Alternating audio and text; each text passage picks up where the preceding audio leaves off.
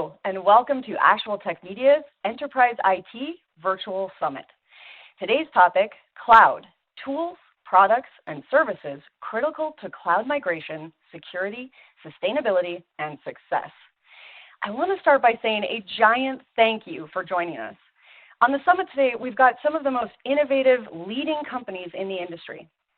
You will be hearing from experts at TierPoint, Couchbase, Veeam, Turbonomic, Zerto, Rapid7, Delinea, Rubrik, Sophos, DataStax, Gigamon, Beyond Identity, Nutanix, Sneak, and Zscaler. For those of you counting along with me at home, that was 15 different sessions full of innovative solutions, hot trends, and creative strategies all in one place. This is going to be an absolutely incredible day, and I hope that you are as pumped up as I am.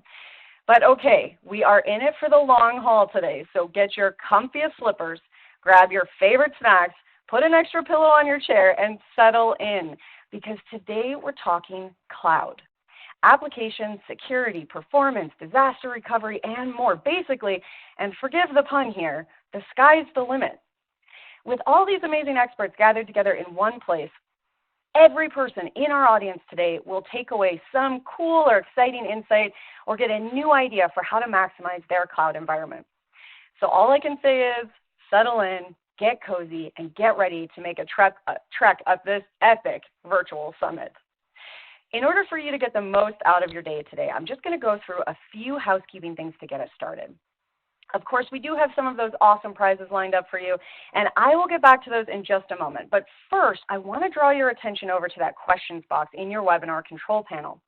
If you haven't already said hi, there is just a huge audience out there today, and so many of your industry colleagues and peers all gathered together for this summit. So reach out, give a wave to the other members of the Actual Tech Media community. We also want this to be an informative event for you, which means we want to see those technical questions. So throughout today's summit, we hope that you'll get engaged and make sure to ask all the questions that you have about cloud and the solutions and strategies that we'll be exploring. Not only will we have team members responding to you during the live event, we will also have a dedicated Q&A session at the end of each presentation. Now keep in mind, if we do not get to your question during the live event, don't worry. The awesome humans from TierPoint, Couchbase, Veeam, Turbonomic, Zerto, Rapid7, Delinea, Rubrik, Sophos, DataStax, Gigamon, Beyond Identity, Nutanix, Sneak, and Zscaler will be following up with you afterwards. Now, we all know that good things should be shared. So today on the summit, when you hear something awesome or exciting, be sure to share it with your friends. You can use the Twitter button right there in your audience console, and the hashtag for today's summit will automatically be added to your post. And hey, while you're exploring that audience console, make sure to check out the Handouts tab. You're going to find some fantastic resources and takeaways from our speakers here today. We've got an info-packed collection of solution briefs, white papers, data sheets, free trials, ebooks, upcoming events, and more. So click around in that Handout section and download some of those awesome resources. Now, for those of you I haven't met yet, my name is Jess Steinbach with Actual Tech Media. I am so happy to be one of your moderators for this incredible summit. And my wonderful fellow moderator, Scott Becker, will be joining us a bit later on. Now, as always, it is not just awesome content that we are giving away today. And if you thought our list of presenters was long, you better believe we have a grand prize list to match it. So let me walk you through, because today we will be giving away 3 Apple M1 iPad Airs, 3 Surface Pro 8s, 3 pairs of AirPods, and 3 Apple M1 iPad Airs. And that is not even including the $300 Amazon gift certificates that we will be giving away every 30 minutes. Yep, I told you, today is going to be epic. Now, as a reminder, you must be in attendance during the live event to qualify for these prizes, and all winners must meet the Actual Tech Media prize terms and conditions. Now, if you're not sure what those terms and conditions are, you can find the full list in that Handouts tab. Again, just click into the Handouts section in your audience console, scroll down to the bottom, you'll find that there. Okay, we will follow up with all of the winners after the event today. There's a couple of reminders up there on the screen, including that all grand prize winners are required to submit an IRS Form W-9 to Actual Tech Media. Now, as I mentioned earlier, that question section is great for posting feedback. Also, by the way, any technical issues that might come up today, obviously, knock on wood, A quick reminder that a browser refresh is probably going to fix any issues with slides, audio, video, but if not, throw a comment in that question section and our crew will be there to help. That said, the absolute most important thing to remember is how much we love getting all of your insightful questions during these live events. In fact, we love it so much that we actually have a special additional prize for all of you inquisitive folks out there. In today's summit, we will be giving away a $50 Amazon gift card to the best question asked in each of our live sessions. So let me remind you, that is 15 additional opportunities to win today. And again, the teams are going to review all the questions asked after the event. So even if your question does not get read out in a live session, there's still a chance to win. And hey, if you are a winner here today and you would like, you always have the option to donate the value of the prize to one of our selected charities. Thanks to generous prize winners on previous Actual Tech Media events, thousands of dollars have been donated to these wonderful charities. So if you are a lucky winner and you want to get involved with one of these amazing organizations, let us know. We would love to help make that happen. Again, we are so happy that you are here with us on the live event today, and we want to keep that good feeling going. So let's connect on social. First, use that Twitter button that we chatted about earlier. It's going to add the hashtag for today's event and help you share all the exciting things that you're learning. Next, make sure to connect with Actual Tech Media on Twitter and Facebook. We want to hear from you. And if you are looking for more awesome content after the summit today, go check us out on YouTube. Make sure to subscribe. We have lots of great content there. And while you're exploring, follow us on LinkedIn, even more cool things to be reading about there. Speaking of exciting content, if you haven't already checked out the Actual Tech Media Guerrilla Guide Book Club, now is the time. The Guerrilla Guide Book Club gives you access to free enterprise IT books authored by top industry experts, so you can stay up to date on trending enterprise technology. And yes, these books will work on your Kindle or mobile device, and they are all completely free. You can download these awesome resources at guerrillaguide.com, and there's a link in the Handouts tab for you as well. And hey, I know I've said this before, I will definitely say it again, but you are awesome. You really are. And we think that you probably have some awesome friends too.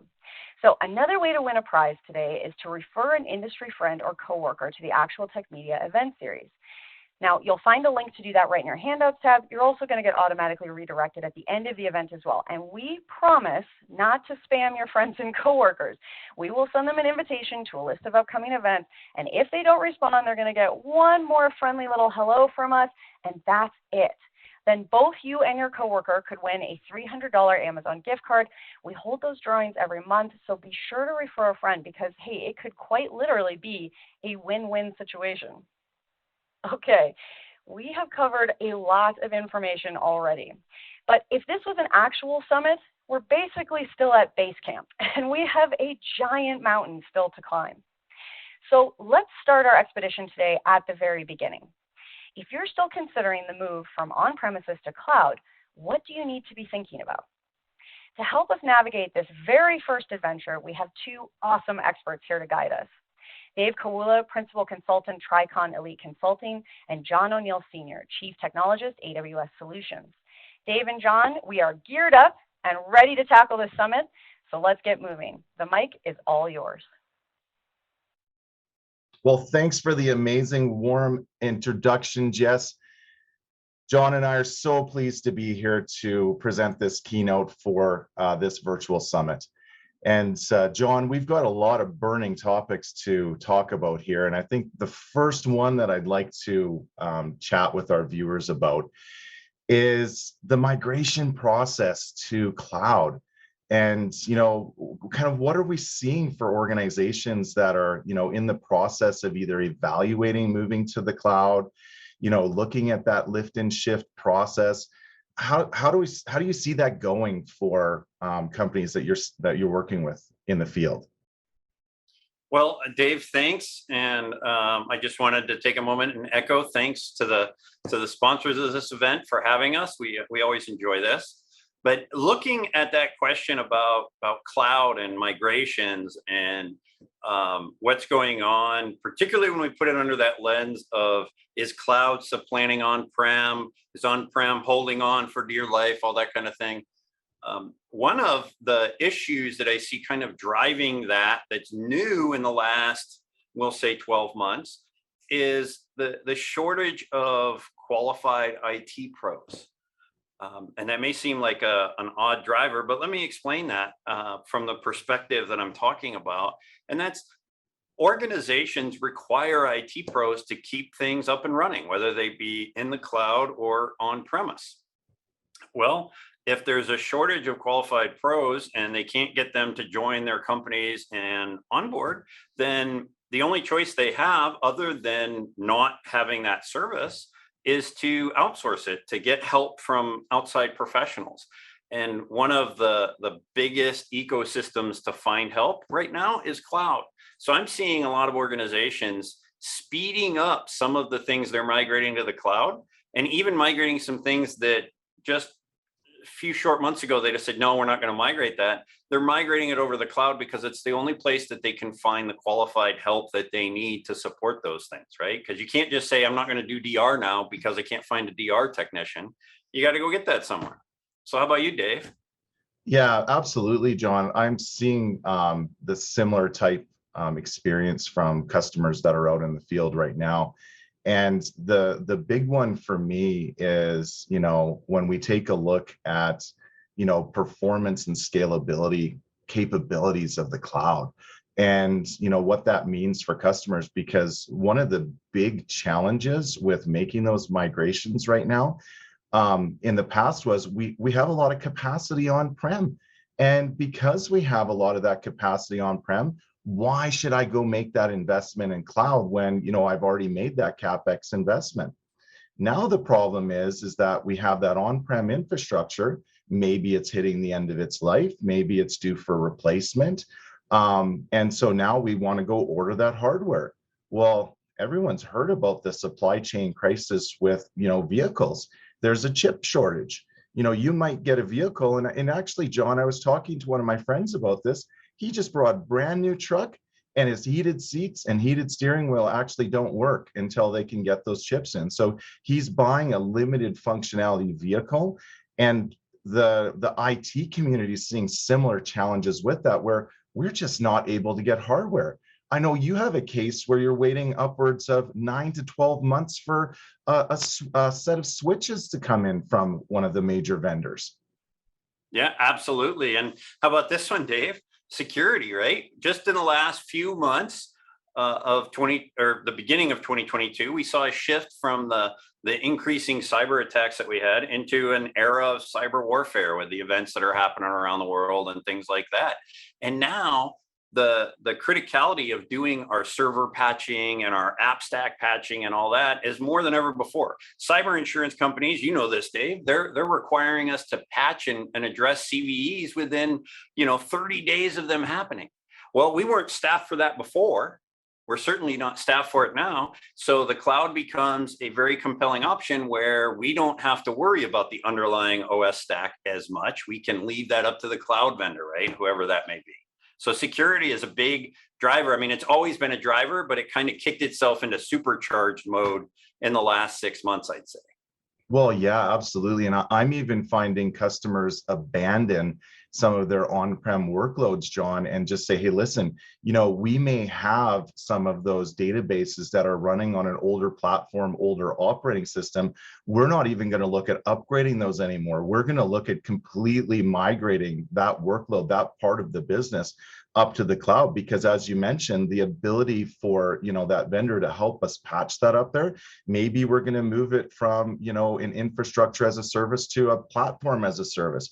Maybe we're going to take a look at maybe that's the right choice for us, because when you look at your organization, are you in the technology business for creating these things, or are you in the business of supplying a particular product or a design for other organizations? What do you do as an organization that makes you money? So I'm finding that a lot of organizations are stepping away from the technology piece of this and saying, listen, we just want to do what we're really good at, and we're going to let somebody else deal with the security and the technology side of this, because that's what they're really good at. And you know what?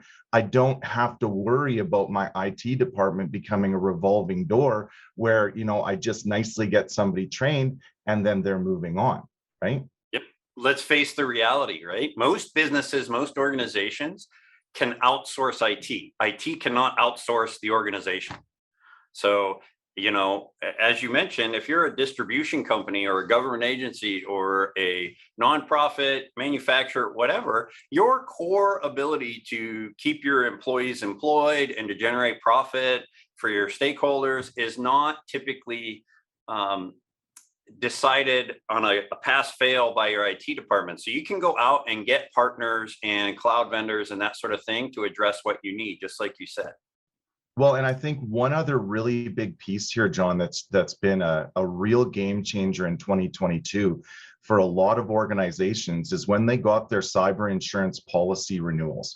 When they got those policy renewals, they were in for probably some pretty big shocks with the fine print that was now inside of a lot of those policies. And one of the big ones that stands out for me was the fact of running unsupported hardware and unsupported infrastructure. You need to have the ability to not only patch your servers, because that's what we think about when patching infrastructure. No, you need to make sure that you have the ability to update the firmware on those hardware devices. You need to make sure that you can update the network operating system on those switches, iOSs. You need to make sure that all of that stuff is up to date. And if it's an out of platform, out of support situation, there's policy riders in there that can actually void coverage for you. Absolutely, Dave. And hey, thanks for inviting us along to this summit. This has been a great conversation. Always enjoyed talking with you, Dave. Thanks, everyone. Enjoy the summit. Well, thanks for that awesome keynote, Dave and John. So now, thanks to our expert guides, we understand a bit more about the potential issues and decisions on our path and how we can start to approach them. And with that awesome intro, we are on the trail. So let's keep making our way up this summit. Before we get into our first session of the day, we do have a quick poll question for you. We want to know, what is your time frame for adding new or updating existing IT solutions at your company? So what this question really means is, what is your time frame for taking action on some of the cloud tools, strategies, and solutions you'll hear about today? So let's take a quick minute. This is your first test to see how awake you all are. Awesome. Okay. Looks like we've got a decent amount of not sure's, which I always love to start a summit with that, because that means we've got lots to learn, lots to get into. Okay. Well, thank you to everyone who answered that poll. We definitely got some great feedback, and let's keep rolling with our session here.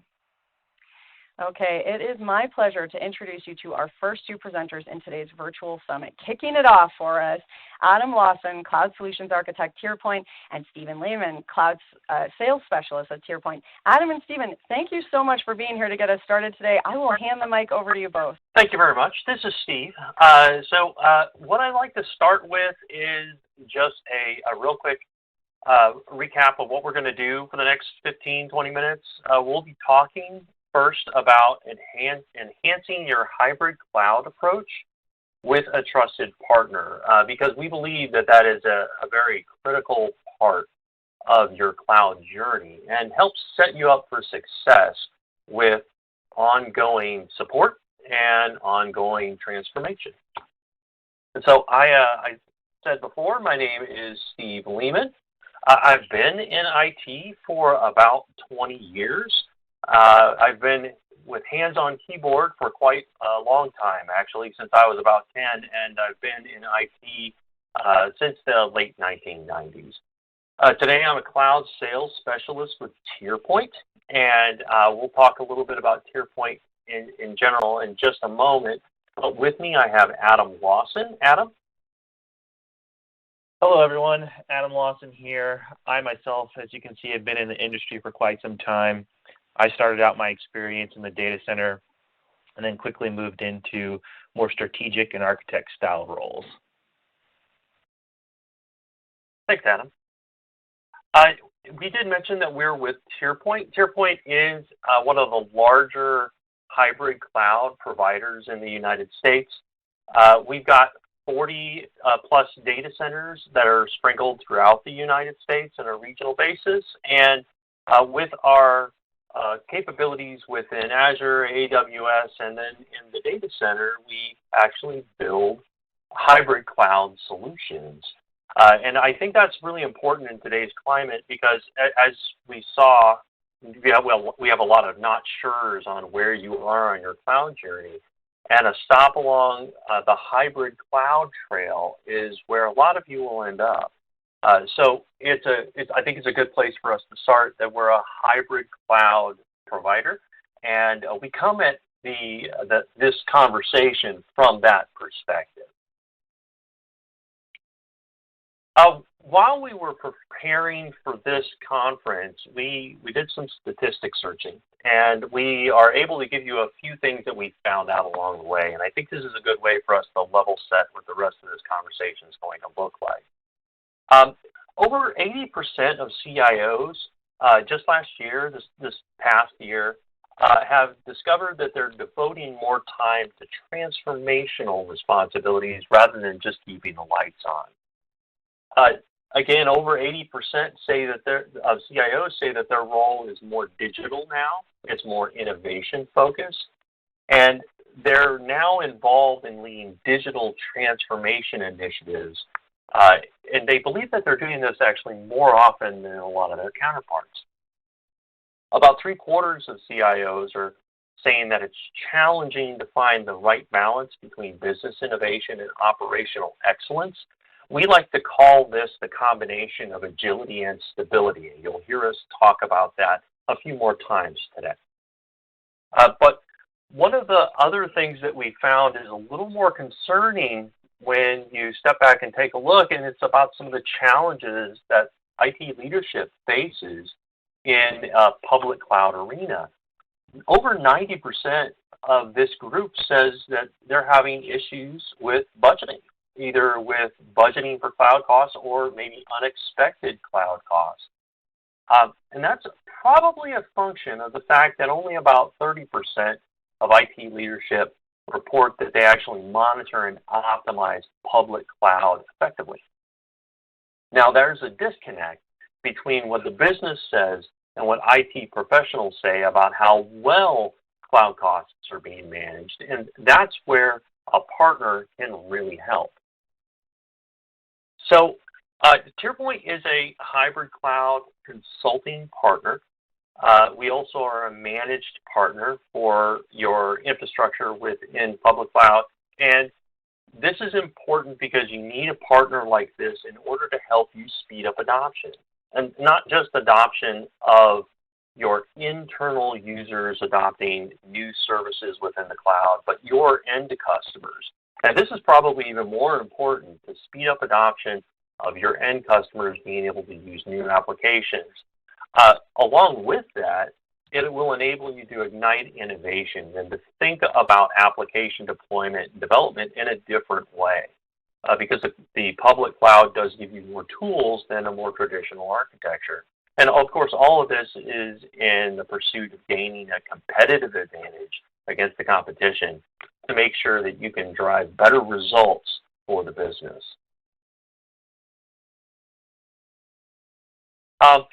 Critical for a partner that you'll have for this journey is that you've got to have expertise. You've got to have subject matter experts, and you have to have a deep level of technical and business knowledge. At TierPoint, we prove this with our partnerships. We've got deep partnerships with Microsoft and AWS, as well as some of the more traditional vendors, some of which you'll actually see work from today with VMware and Zerto and Dell EMC. The idea for us is that since we're a hybrid cloud provider, we need these kind of partnerships in order to build the kind of solutions that will be agile and stable when you cross the boundaries between the data center and the public cloud. Now, we are only able to do this because of the skill sets of our people. And luckily, we've got one of those very smart people with us today. And that's why I'd like to actually turn it over to Adam, who will talk a little bit about how we approach the hybrid cloud journey and getting workloads into the public cloud. Adam? Thanks, Stephen. Hello, everyone. So as we continue to think about that journey, business is not changing. Business has changed. And frankly, your needs and outcomes have changed. And so as we think about that new rhythm, we can quickly identify that traditional processes from selecting a partner, going through project-based services, don't apply today. It doesn't fit the model. When we've got continued needs that are changing from customers' expectations, from their business that's coming to you with various different initiatives, we can't go through a traditional model. In fact, a traditional model like you see here, at times during a project go live, would be potentially the partner's best day.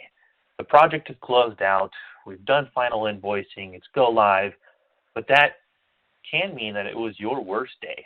Perhaps timelines weren't met, we've overextended the budget, and the solution that we deployed might not meet all the requirements. So that can be a real challenge. So this journey has changed, those needs have changed. How do we adopt that? So at Tier Point, we have taken on the model of an iterative process that aligns with your business objectives. That's the first step. The first step is to lean in, understand you as a customer, and then align that to the right solution. But what does that mean? So it's a model. It's something you've probably heard of before or seen of, known as the Cloud Adoption Framework. It's all about taking the people, process, and technology and achieving that balance, finding those synergies between control and stability, and then accelerating that adoption and igniting that innovation so you can gain that competitive edge. And again, that's all done by first aligning to your business outcomes. Without understanding the why, we can't even get to the how and the what. So aligning to that business outcome, we can then deliver faster results and align the right solution to the need that we're challenged with. Once we have aligned to the business outcome, we can then take a workload-focused approach. As you can see here, these align closely with the Gartner's 5 Rs as we look at on-premises solutions today and then adopting the cloud. So that might mean we're going to take an application and we're going to modernize it a bit and host it in the cloud, or maybe take a more hybrid cloud approach. The goal here is that we can align the right solution that fits the outcome and then take the right approach. This enables us to then change the experience into continuous improvement lifecycle. So that means whether you're brownfield, greenfield, net new to the cloud, we can come in and help you in the various stages and life cycle. The additional value that we add to our customers besides the consulting approach is our managed services. And when you're thinking about working with a strategic partner, you want to make sure that they can cover off in various areas, such as cost governance. We called that out initially. It was a major challenge for many organizations. One, to either identify what is this new spend look like, or to get my hands around it. But once we've accomplished that, that moves into things like monitoring and optimization, where, all right, cool, we're adopting the cloud, but am I doing it in the best way? Am I aligning with the needs of my business to then gain that competitive advantage? But then we're also talking about process and tooling. So that means things like automation. Can we do process efficiencies? But most importantly, the cloud doesn't offer any advantage unless it's secure and compliant. We want to make sure that we're also meeting those regulatory needs for our customers because we want our customers to trust us. And then things like support and access to resources from designing an architectural hands-on keyboard. These are the areas that will provide value to you as a customer.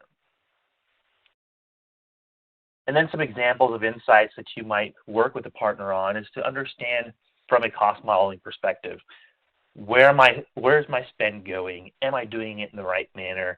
Can I procure it in a different way to maximize some of those efficiencies? And then how do I partner with the business to be a business partner instead of a cost center? So the what of it all, what does Tier Point offer? How do we do this? Is we work closely with our customers from a managed services bundle perspective. We've got 3 different offerings ranging from essential, professional, and premium, and these can align uniquely with you depending on your needs. So the essential package is great for those customers that might have more robust IT staff, but they're new to the cloud and they need some additional value to understand the insights and cost modeling, etc. Professional, right in the middle, is great for those hybrid scenarios where we've got some staffing, we've got smart individuals, but we still need some help and some additional support in various areas. And then the premium package is more of that white glove, full-blown concierge. We want to get out of the technology business. We want to get out of the data center. And we really want to partner with that business. And we want to outsource a lot of that to our partner. And that's the benefit of premium. And with that, we want to transition to Q&A. We thank you for being part of this with us today. And we're going to take questions live. So if you would like to pop them in, Stephen and I are ready to support. Well, thank you, Adam and Stephen, for that awesome presentation. Just a ton of great questions coming in already. And I do want to get to those in just a moment. But first, I'm just going to put up this poll question for you here. So please do take a moment. Let us know what additional resources you would like to explore from TierPoint. This feedback is extremely valuable, so please do take a minute and answer that poll. Okay, well, while the audience is looking at that, we've got lots to get started on. Adam, Stephen, you guys ready to jump in? I believe so. Absolutely. Amazing. Okay, locked and loaded. You guys have had your coffee this morning. Okay, well, let's start with this one here because I think this is a really interesting one when we talk especially about training. So Vince is wondering, does TierPoint offer training for internal dev teams who have never used cloud-based systems and could use some best practice when setting up systems in either Azure or AWS? So the answer on that is yes, and it comes in two flavors. While TierPoint we're not a training organization. We've got a partner network. You remember back to earlier in our presentation, we have a partner network that can provide the kind of training programs that you're looking for. But I will say that as part of our normal approach, one of the first things that we do at a strategic level when trying to help one of our clients determine where they would like to go next on their cloud journey is we have some really strong conversations about skill sets and about how to correctly put together training plans for your IT resources that you're looking to reskill. So we can do that in a couple ways. One is to sit down and look at all the programs that are available and help put you on the right paths with the vendors, the different vendor clouds. Another way is that we can actually serve as peer leaders, which we do especially when it comes to DevOps kinds of solutions, where we can do this with an embedded member of your team. We can actually put somebody alongside your development team in order to help them understand how DevOps can work for them and help design the initial pipelines for a new DevOps approach to development. I'm wondering if maybe that might help add some clarity too. We had two questions that came in that I think are kind of hitting on the same point, and I think it kind of boils down to maybe a change management. So I'm wondering if this peer would help. We had one individual asking about working in maybe a sector, and in this case he's talking about the manufacturing sector, where there's not a lot of tech-savvy individuals compared to other industries. And then we had another individual asking about potential feelings of the quote-unquote stealing our jobs. I'm wondering if that peer approach is how you guys have handled the sort of the change management side of this. Yeah, and it's because change management, of course, comes in multiple flavors. You've got your technical change management, and then you really have all of the preparation, the non-technical preparation that goes into it. And we believe that's a strong part of the conversations that we have at a strategic level when one of our clients is starting on their cloud journey. We're not in this to displace anybody. This is not about displacing individuals. It's instead about helping them make sure that they can stay up to speed on the latest technology, because technology changes all the time. The world changes every 5 to 10 years. We have a sea change. We had a sea change with virtualization about a decade back, and we're having another sea change right now. We're still in the middle of it, where we're taking more monolithic server-based applications and turning them into compartmentalized services, containerized applications, or microservice-based apps. So we want to help make sure that we can train those individuals as we go, and we do so by making sure that we're just part of the team. Yeah, you're absolutely right, Stephen. It's all about thinking differently, and that's where we don't start with that technology workload first. We have to lean in and understand what the business objective is, what's the why, because once you start thinking differently, you're going to get creative and you're going to find ways of, oh, maybe I don't have the traditional tech-savvy individuals, but they are my digital citizen, and I can skill them up and they can help accomplish some of these objectives. No, and that's a great point, and I think a lot of what we've talked about is kind of within the team. Mark here is wondering, what do you do if the executive staff is a bit paranoid about cloud architecture? Do you have any tips for how to, as he says, soothe the paranoia? Yes, and that's by drawing parallels between what we're used to in the more traditional data center focused approach and public cloud. It's also by making sure that public cloud journeys start in a more controlled, a smaller way, where our preferred method for a client that is embedded, they've got a strong traditional IT culture, is to be able to give them a landing zone that is strong and capable of growth, but is not critical. So when we target a workload with one of our customers, we're normally pointed at a workload that is not critical. That is maybe test or development, or maybe it's backup. Something that isn't production critical and instead gives your executive teams a chance to see firsthand what workloads look like in the public cloud. Well, I wanted to let you both know that Annette is out there, and she's clearly a fan.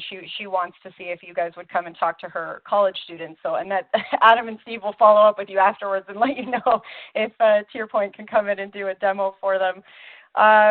Deb is wondering if all of your data centers are in the U.S. Yes, actually, we own and operate all of our own DCs, and they're regionally located within the continental U.S. Awesome. Okay. I honestly wish we could keep going, guys. We have so many questions coming in. Everybody is awake and up and Adam out there. But we are running low on time. So just to kind of bring it to a close here, I want to ask you both, if somebody is pumped and ready, as I'm sure everyone is, to start learning a little bit more about TierPoint, what's their first step? How do they get started? So you should have in the handout, you should have some contact information. Please head to the handouts section of your pane, and you'll be able to see some of the contact information you can use to get a hold of us. What will happen is it may not come directly to Adam or I, but it will get to one of us in very short order, and we'll be reaching out. That's awesome. And for anyone who asked a question that didn't get asked today, Adam and Stephen will get a chance to review those questions after the event, so you will get some follow-up back from TierPoint as well. Guys, thank you so much for starting us out on such a great note and sticking around to answer some wonderful questions. Thank you. Appreciate the time. Thanks. All right, and as the guys just mentioned, if you do want to learn a little bit more right away, click into that Handouts tab, download the solution brief from TierPoint. You're going to get a ton of information on how to get the most out of the public cloud. So download now and explore. And hey guys, I have some really good news for you, because guess what? It is time for our very first prize giveaway. So right now we have a $300 Amazon gift card, and our first lucky winner of the day is Alexandra Bjornes from Texas. Alexandra Bjornes from Texas. Okay, congratulations to Alexandra. As always, we will be in touch about claiming your prize after the event. Don't forget that there are still lots more chances to win a prize today, plus that best question card from each session, so stay tuned. But for now, we're going to keep zipping right along and jump into our next presentation on this summit. Let's move forward here. Okay, up next, I am so excited to introduce Matthew Grove, Senior Product Marketing Manager at Couchbase. Matthew, thank you so much for being here with us today on the virtual summit. The platform is all yours. Well, thank you very much for having me. And tough act to follow, but let's try to do that. So welcome, everybody. Hope you're having a good day today. I want to talk to you today a little bit about Couchbase and how Couchbase can help you solve problems for whatever software you're building. And I want to give you a quick overview of Couchbase to start with, what Couchbase actually is. And I want to focus today on the multi-model aspects of Couchbase, because I think that's a really interesting space for databases and can really help you unlock some potential for innovation and cost savings there. I want to show you a very quick demo of a Couchbase multi-model in action. I wish I had more time. I could demo all day, but it'll be very, very brief. And then we'll get to your questions at the end. So a quick overview of Couchbase. Couchbase is a database. It is a special kind of database. It's a multi-model database. It's memory first. It's distributed. It's typically called NoSQL, but that's a very wide umbrella term. What does that actually mean? For Couchbase, it means we can do all these things that you see on the screen here. So everything from just a plain key value store, just looking it up JSON really quickly, to mobile and edge type of cases where you have a database on your device that synchronizes back to your data center. A full text search engine that can do like Google type searches on your data or even geography based searches on your data. Analytics, which are sometimes called HTAP or HOPE, depending on how you look at it. And that's really good for BI, very complex queries, analysis type of things. And then what's not pictured here is relational. Couchbase is not a relational database, but Couchbase does support a relational style data model. A lot of the same constructs that you see in relational, they kind of map very easily to Couchbase, and I'll show you what that means. But also includes SQL, a full SQL implementation, and ACID transactions, which are things you normally would expect from a relational database, but they're here in Couchbase. I'm going to show you some of these models in the demo later on, but this is all built into Couchbase. It's not like we're selling additional modules or additional software you have to install, except for mobile, of course, because it has to run on your mobile device. But this is all built into the Couchbase platform. It's used by a lot of different industries, a lot of industry leaders, in fact. So all of the top 3 credit reporting companies, for instance, are using Couchbase for critical applications.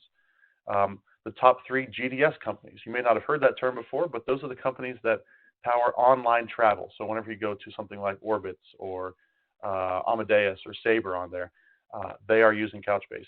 Half of the top 10 telecom companies there, and so on. You can see the whole list here.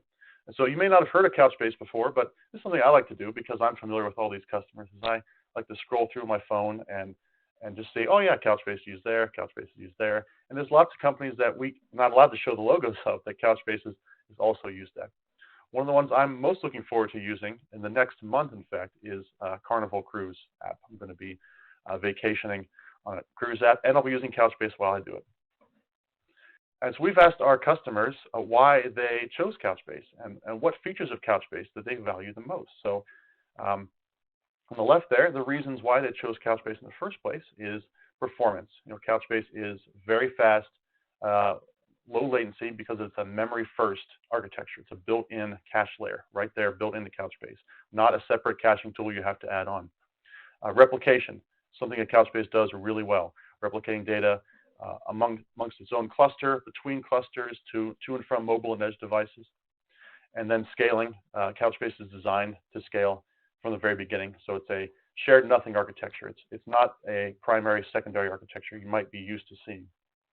And the reasons that our customers value the most compared to other solutions that they've used before is the top one there is called Nickel N1QL. It's called SQL++ these days, but that is our SQL implementation for JSON data.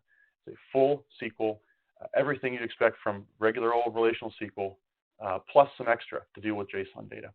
XDCR, that's cross data center replication. Again, one of the replication features that Couchbase offers. Flexible schema, of course, you're storing data as JSON, so that's really a great feature of a Couchbase and document databases. And memory first, which I mentioned already, that gives Couchbase such great performance. Some of the use cases that we see our customers and users building with Couchbase. So these aren't just the only ones, but these are some of the more common, more popular ones we see. User profiles, they're the most important component of many applications because they contain customer information. And session management is just kind of a complement to that. It's a caching solution that helps improve performance and availability for the user experience and update information stored in the user profiles. So usually these two go hand in hand. Catalogs of products, especially virtual products, we're seeing a lot more of. So things like concert tickets, for instance. It's a very popular use case because this requires tracking many, many interactions that lead up to the actual transaction being executed. In the past, Couchbase would definitely handle those interactions. But more recently, we've added ACID transactions and other features that make the transaction actually possible in Couchbase too. Mainframe and legacy offloading, so modernization basically. If you have a mainframe that you're stuck with for some period of time, but you really want to provide the features of a modern database, Couchbase is great for offloading that type of workload.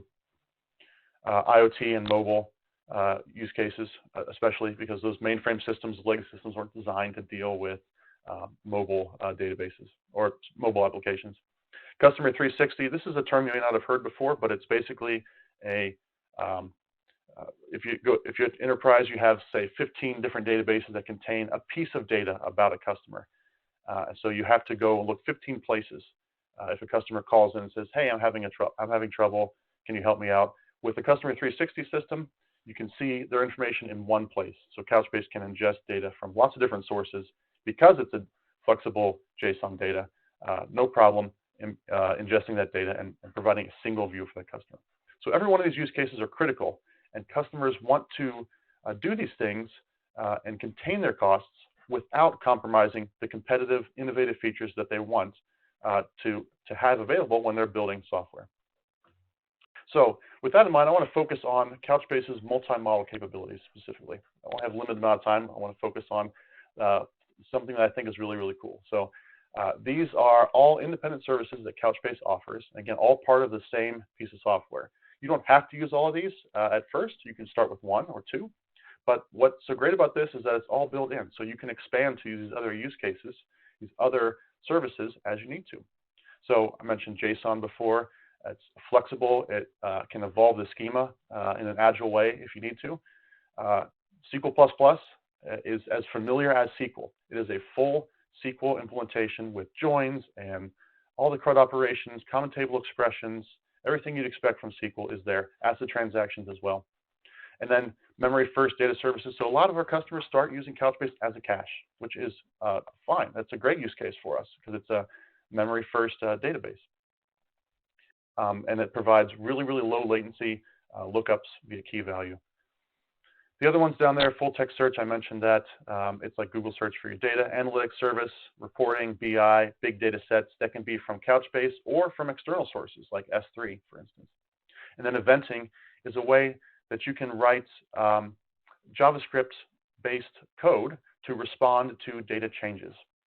So it's programmability, that's easy for me to say, inside your database. A quick comparison here of query languages. So I want to just drive home SQL++ because it's one of my favorite things about Couchbase is that it's so familiar to a SQL developer, like an old-time SQL developer like me. So on the left here is MySQL. That's a popular relational choice, and that's a sample query in there in SQL. On the right is a popular NoSQL choice. It's not using SQL as a language. It's its own proprietary language in order to query data. In the middle there is Couchbase. So that's SQL++, and it's very, very similar to the MySQL implementation, almost identical. There's a few minor tweaks and syntax things that you'll have to change. But it is also querying JSON data. So it's kind of the best of both worlds there. And so it's a declarative, concise query, but it's flexible JSON data. Flexible, but still familiar. So I want to show a quick demo here, and I'm going to have to share my screen. I just want to show you this in action. So I mentioned that we can start with relational style data in Couchbase. And that might be the easiest way to start, is to just take that relational data and move it into Couchbase as is. And then you can start to make changes and refactor as you need to. So assuming my screen is visible here, this is a SQL server I've got running locally, and this is a sample database called AdventureWorks. And this ships with SQL Server, so it's a pretty good sample. It's got a lot of data in it, a lot of different structures. So the database itself, of course, contains what are called schemas in SQL Server. So human resources is an example of a schema, persons example of a schema, and so on. And then each of those schemas contains tables. So in this case, human resources has a table called department, has a table called employee, and so on. And then inside those tables, we can run a SQL query. This is just a really simple one. And it returns a bunch of rows, a result set. Contains a flat data we'd expect to see in the relational database.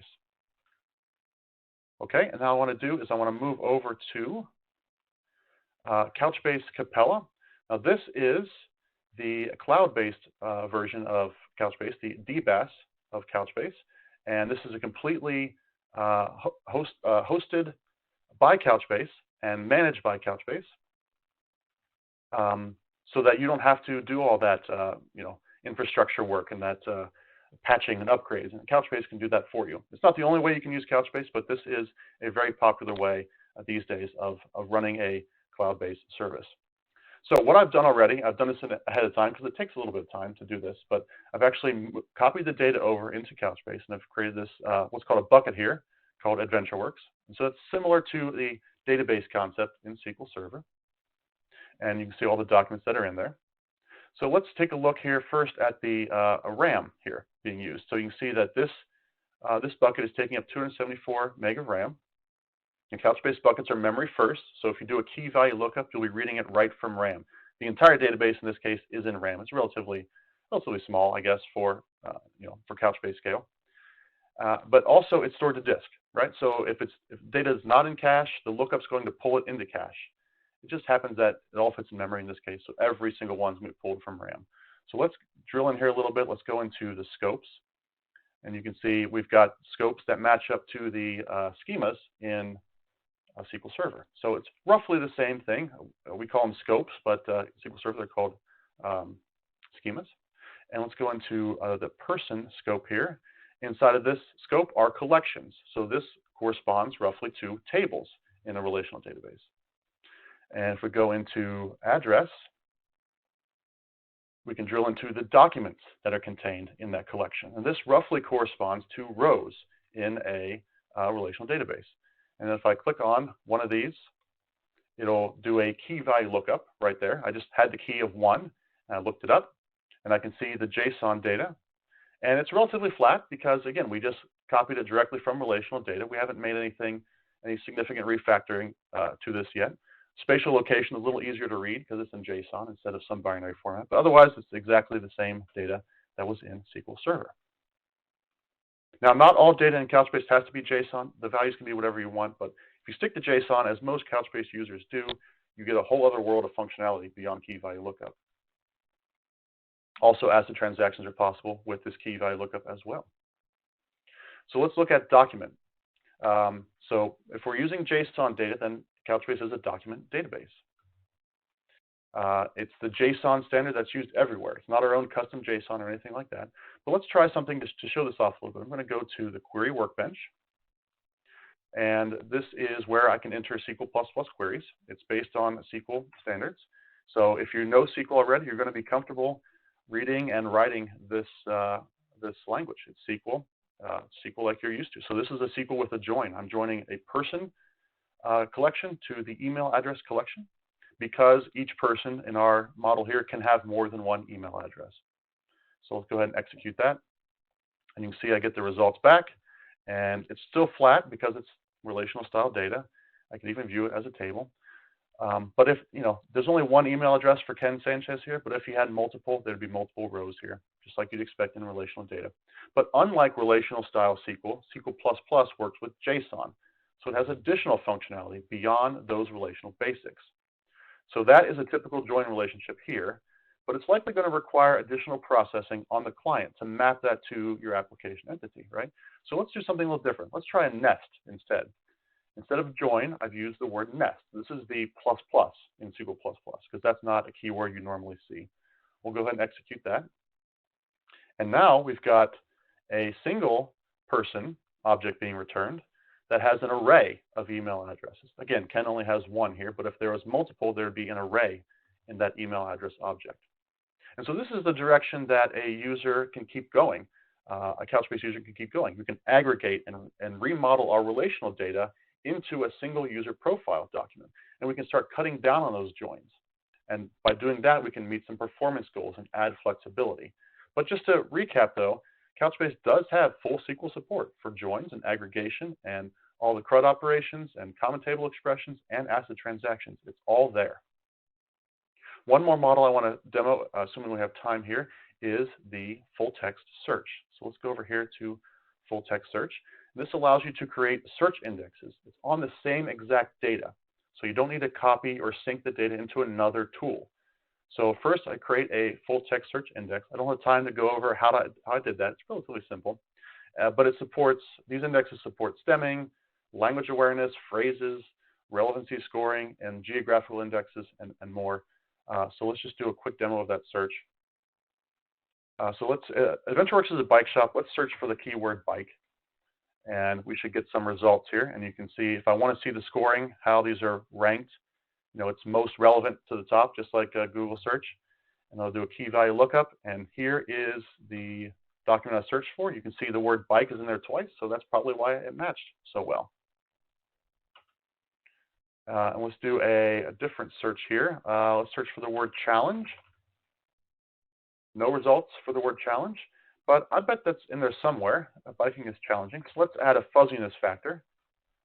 This is not the syntax you have to memorize, but this is just for demo purposes. I'm giving a fuzziness factor of 2. So any words that are close to challenge, I want you to match. Okay, comes up with the result, and there we go. We can see that if we look at the text here, it matched challenges with an S. So it's only 1 letter difference, so that's going to be a close enough match. So that's more a language-aware search.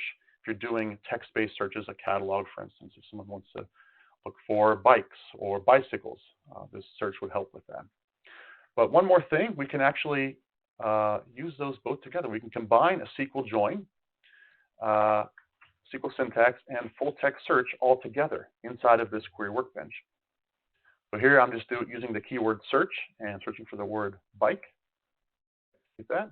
And now I get the same kind of results, but in a SQL context. So if I need to add in additional criteria, maybe is it in stock, or is it available in this particular store, I could add those as conditions onto my SQL query and combine that with that text-based search there. And full text search uses what's called inverted indexes, as opposed to SQL queries that use a kind of a modified B-tree index. So for more advanced use cases, I can mix and match the indexes to get the most performant operation that I can. Okay, so that's the end of the demo. Thank you all for checking that out. Certainly throw any questions you have in there. Happy to show off a more robust demo if anyone is interested in seeing that later. But just to sum up here, Couchbase has something for everyone. So developers like me, that first row is stuff that's very appealing to me. Familiar SQL queries, lots of different SDKs available, distributed transactions, index advisor. So I don't have to be an expert in creating indexes. I can use the index advisor to give me a pretty good head start. Architects really value that structure I just laid out, the bucket, scope, collection, document. It's great for microservices, for instance, or for multi-tenancy. And then DevOps, if you're taking a DevOps approach in your organization, these kinds of things can help you. A cloud-native orchestrator for Kubernetes deployment, if you want to do that. A replication between mobile devices built right in. And of course, Couchbase Capella, which is the DBaaS that Couchbase offers, the fully managed, fully hosted database as a service, which is something I would love you all to try. It's available on cloud.couchbase.com/signup. Go check it out. There's a free trial available right now. And we've got different tiers of credits if you want to purchase, for just to try it out before you go to production, basic and developer pro tiers, and then we offer enterprise tiers as well. All the same kind of use cases, all the same kind of functionality I went over. It's just available as a database as a service. Okay, and I think that is it for me. So thank you very much, everybody, and happy to turn it back over and answer any questions, assuming we have time left. We do, absolutely. That was just an awesome presentation, Matthew. Definitely carrying the momentum forward today. We have lots of questions coming in, but actually Couchbase had a question for us, so I'm going to put that up here.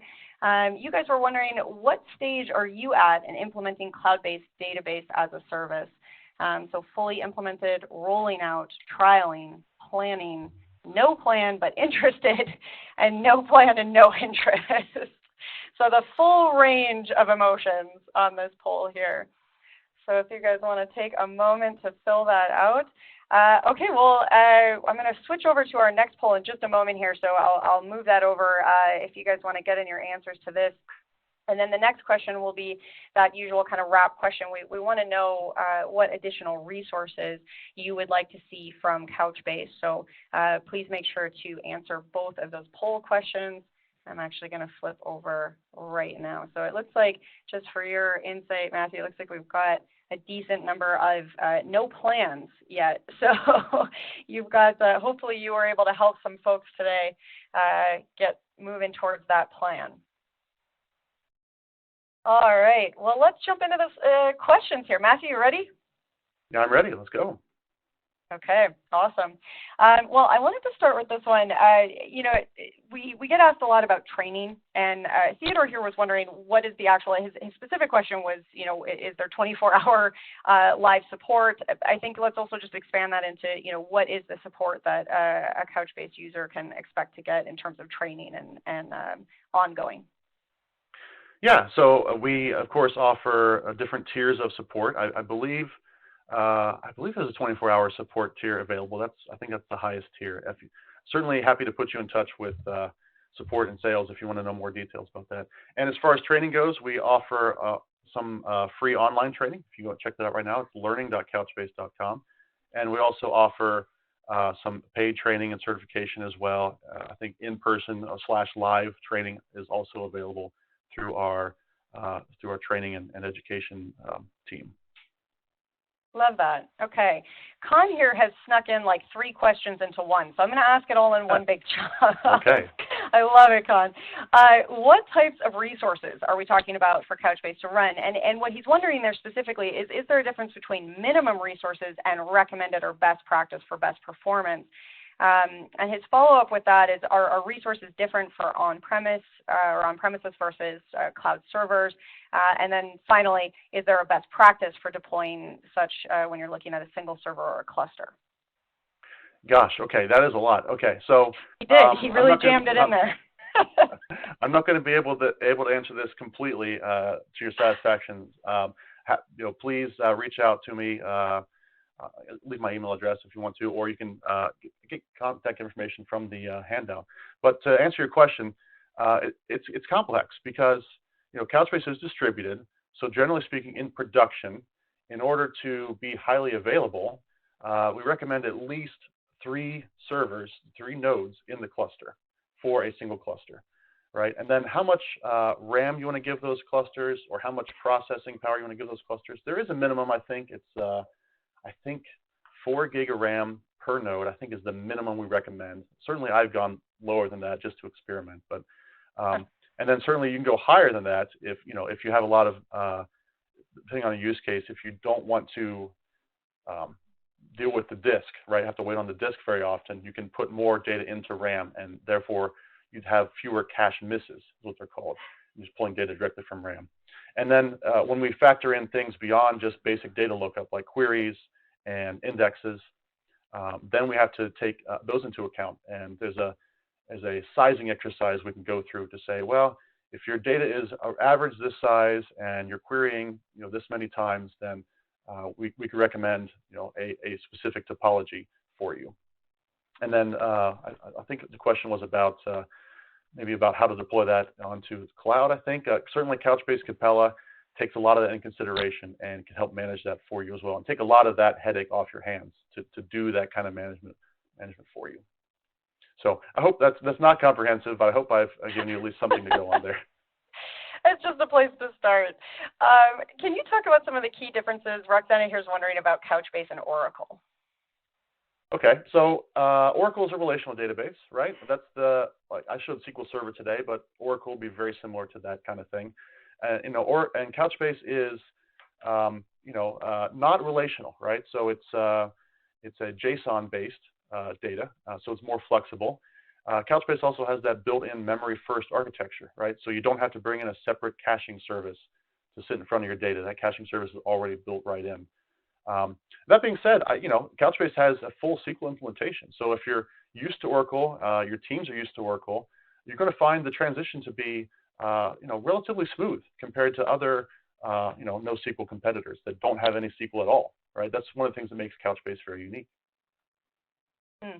Awesome. Okay, and Roxana, Matthew's team is saying they're going to follow up with you as well, so you'll get some more information on that. Joseph here is wondering about personalization, and I think this always comes up, the sort of customization, personalization versus security privacy. So can you address that? Right. So just trying to find that question here. So could you maybe repeat that question there? I'm not quite understand how to answer that his one. exact question was, how is the personalization of Couchbase balanced with privacy? Okay. Well, personalization is just one of the use cases that Couchbase is used for, right? It is a database. After everything, it is a database. So in terms of security, Couchbase is very concerned about that, and we offer lots of different, full stack of security when the data is in motion over the network, when the data is stored. Couchbase Capella will use whatever cloud-based encryption is provided by the cloud provider, right? So AWS is encryption. Couchbase will use that, and of course, when it's on the mobile device, you probably want to be careful about what you store on a mobile device because it's a device that is not in your complete control, right? But certainly encryption when the data is being synchronized between the device and the data center, yes. Awesome. Okay, well, as you can see, we have a ton of questions left unanswered here, so I wish we could keep going. We are running short on time, but I think the team is going to be following up with everyone that sent in a question that we didn't get to. So you will hear back from Matthew and Co. There were some questions about your name as well, the Couchbase name, Matthew, so maybe your team can follow up and give a little history of that. And one last question I want to get to, if somebody out there is really intrigued, we had a few people that were at that no plan phase and they'd like to start making a plan. What's their first step? How do they get started with Couchbase? I think we have a handout for you, so definitely check that out. Got some more information for you there. But I think if you want just to go check out Couchbase Capella, if you use databases and you're interested in checking it out, you can go to cloud.couchbase.com and get a free trial there. If you don't want to go that far, there's something else you can do if you're interested in just trying out as a developer, for instance, or you want to pass this on to your developers. You can go to couchbase.live, and you don't have to install anything. It's right there in your browser. You can run some code samples and just interact with Couchbase totally free without having to install or do anything, no credit card, anything like that. That's also true for the free trial, no credit card required for that either. So easy ways for you to get started and just try out Couchbase and see what it has to offer. I love that. Well, thank you so much, Matthew. I really appreciate you being here today and sticking around to answer some questions. Thank you for having me. And thank you to everyone who filled out the poll or asked a question. I do want to reiterate what Matthew just said. If you head on into that handout section of your audience console, there's actually a link through and you can learn a little bit more about Couchbase Capella and actually book your free trial or demo there. So do click into that handout tab and check that out. And while you're doing that, we've got some more exciting news for you. It is time for another prize giveaway.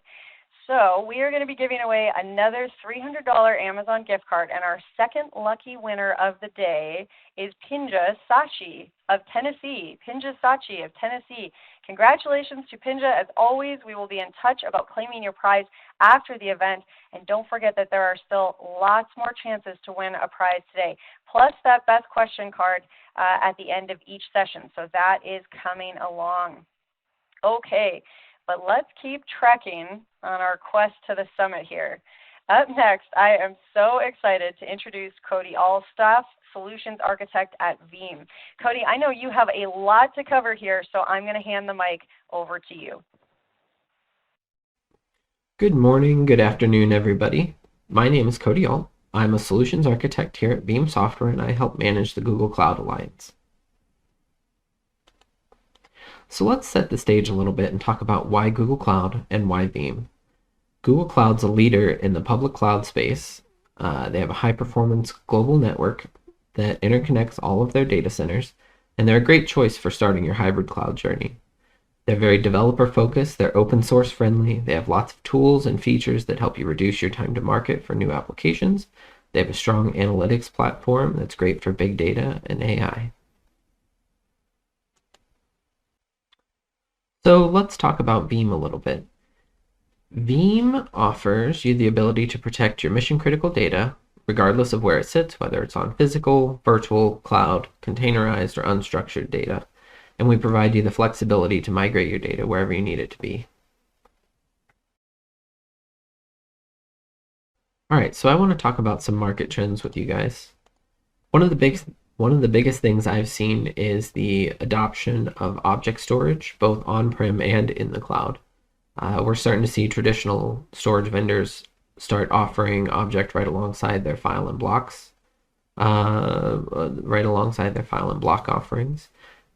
And as we start to move VMs in their migration from physical and virtual machines on-prem to VMware on public cloud like GCVE, or native compute instances running in the cloud, the idea of sending backups to block first or file first and then tiering out to object storage like we do on-prem doesn't make as much sense, and it's kind of clunky.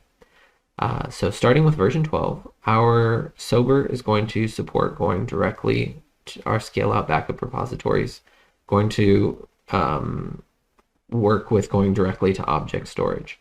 So that means all of the on-prem devices, such as physical, virtual, applications, will all be able to write directly to a standard scale-out backup repository that's only made up of object storage.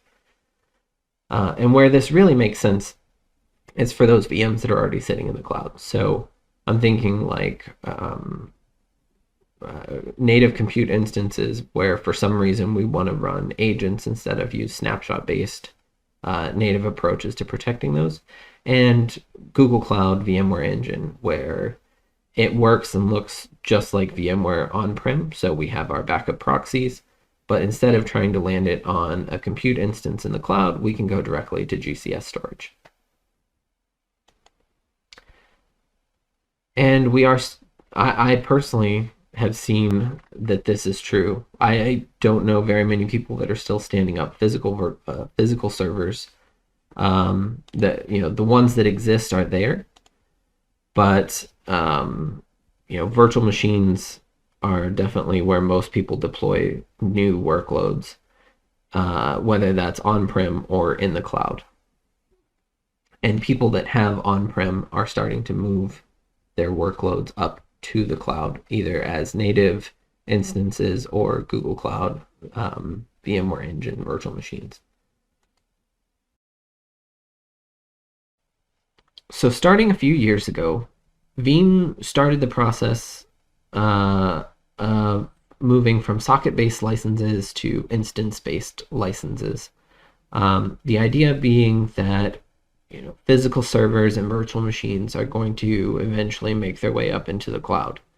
The best way to accommodate this was to create a license that could follow that workload no matter where it lived, and whether it was on-prem or up in the cloud. To help with that migration journey, people are taking advantage of things like our VM replication to go from VMware to GCVE. And it's worth noting that we support both snapshot and CDP replication to GCVE and GCVE version 1. And then we also support the ability to restore physical and virtual machines directly into GCE. We'll cover this in a little bit. I have a demo for you guys, but you can use that to migrate your data up into a native compute instance. And then once it's in GCE, we have a product called Veeam Backup for Google Cloud. Veeam Backup and Replication is able to deploy that. It's also available in the marketplace. But you can deploy it from VBR and manage it from VBR if you have a hybrid cloud. And you can see the machines as in there. You can create policies and protect your projects. And then if you have Kubernetes on-prem or in a different cloud, you can use things like our Casting K10 product, which allows you to back up GKE instances and restore directly into GKE, and update things during that transform, like persistent volumes and changing load balancers to match GKE's terminology. So let's talk about how we can leverage Google Cloud for on-premises backups. Today, we support Google Cloud storage for virtual machines, physical machines, unstructured data, application backups. Our scale-out backup repository's capacity tier leverages native GCS to send data directly up into the cloud object storage, providing a really cost-effective, long-term approach for storage compared to on-premises spinning disks. So you can reduce the size of the physical servers or costly storage on-prem that you might need to store your backups. And then once it's in the cloud, if you are in a disaster recovery situation, it's a lot easier to recover directly back into the cloud, such as a restore to GCE or spinning up a GCVE cluster if you need to stay on VMware. And I have a demo here of how to set up backup to GCS.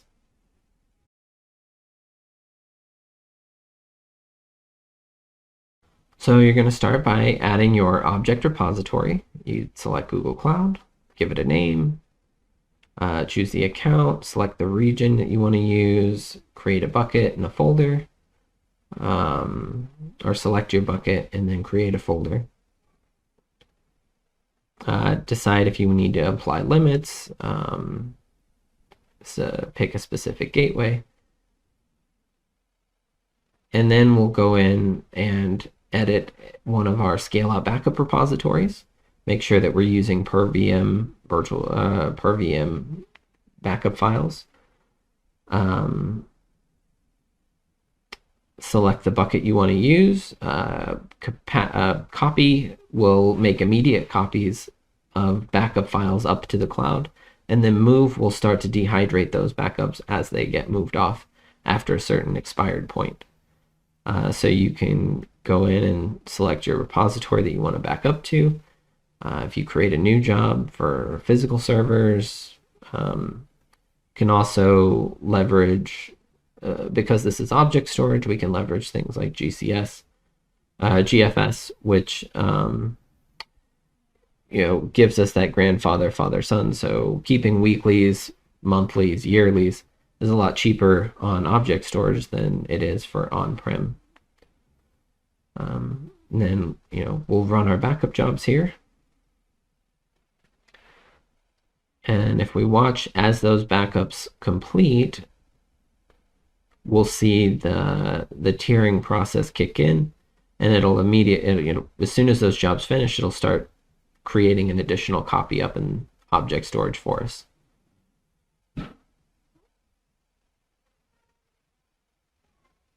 Keep in mind this is from my house, so the internet connection is not quite as fast as you'd have for on-premises.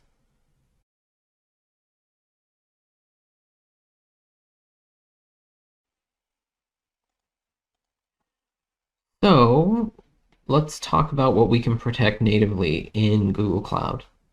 If you're running GCE instances and starting in version 3, Cloud SQL, MySQL type instances or clusters, Veeam Backup for Google Cloud is able to protect those natively, leveraging snapshots and then the backup process of moving that over to object storage, including archive tier. And then SAP HANA, Oracle, GCVE, anything that you would need to deploy a Veeam agent for Windows or Linux in, those would be supported by Veeam Backup and Replication, and will today have to go to some sort of instance Linux repository sitting over in GCE. But like I said, version 12 will support writing directly to GCS storage. And then if you have GKE or Anthos, we support backing that up with our Kasten K10.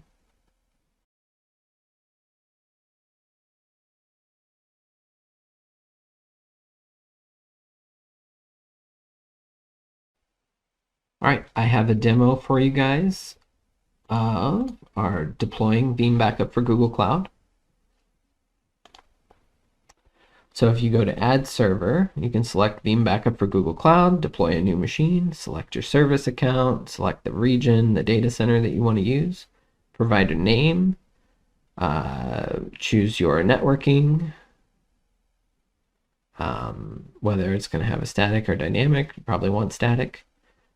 Create the user credentials for that virtual machine once it's been deployed, and then we'll start deploying the virtual machine up in the cloud for you.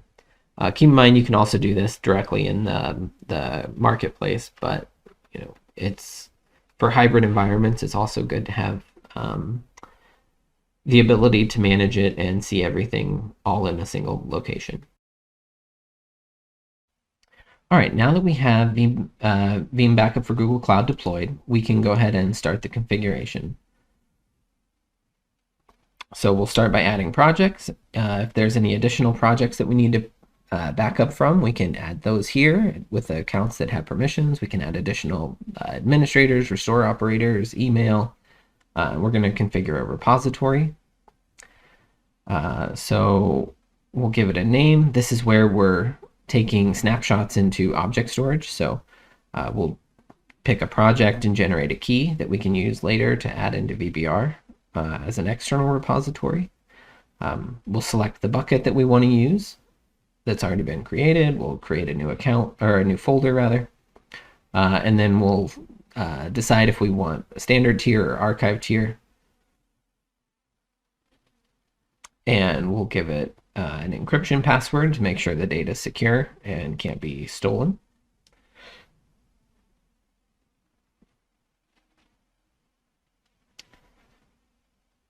And there we go.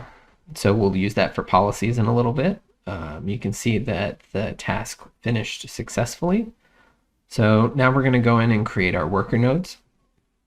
These are the machines that actually perform the process of reading the snapshots and converting them into object storage backups. We'll select the region and the zone that we want the worker to exist in. We'll select the network that it needs to be on so that it can talk to the Veeam backup for Google Cloud, and the object repository we'll set up, make sure the firewalls allows connectivity.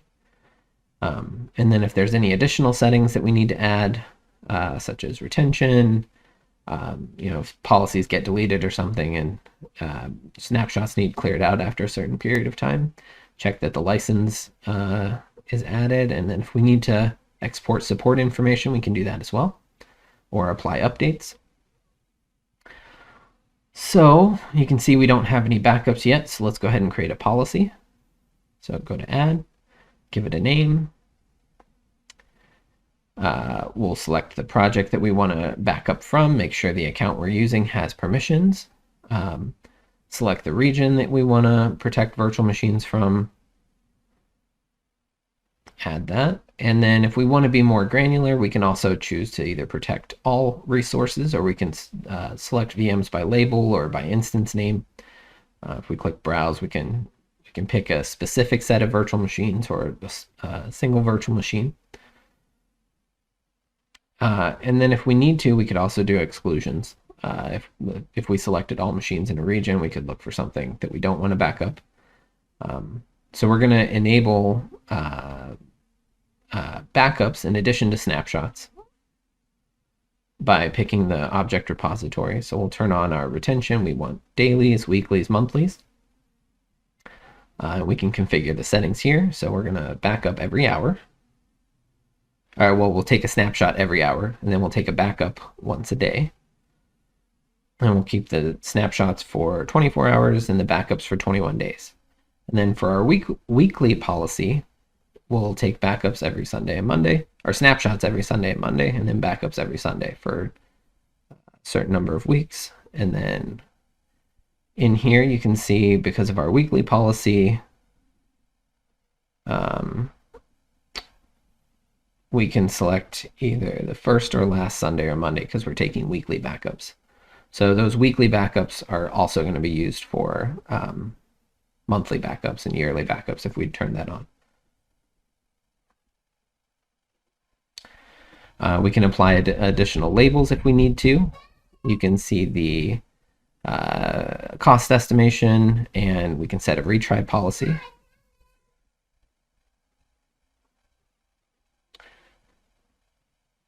And now we have our backup policy. So let's talk about the disaster recovery use case for the cloud. Having your own on-premises data centers specifically for disaster recovery has always been something that's a bit harder to do.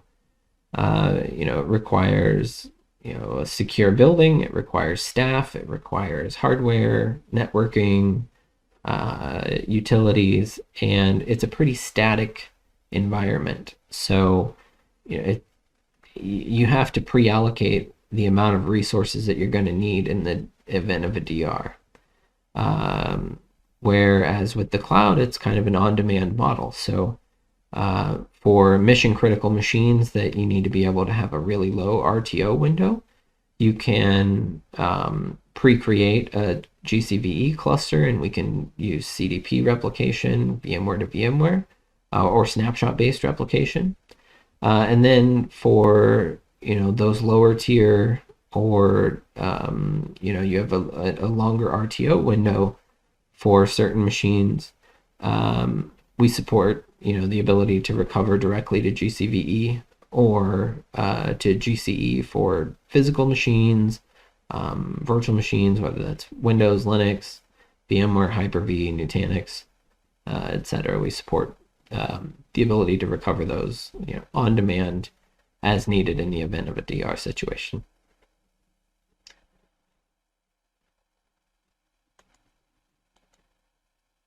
And then I have a demo for you guys on our ability to recover directly to GCE.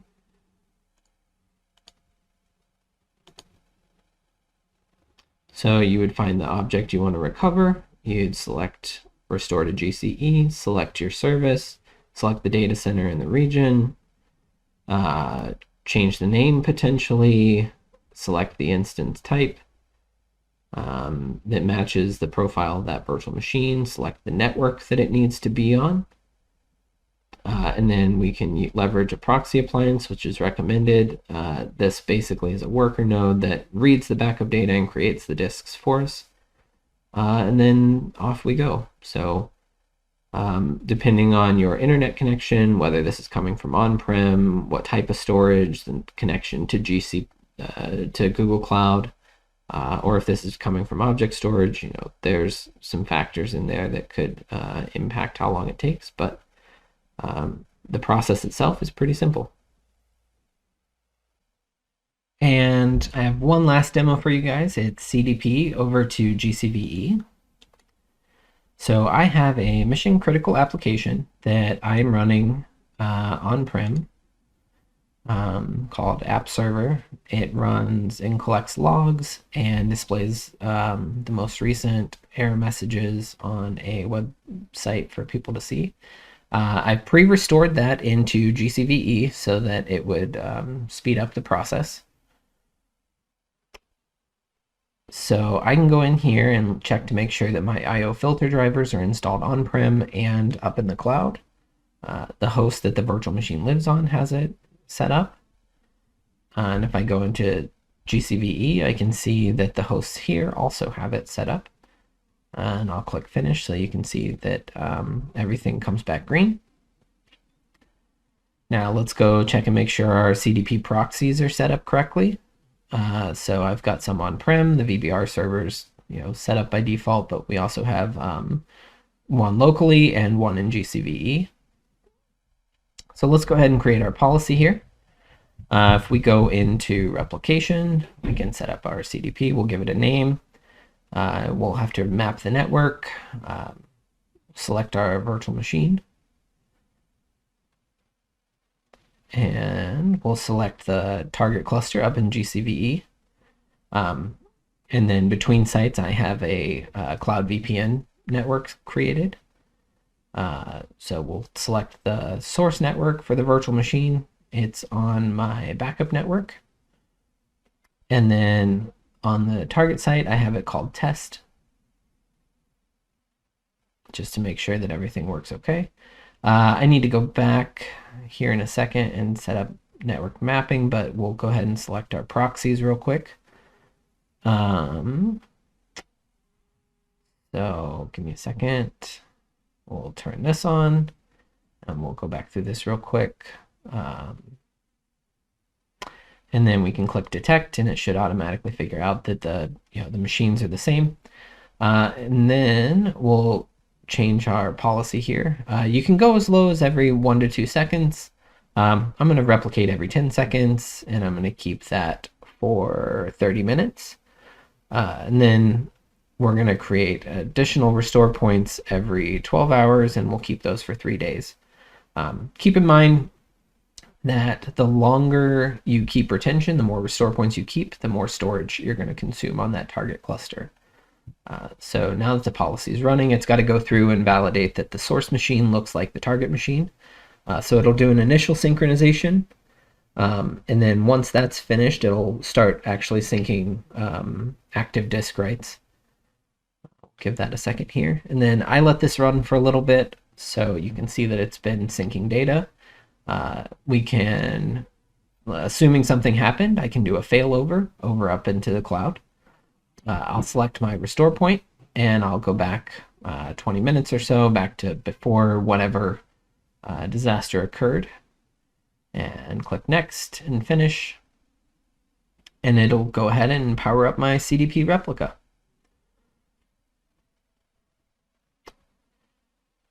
Then once this is powered on, we'll double check to make sure that the application's functioning correctly. The old one, let's look at the CDP. I had it pre-up, and you can see that the time is from before, so it should start receiving data and updating to the new time. And then now that it's up, I have the option, I can fail back to production, I can permanently fail over, I could undo the failover.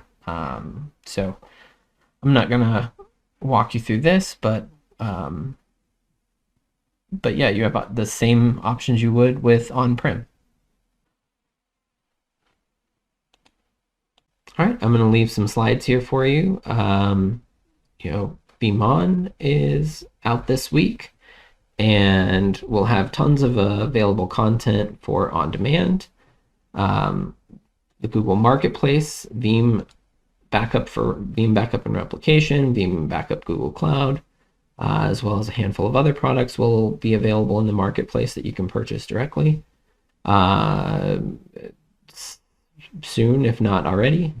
And there's also the link to our Google and Veeam Better Together page on veeam.com. Thank you, guys. Well, thank you, Cody, for that awesome presentation. So much great information. You guys can all see that I have put that poll question back up for you. We would love to get your feedback on any additional resources that you want to explore from Veeam. Again, this feedback is so valuable. Please do take a moment to answer that poll. Now, I can see that we have lots of awesome questions coming in. I love that. You guys are all really getting into the energy of this virtual summit today. That's amazing. We are a little bit short on time, though, so we're going to keep cruising along. But don't worry, because Cody and the Veeam team, I love saying that, are sticking around to answer some questions on live chat. So keep those questions coming in. And hey, if you're pumped up to explore a little bit more from Veeam, head on over to that Handouts tab, because they put together a questions and answers sheet, the top 5 questions about protecting and managing data in order to drive business growth. Definitely worth a read. So go check that out, download that now. And hey, while you're answering the poll, I have some good news. It is already time for our very first grand prize giveaway. So first, we're going to give away one of those awesome $300 Amazon gift cards, because who doesn't love that? So the next winner of a $300 Amazon gift card is Alicia Cyprian of Louisiana. Alicia Cyprian of Louisiana, you have won a $300 Amazon gift card. And then we're not done yet, because we've got a grand prize. We're going to give away 3, count them, 3 AirPods 3rd Gen. So our 3 lucky winners are Matthew Forsberg of Utah, Joshua Papillon of Louisiana, and Tom Castria of Ohio. So that was Matthew Forsberg of Utah, Joshua Papillon of Louisiana, and Tom Castria of Ohio. So congratulations to Alicia on your gift card. Congrats to Matthew, Joshua, and Tom, who have each won a pair of 3rd Gen AirPods. As always, we will be in touch about claiming your prize after the event.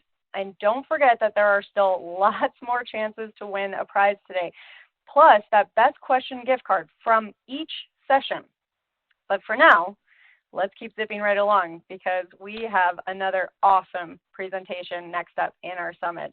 I am so excited to introduce you to the Turbonomic team, Spencer Meem, Product Marketing Manager at Turbonomic, and Eric Wright, Director, Technical Marketing, Turbonomic.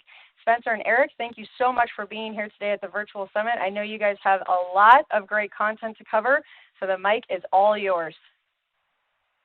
Great, thank you for that introduction. Welcome to our presentation, Right-Sizing Cloud Migrations for Your App, CFO, and the Planet. My name is Spencer Meem. I'm a Product Marketing Manager at Turbonomic and IBM Company, and I'm here with Eric Wright. Eric, you want to introduce yourself? Hello, team, and thank you for letting us join you. Eric Wright, Tech Evangelist here at Turbo. Great. Let's get started. So just to provide some context for some of the topics we're going to be covering today, in recent years, we've seen massive growth in the amount of digital applications that have been developed and deployed. And as an industry, generally we've struggled to get application workloads to consume resources efficiently. So we have all these applications and they require electricity to operate, which is in part why 70% of the total operating costs for data centers are electricity. And due to this problem, 80% of business leaders who have a sustainability strategy cite their CIO as playing a critical role in future sustainability initiatives. So in short, IT has the opportunity to lead. On top of this massive growth in the number of digital applications that have been developed and deployed, applications have also become far more complex. There's more components to manage, and we've seen this in recent surveys like Turbonomic's 2022 State of the Multi-Cloud report, which found that among business leaders in the cloud, optimizing cloud resources is a main priority.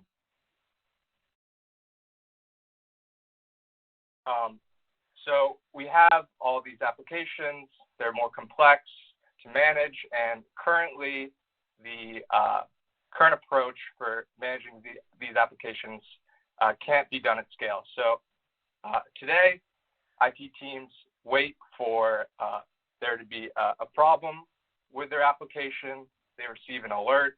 They go through their own analysis process to find whatever issue there is, and then they go and manually solve whatever problem they have. The real issue here, though, is that they don't know what resources their applications need to perform. So what they do instead is they over-provision all their resources to mitigate performance risks, because performance is the most important thing for your applications. But by doing this, they incur a significant financial and environmental cost. Eric, do you have anything to add here? Anything that you've seen in your experiences, the current approach? Yeah, definitely.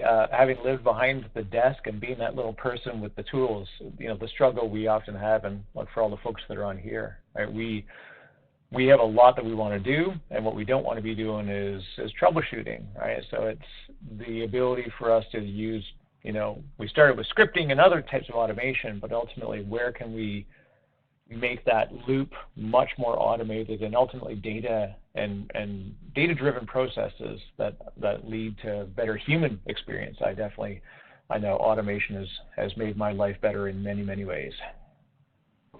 For sure.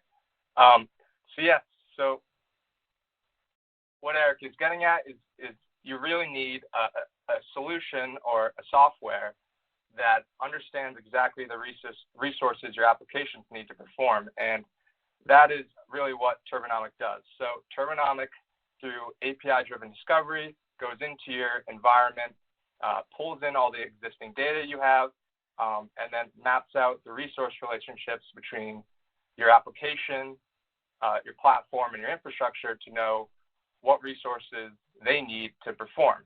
And with that full stack understanding, Turbonomic continuously generates resourcing actions like you can see here, intelligent sizing, continuous placement, dynamic scaling, to make sure your applications perform, and your IT teams can then either manually execute these actions, they can automate them, they can schedule them on the platform, or they can integrate them into organizational pipelines and workflows.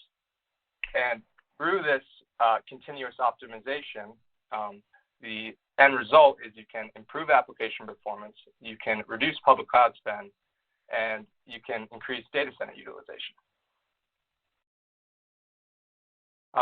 Turbonomic is also technology agnostic. So what that means is no matter where your applications run, whether you're in an on-prem data center, whether you are running in public clouds such as GCP, AWS, Azure, or you're running on containers, Kubernetes, Red Hat, it doesn't matter. We can optimize the resources wherever your applications run. And we also integrate and complement other solutions your organization might have, such as an APM solution, for example, like Instana or Dynatrace or App Dynamics, what have you. So yeah, and with that, I'd like to kick it over to Eric, who's going to take us more in depth through the product through a quick 5-minute demo. All right, so I've got my screen share going here, and hopefully that will pop up. People can see what's happening. Really thinking about what it means for you in your environment, it begins ultimately with, am I seeing the important things that matter to me as my team and ultimately to my organization? And it really begins at the application. We always say, we do a lot of other really fancy things, but in the end, the real goal of it is to service the application. So what I've looking at my environment, I can see from the application all the way down through the infrastructure and see literally from the application, whether it's virtualized, whether it's containerized, whether it's on traditional on-prem virtualized infrastructure, or whether it's out in the cloud. We've got all these diverse applications, and to be able to see everything from the application down to the metal and prioritize and show us immediately like what are the highest risk things. So what we've learned is that, as I've run in my environment, right, I know my applications by name. Not, I may know the machines that run it, but when the service desk calls, they're going to say, hey, the mobile banking app is running slow. They're not going to say, SQL 425 is running slow, can you check it out? They're going to say, hey, we're getting a bunch of calls from mobile banking. So then you can, whether it's APM connected like this one happens to be an App Dynamics target, and this one's running here. We can see we've got the application tier. It's running in a virtualized infrastructure here, so it happens to be a VMware environment in this case, spread across a couple of hosts. So it's a multi-tiered application. And I'm seeing like real application KPIs, and I can know, hey, at this point, something was going on. But then that leads me to have to figure out what the problem is. So like Spencer talked about this sort of loop of like, how do you eliminate that? Well, what if we went, instead of just showing you that, number one, we understand the health of the environment. We see that there is spikes and issues occurring, but what if I could tell you these are the precise things you need to do, whether it's moving machines around in order to put them on healthier underlying infrastructure, or whether it's provisioning additional resources or moving storage, right? Like we can see here that the top layer, the application, is affected by every dependent layer in the stack. We've got storage issues, which ultimately lead to contention in virtual memory, which lead to apparent application issues that may seem, even to an APM, like you should put more memory in it. But the truth is, underneath it all, we actually have storage contention that's causing swapping. So the application performance monitoring doesn't necessarily even see, because it can't see below the application to the infrastructure layer. And so the goal of this, like number one, we can hone in what's actually going on at the application layer, but whether you're on-prem, right? So you're thinking in the context of data centers and clusters, so I can look at my entire environment, see, what's my current runway to exhaustion, what's the general utilization, and again, very quickly say, okay, look, we've got a bunch of stuff that's going on in here, take you right to where the actions are. And so I can show you the actions that are needed in order to bring your environment and your applications to health. I can give you the data that drives the action, that's the before and after results. But really, most importantly, you can take that action. So you can instantiate and take the action right here, or you can even automate it in the environment. And so then on the cloud side, we know how different contexts that we want to view. Remember, this is the same platform. Like Spencer says, this is agnostic. So here I've got a multi-cloud environment, and I look at here is all the optimization opportunities. So I can ultimately shave $10,000 a month of unnecessary waste and spending off my IT budget without impacting performance and without introducing risk. And then here are places where we need to increase resource access because we need performance for those applications.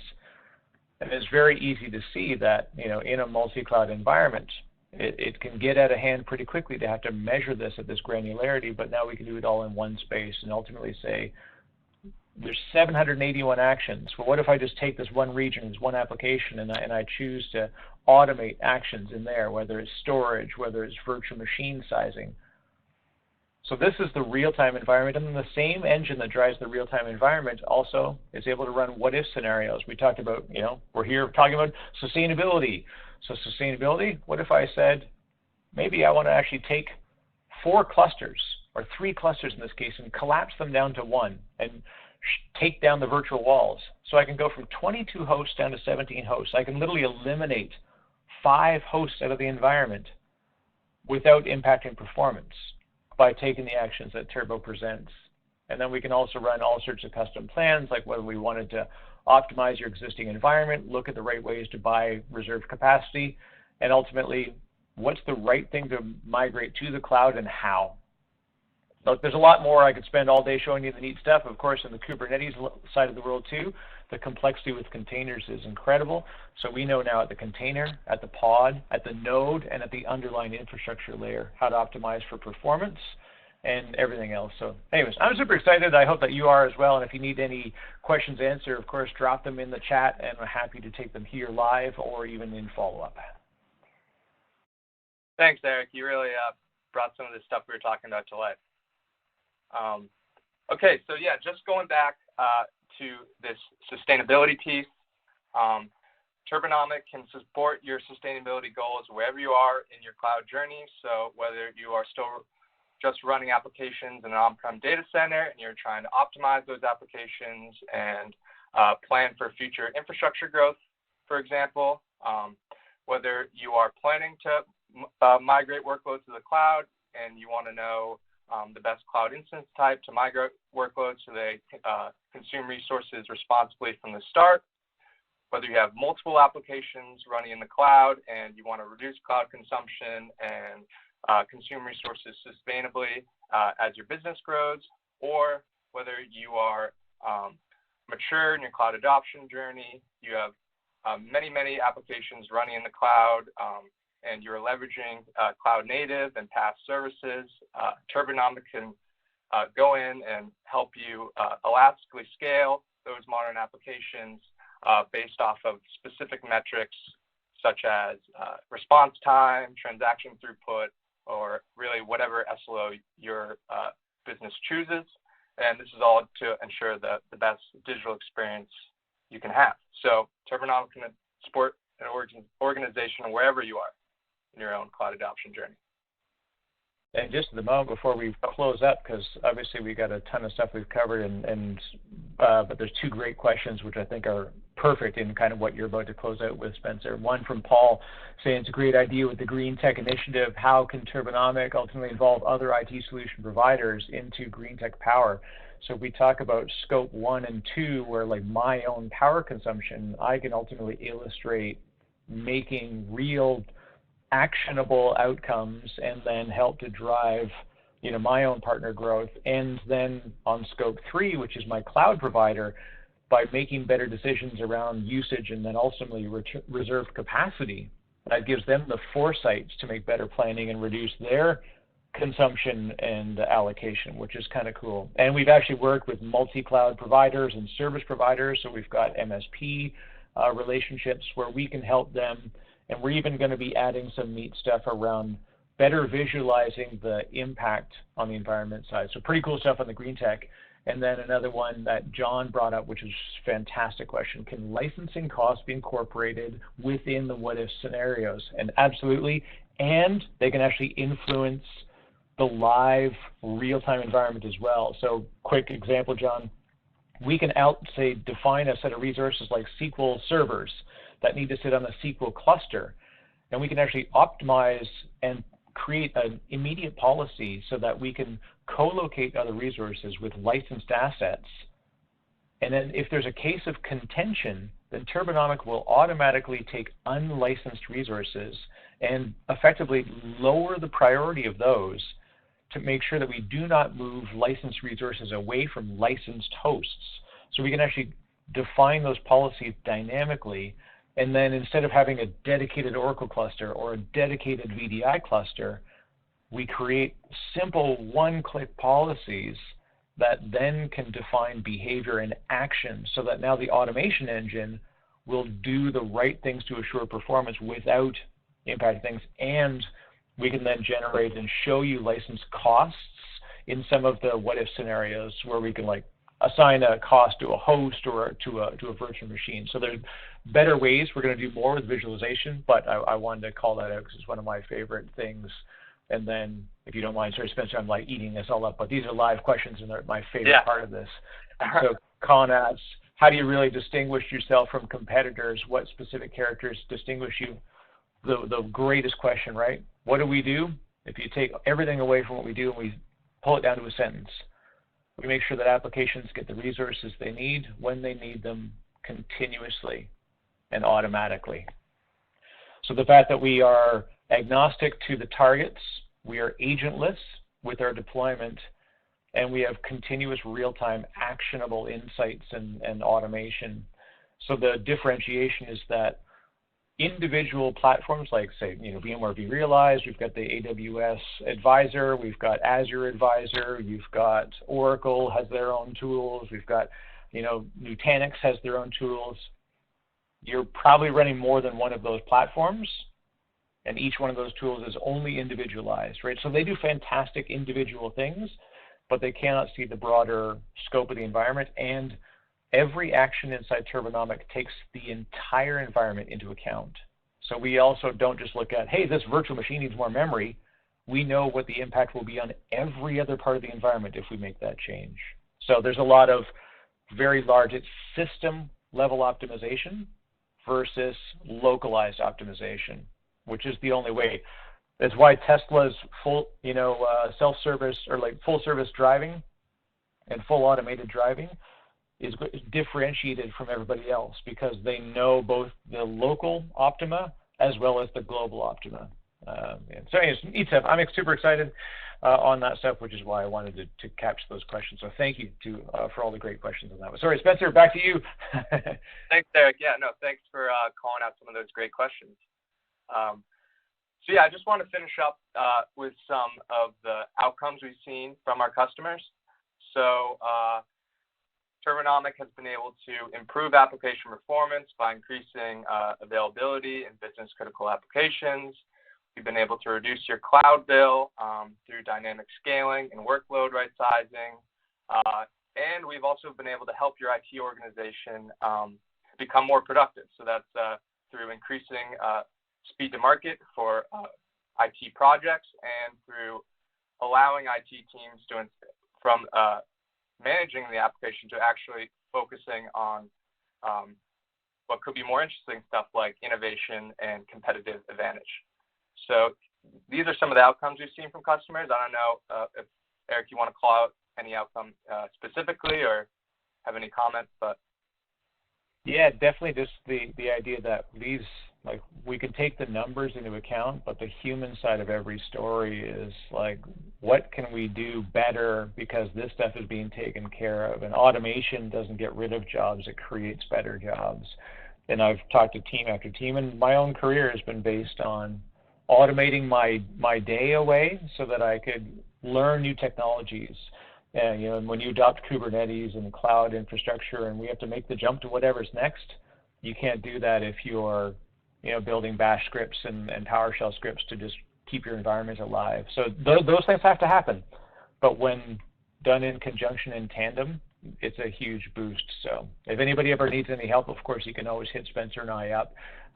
You know, we're easy to find through Turbo and on Twitter and all over the place. So connect to us on LinkedIn. We'd love to continue the conversation. Great.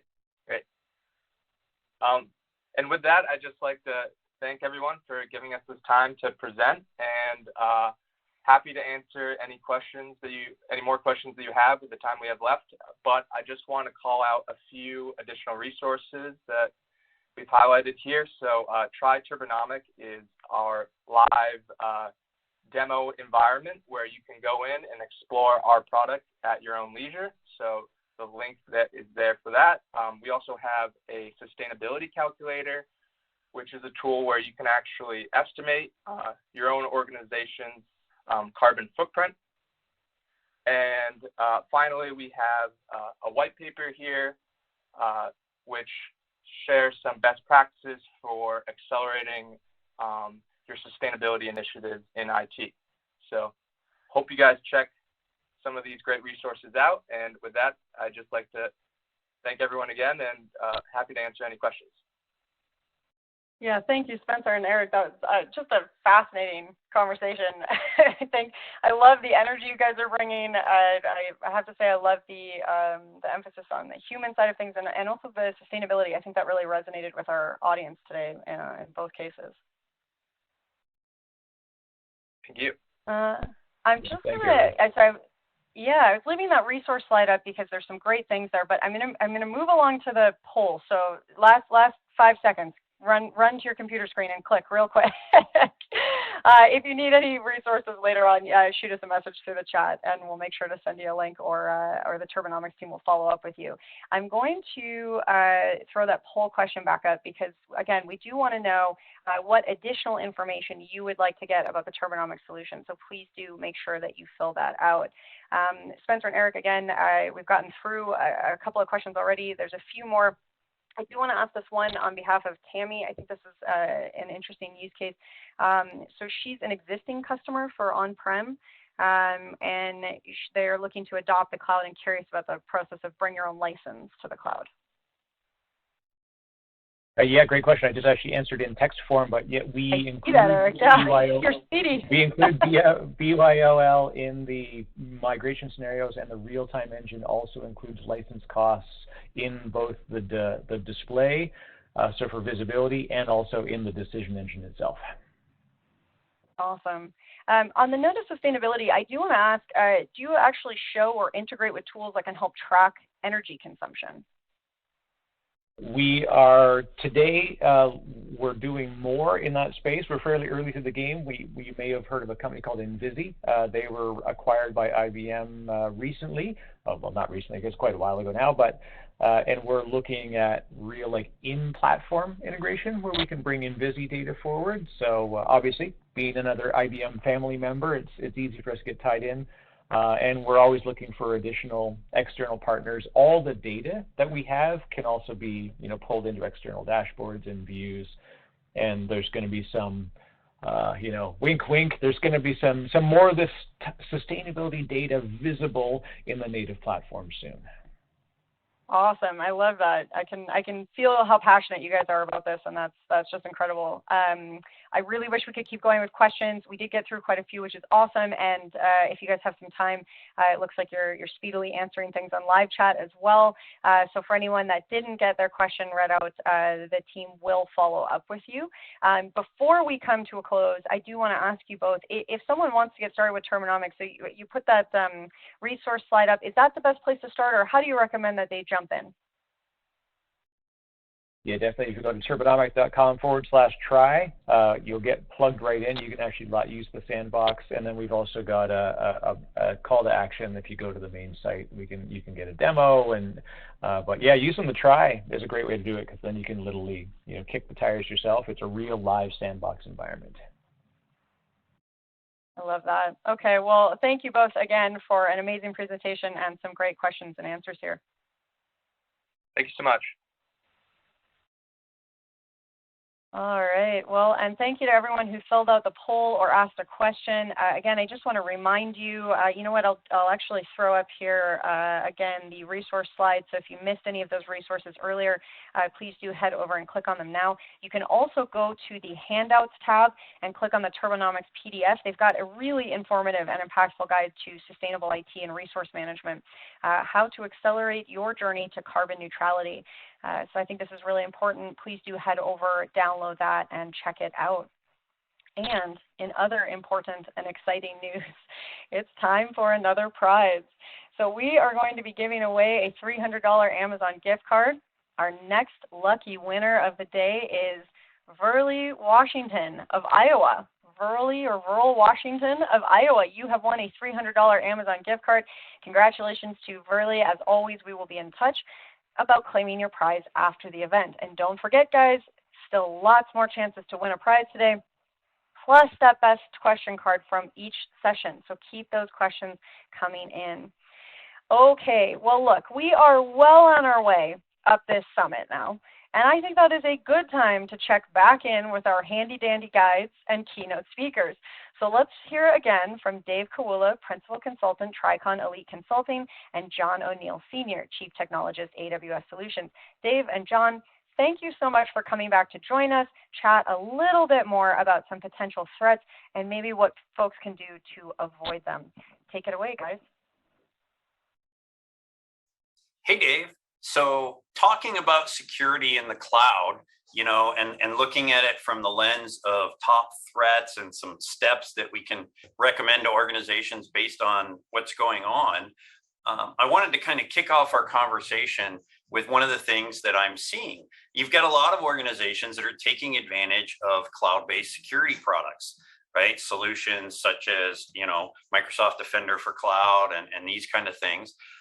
But what they do is they implement these and they don't necessarily understand or build it into their plan, that means that all the machines on their network, wherever they sit, have to be able to at least talk to these systems for alerting and monitoring and that kind of thing. So if you have a system where you said, hey, to protect this device, we're going to ACL it off on the inside of the network, or we're going to firewall it off on the inside of the network, but it's not actually truly air gapped. Well, what you're doing is it's still at risk from other devices on the network, but it can't report up into your monitoring and defense system. So you may never get an alert if it's breached, right? You may not find out about it until it's way too late. So they kind of have to get that into their mindset that if their defenses are going to be in the cloud, they have to have the communication to the cloud. What about you? What are your thoughts? Well, and that's a really good point on the ACLs, John, because, in almost every security presentation that I've sat and the ones that we give, we always state, like, why does a server, like, let's talk about servers for a second. Why does a server need to talk to the internet? In most cases, they don't. So in a lot of organizations will block access to the internet, but you still want to take advantage of, your advanced threat protection providers and cloud vendors that are out there to help you harden and secure those systems. So what a fantastic point. That's a great way to lead off. And I guess my point here is going to be, when we take a look at the configuration of security options in the cloud for our tenants and, driving that back into protecting some of our on-prem or cloud-based resources, I find that a lot of those are there by default inside of our cloud tenants. It's just they're not necessarily configured all the way, or there's a pay for service in there for a top up. So maybe you have the limited free edition starter pack, but in order to get full load of that security, you've got to actually pay on a per object basis in the cloud. And so one of my big recommendations to organizations out there today is that if you have the capability to turn on a maximum level of protection, you need to look at that and evaluate it. The days of it's going to cost too much, or it's going to impact some of our business because it might slow some things down. No, I don't think you can look at it that way anymore. I think you have to look at it stopping even one threat more than pays for the cost of having those tools in place, because the alternative of not having them is, maybe it's a potential outage for your entire company. Maybe there's upstream supplier issues with that. There could be so many problems. So my advice to individuals watching here today is, if you have the capability of turning on advanced protection inside of your cloud tenant, either with third-party products or built-in, you need to seriously evaluate that, and also double check to make sure that everything is turned on and that you're not in kind of a freemium mode. Well, that's an absolute great point, Dave. And to that, I want to add that, another piece of advice is not something new. It didn't go away just because we're using the cloud. Turn off your resources when they're not being used, right? That not only saves you money, but it provides security. If it's not running, they can't access it. If your operation only works, 8 to 5, Monday through Friday, but you leave that SQL instance in the cloud running 24/7, you're giving the attackers, more time per day and the entire weekend to break into that instance when you're not even using it. So, create some automation that shuts it off during those hours when it's not necessary, or that kind of thing. Now, not everything can you do that with, but do it with the stuff you can. Take the time to identify that. Awesome. And with that, I hope everyone enjoys the rest of the show here. And we'll be back again soon.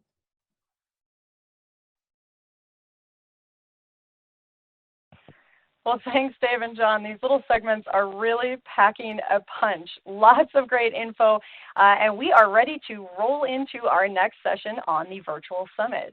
Next up, I am so excited to introduce you to David Paquette, Product Marketing Manager at Zerto. David, thank you so much for being here with us today. The platform is all yours. Oh, thank you so much for having me. Can you hear me okay? Yeah, I got you. You're coming through. Great, perfect. And thank you everyone for being here today. My name is David Paquette. I'm Product Marketing Manager at Zerto, a Hewlett-Packard Enterprise company. And today I would like to talk to you all about one of our newest solutions, Zerto in Cloud for AWS. And just to really briefly touch on what that solution is, it is a disaster recovery at scale solution for Amazon Elastic Compute Cloud, or EC2 instances.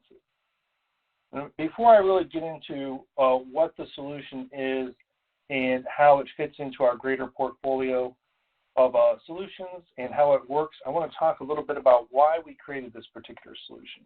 So we wanted to address some of the challenges that we're facing, customers that were just entirely in the cloud or even partially in the cloud, and they had workloads running in an infrastructure as a service environment like Amazon EC2. And they were facing, we found that they were facing some challenges, not just from things like outages of the cloud, whether they were regional or localized outages, but also other types of, typical, what you might call typical IT disasters, like cyber attacks, which, as many of you know, have been growing in recent years, particularly on the ransomware side of things, and, and other types of, IT-based disasters, which might be user errors, things that are taking down workloads or applications, regardless of where they're running. And we wanted to address that by having a solid disaster recovery solution that was accessible for any workloads running there within Amazon EC2. We found that a lot of the solutions that were available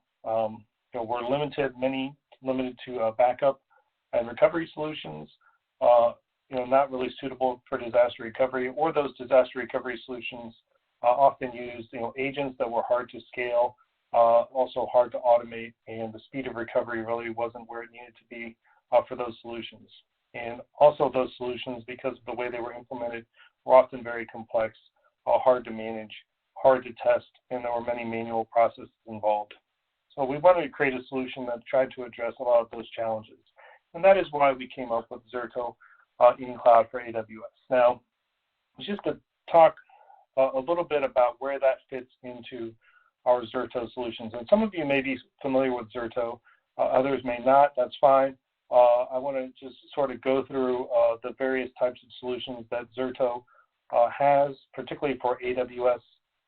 And starting up in the upper left corner of that diagram there, we are primarily focused on disaster recovery, but we also have backup solutions to AWS, and that would be in a situation where you're running on-premises for your primary data and you're using AWS as a remote DR site in a repository for those long-term or for the long-term retention of backups. So that is sort of our classic Zerto technology, which is using real-time replication and continuous data protection to protect that data. Using that same technology, we also offer migrations to AWS. I know that cloud migration is one of the primary topics of today's summit, and I'm not going to talk about that too much today because I really want to talk more about sort of the security and protection aspects of Zerto and cloud. But migration to AWS is one of the core components of what Zerto provides for AWS. And it uses that same technology, as I mentioned, to sort of effortlessly migrate workloads into AWS using that real-time replication and application consistent checkpoints. So you can move an entire application, as a group of virtual machines into EC2 and have those brought up with that application consistency at any point in time that you want to migrate them over. We also have solutions for disaster recovery and backup for Kubernetes. And like the disaster recovery and backup for AWS that I mentioned first, that is using our real-time continuous data protection technology, but instead of for virtual machines, we're using that for containers within Kubernetes and the applications that run on those containers. So similarly, we can group those containers that make up an application together for application consistency, and we can protect them from on-premises into Amazon Kubernetes service or Amazon EKS. And not only that, but with the Kubernetes solution in particular, we can also use that solution to protect those Kubernetes containers between the Kubernetes deployments within EKS. So it can be used both to the cloud and within the cloud for AWS. So finally, what I'm here to talk about today, though, is disaster recovery within AWS, and that is our Zerto in Cloud solution. And that is an orchestration and protection solution for at-scale protection of those instances running within AWS EC2 and being able to protect those from region to region or zone to zone. So I just want to, again, go over some of the sort of key benefits and what this really means as a solution before I start talking about how it works. What this really is a orchestrated disaster recovery solution. We use simplified workflows. If you're familiar with our other Zerto solutions, you're going to see the same style of management workflows that we use, which are ultra simple to facilitate easily creating protection groups that encompass applications or just logical groupings of virtual machines or instances that are running, and then protecting those from one region to another or between zones. We also are, as I said, being able to group together those instances that make up an application allows you to quickly go in and identify all of the instances that make up an application, such as SAP or any other multi-instance application, so that those are grouped together as a logical group, and then it can be failed over together when necessary. And then one of the other sort of core components of this solution is non-disruptive testing. So disaster recovery is nothing if you cannot test it and make sure that it is going to work when you need it. Our non-disruptive testing lets you, do a test recovery of all the instances that you want to fail over into a designated region or availability zone into an isolated network, and that allows you to test to make sure that the recovery is going to be successful when the time comes.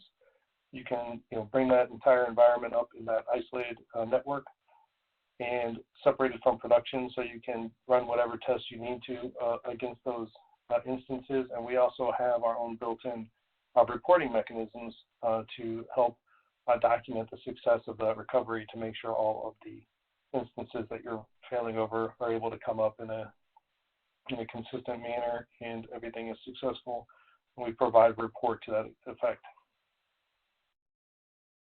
Simplified management is one of the core pieces of our solution, and one of the core facets of that is the sort of DR as a code approach or API first approach that we take. So while you can do everything from our GUI in the Zerto in-cloud manager, it's a web-based GUI that we have, which is very easy to use. You can also do everything through APIs or command line interface.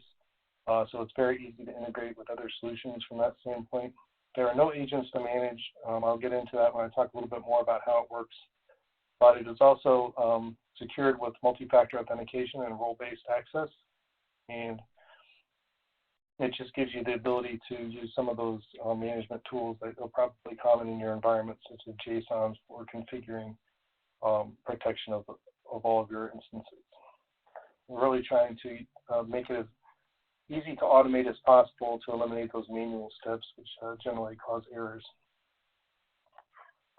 We also have built-in analytics. So again, those of you who are familiar with Zerto may be familiar with our Zerto Analytics, which is an analytics platform which allows you to build or use dashboards and reports against all of your protected virtual machines, or in this case, cloud instances, be able to monitor the RPO and the journal and all of the network usage that's going on. And it really just gives you a sort of like I hate using the term, but a single pane of glass of looking at the status of the protection across your environment.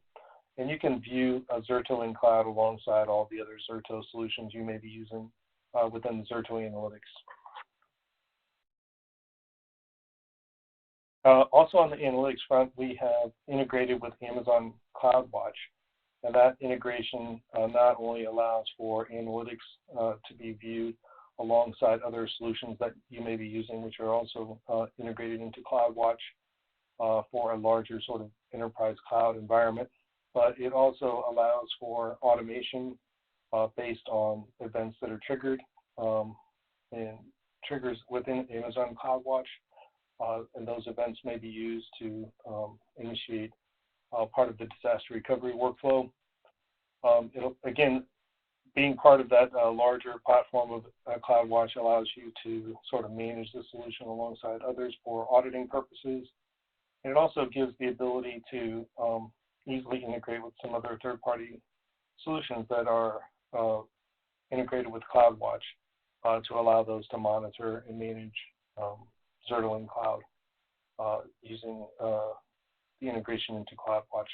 So it really opens up a lot of flexibility. So just to quickly summarize on sort of what Zerto in cloud is before I get in more into how it works. Zerto in cloud is really built on the premise of simplicity, a flexible and open platform, allowing integration, scalability, as you'll see from when I talk about how it works. It scales easily to protect thousands of virtual machines and petabytes of data across regions within Amazon EC2, and it has a global reach. We support 17 different regions and all the availability zones within those regions.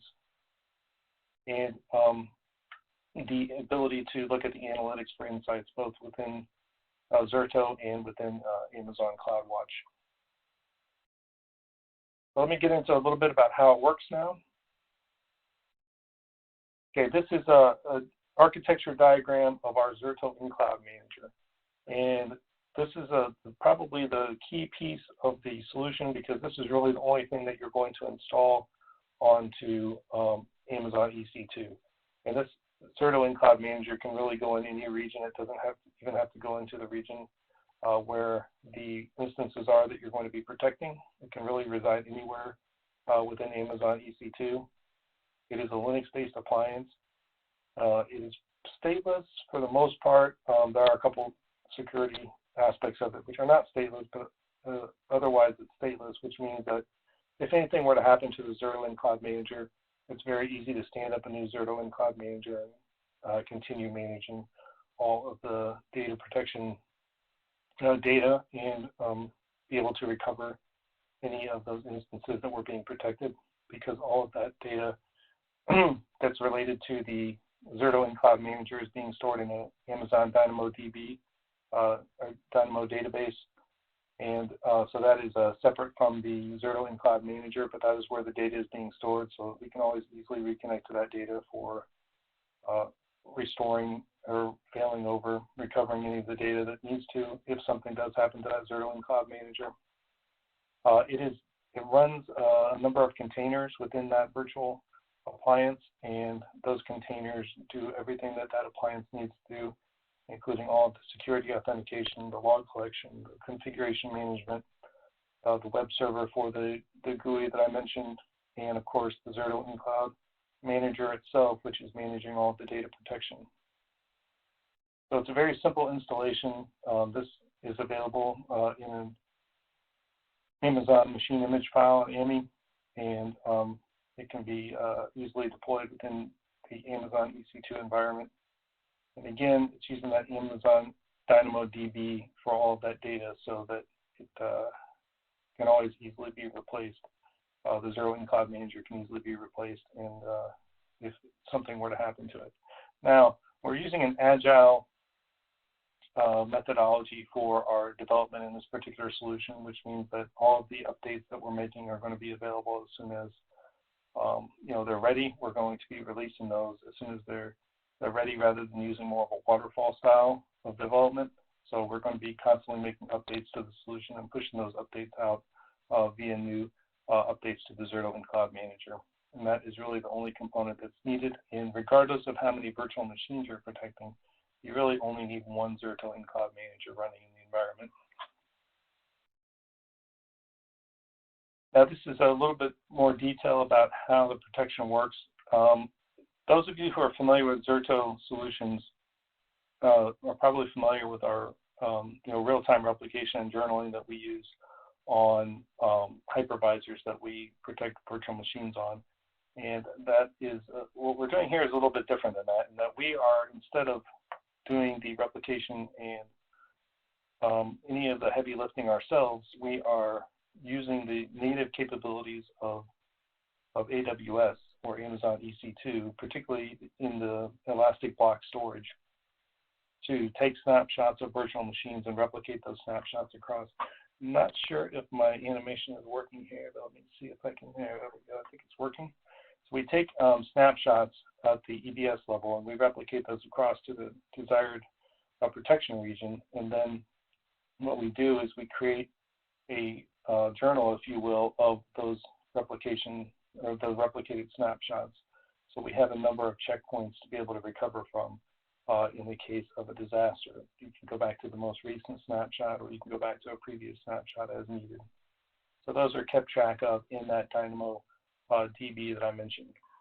Now, when a disaster actually happens, what we do is if those instances went offline for whatever reason, we can quickly bring those instances back up online by creating new instances, attaching the disk from the snapshots, and then validating and committing those new instances and the replicated snapshots and data that we're recovering.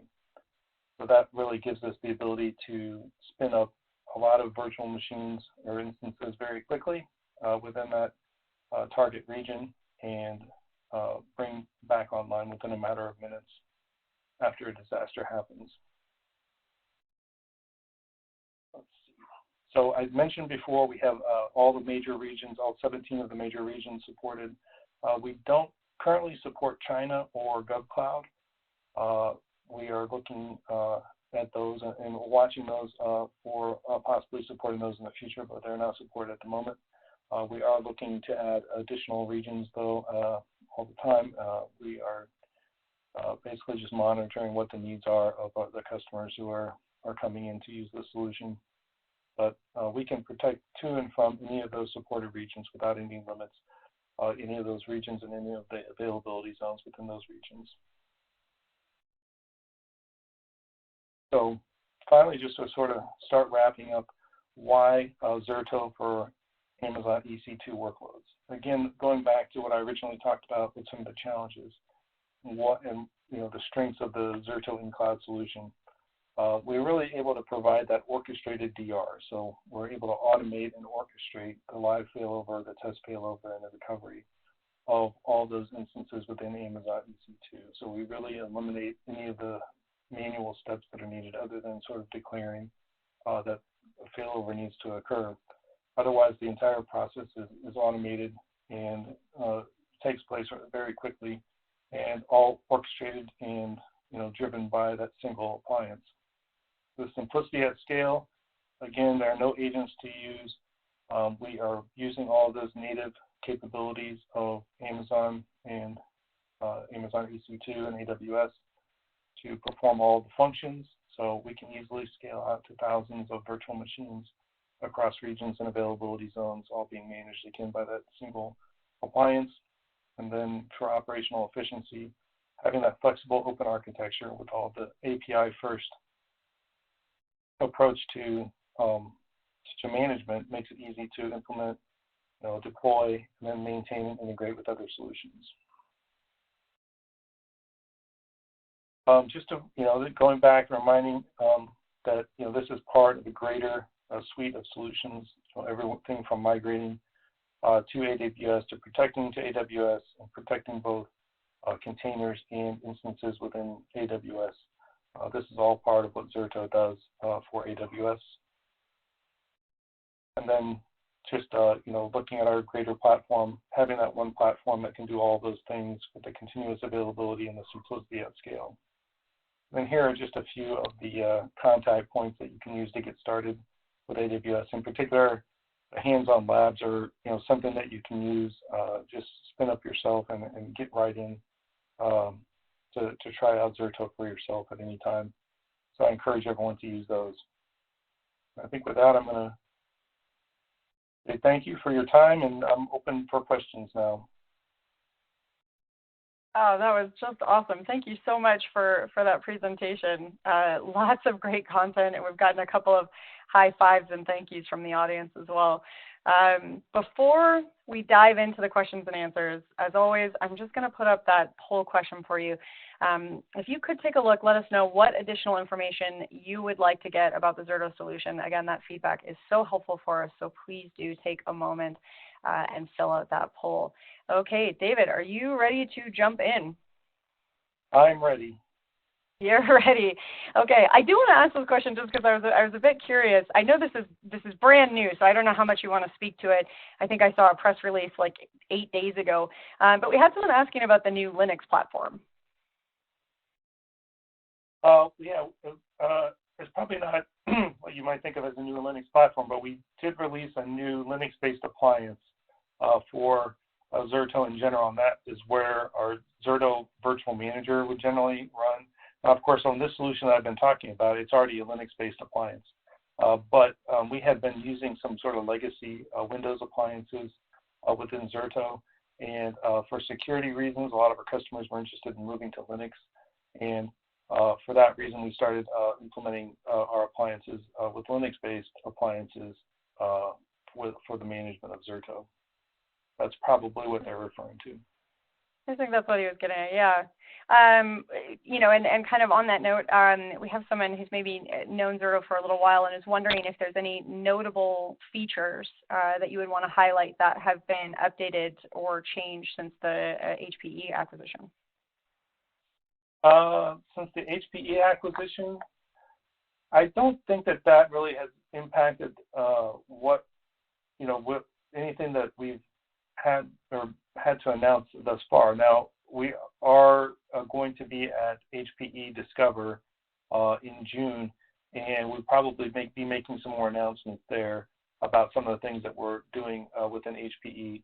But for the rest of our direction, we're still continuing more or less in the direction of improving our disaster recovery solutions, particularly around ransomware recovery and our multi-cloud capabilities, multi-cloud flexibility and mobility. Love that. Okay. We have someone wondering about timing. He's specifically saying, I understand the snapshot concept, but he's wondering about a temporal gap or a timing gap between snapshots and if you support real-time streaming and messaging. Well, again, we're taking advantage of the EBS snapshots. What we're doing there is basically just relying on EBS or Amazon EBS itself to take the snapshots in as timely as possible, and then we're replicating those over. We're grouping them together logically within our protection groups in the same way that we sort of do with the rest of our Zerto solutions, if you're familiar with those. But in terms of the actual timing of the snapshots, we're sort of beholden to Amazon EBS as to when the snapshots actually get taken. All we can do is request them, but we do try to those and record all of those snapshots within our own journal for recovery purposes. Are there any issues or limitations regarding the legacy system migration? I'm sorry, can you repeat that? Absolutely. Mark is wondering if there's any issues or limitations regarding the legacy system migration. The only limitations are in what Amazon EC2 may allow in terms of the supported operating systems, those that are supported within Amazon EC2 or whatever other platform you're migrating to. Otherwise, from a Zerto point of view, we can migrate any virtual machine or instance. Perfect. We do still have a lot of amazing questions in here, and I wish we could keep going. We're just running a bit short on time. And I want to, David, give you a chance to reiterate. You had sort of mentioned a few ideas for next steps and kind of getting started. For anyone out there in the audience that is looking to learn more or jump in with Zerto, can you just remind us what's next for them? What should they do first? Yeah, I would really just go to our Zerto website. Again, those are where the labs are that you can sort of get into yourself and get a hands-on experience with Zerto through those hands-on labs. Otherwise, you can request a demo or look at a lot of great literature that's available on the site, including some recorded demos of our solutions. I love that. Well, for anyone that we didn't get to, David and the team will be following up with you. Thanks for all those amazing questions. David, thank you so much for being here. Thank you very much for having me. All right, and also thank you to anyone who filled out that poll. I'll leave that up just another moment, so please do click in and give us a little bit of feedback. Also, if you'd like to learn more right away, I highly recommend clicking into that Handouts tab. There's a solution brief there from Zerto reviewing in cloud for AWS, covers disaster recovery, features, benefits, architecture, and more. Definitely worth downloading, so head on over to the Handouts tab and check that out. Okay, while you guys are checking out Handouts, I'm going to move us right along here because it is already time for another prize. So we have another awesome $300 Amazon gift card here, and our next lucky winner of the day is Thomas Schenk of Texas. Thomas Schenk of Texas, you have won a $300 Amazon gift card.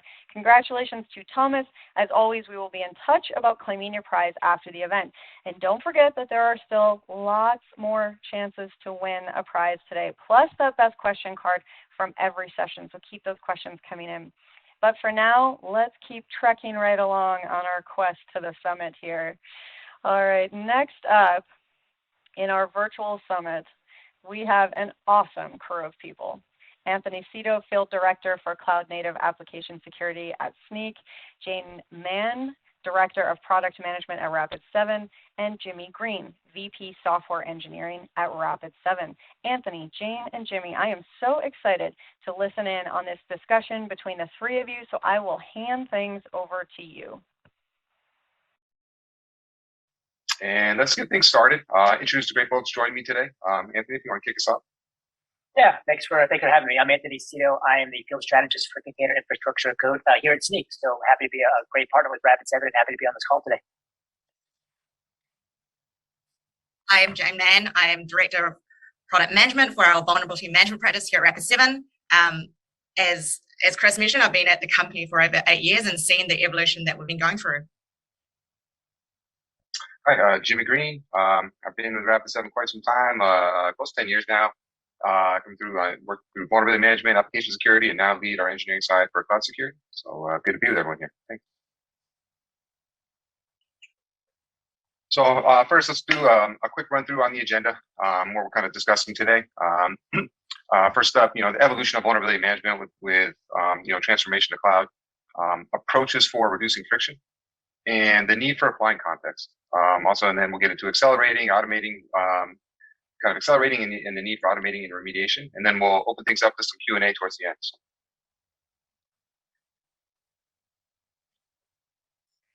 So I'm still in the vulnerability management space, and Rapid7 has a long history in vulnerability management, as some of you might know.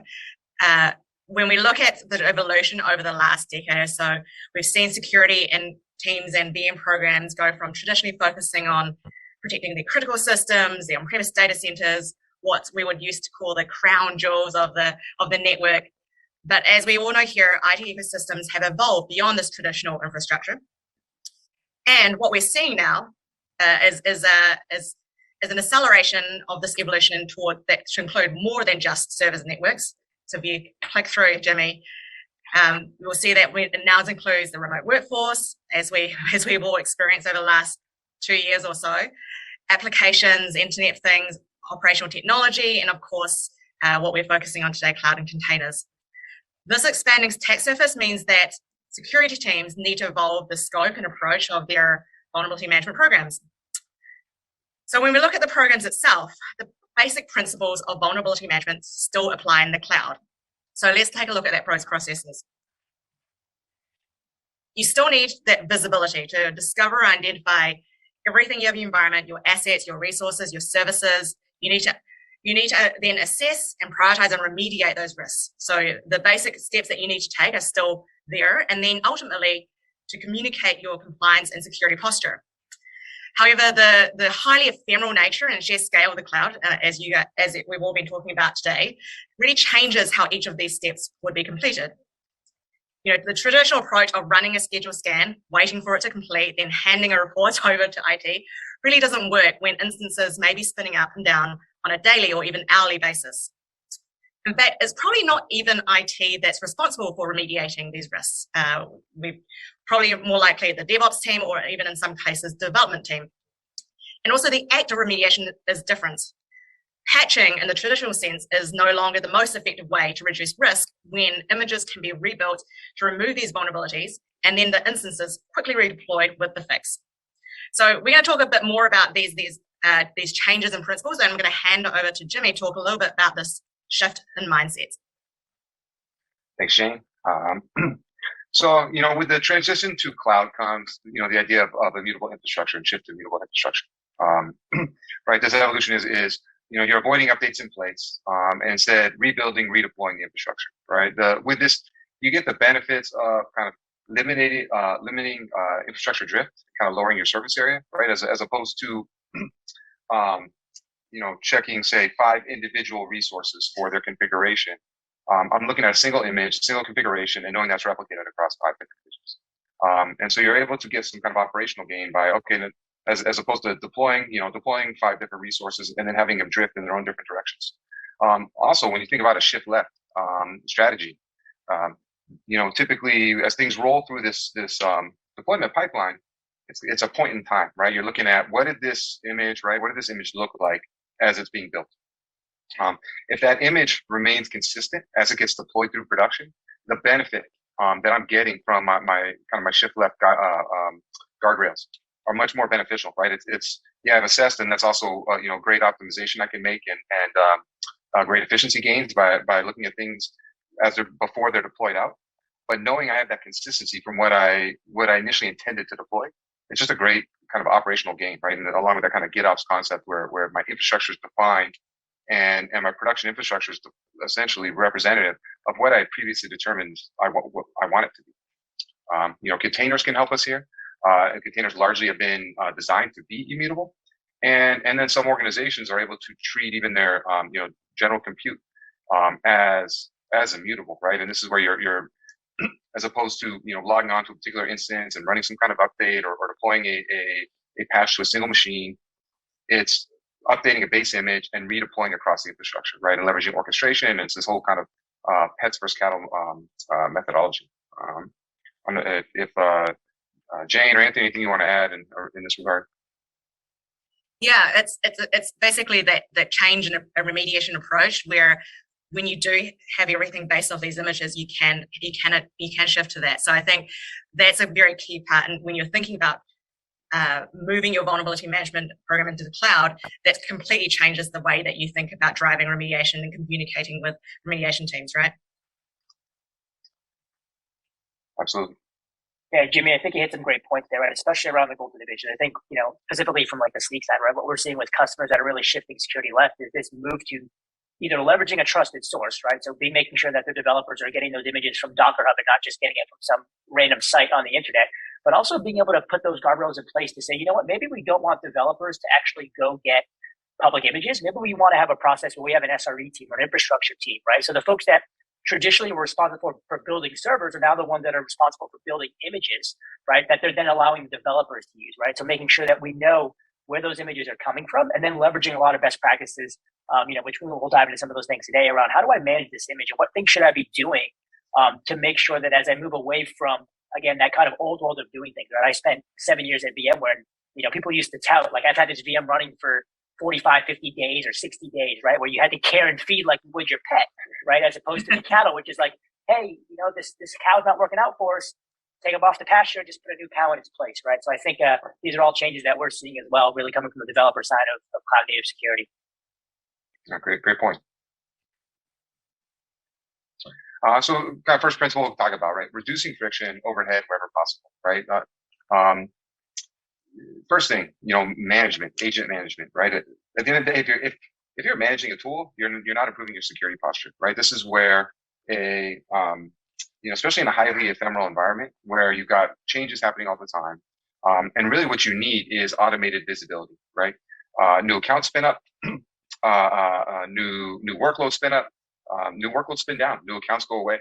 These are things I want that quick visibility and getting that kind of comfort and mindset that, hey, I know that whatever tool I'm using, it's giving me that ability. So it's to me, it's, I don't know, less about almost agent management and more about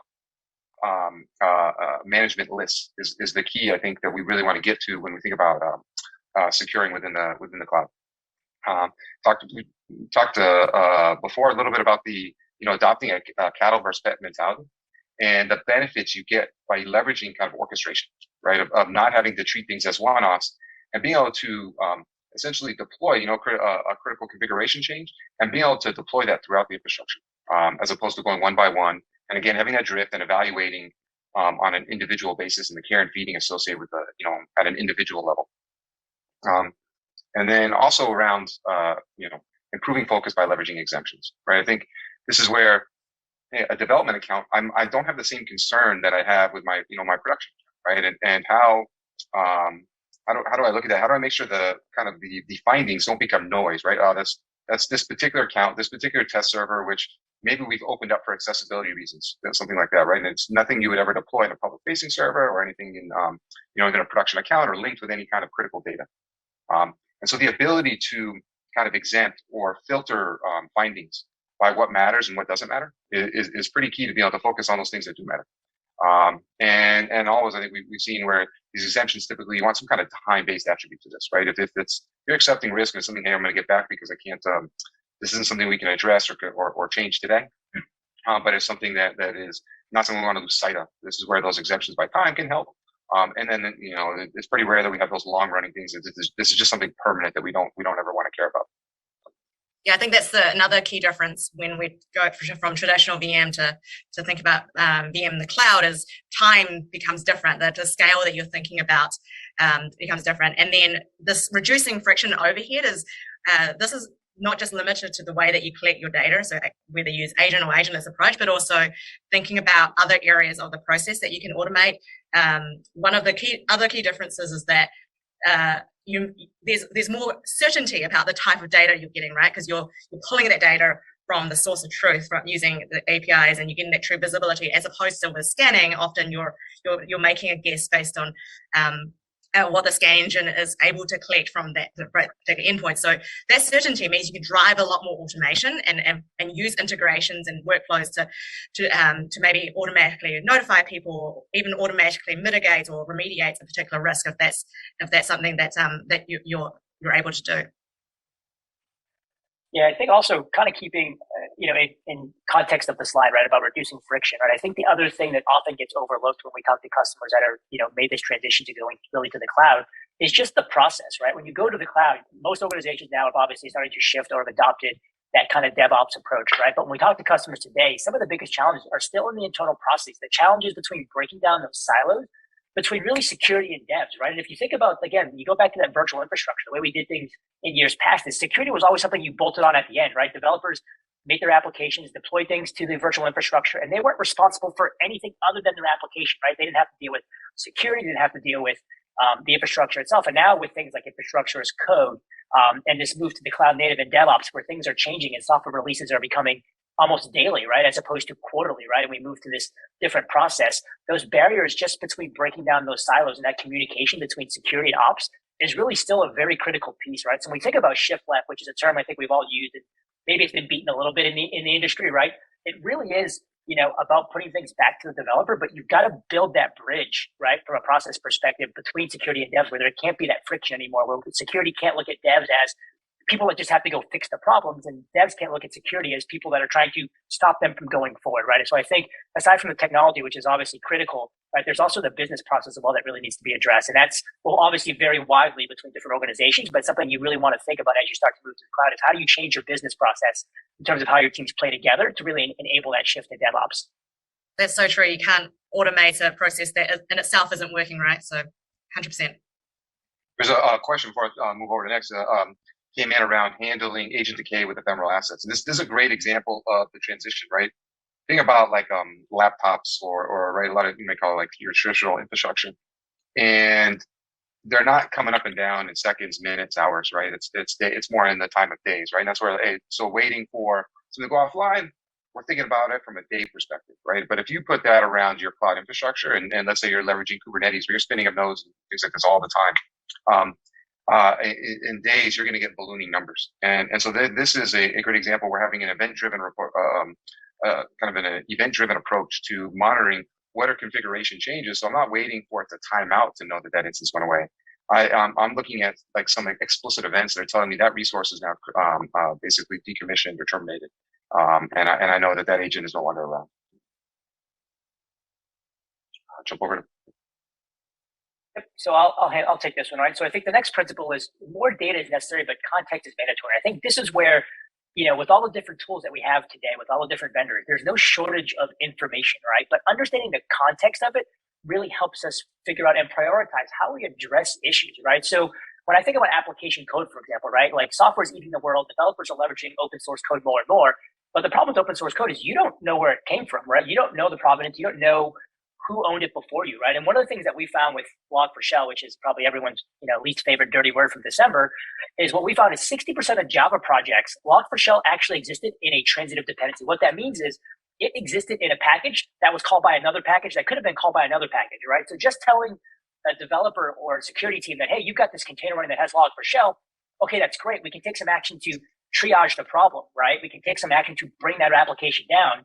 We still have to fix it, right? And to fix that, you need to be able to give that information back. So start to think about leveraging tools that give you the ability to really see the full dependency of the application code that you're bringing in that's third party, because ultimately you need to know the different paths that it's been introduced into your application, because just knowing it's running doesn't help you fix the problem. It just helps you triage the issue, right? You really need to fix the problem. And that really gets back to looking at things like, are vulnerabilities reachable, right? So you have vulnerabilities that exist and there could be hundreds or thousands, but you have to prioritize how you fix them, right? So with some ways you can do that is by looking at things like, do they have mature exploits available, right?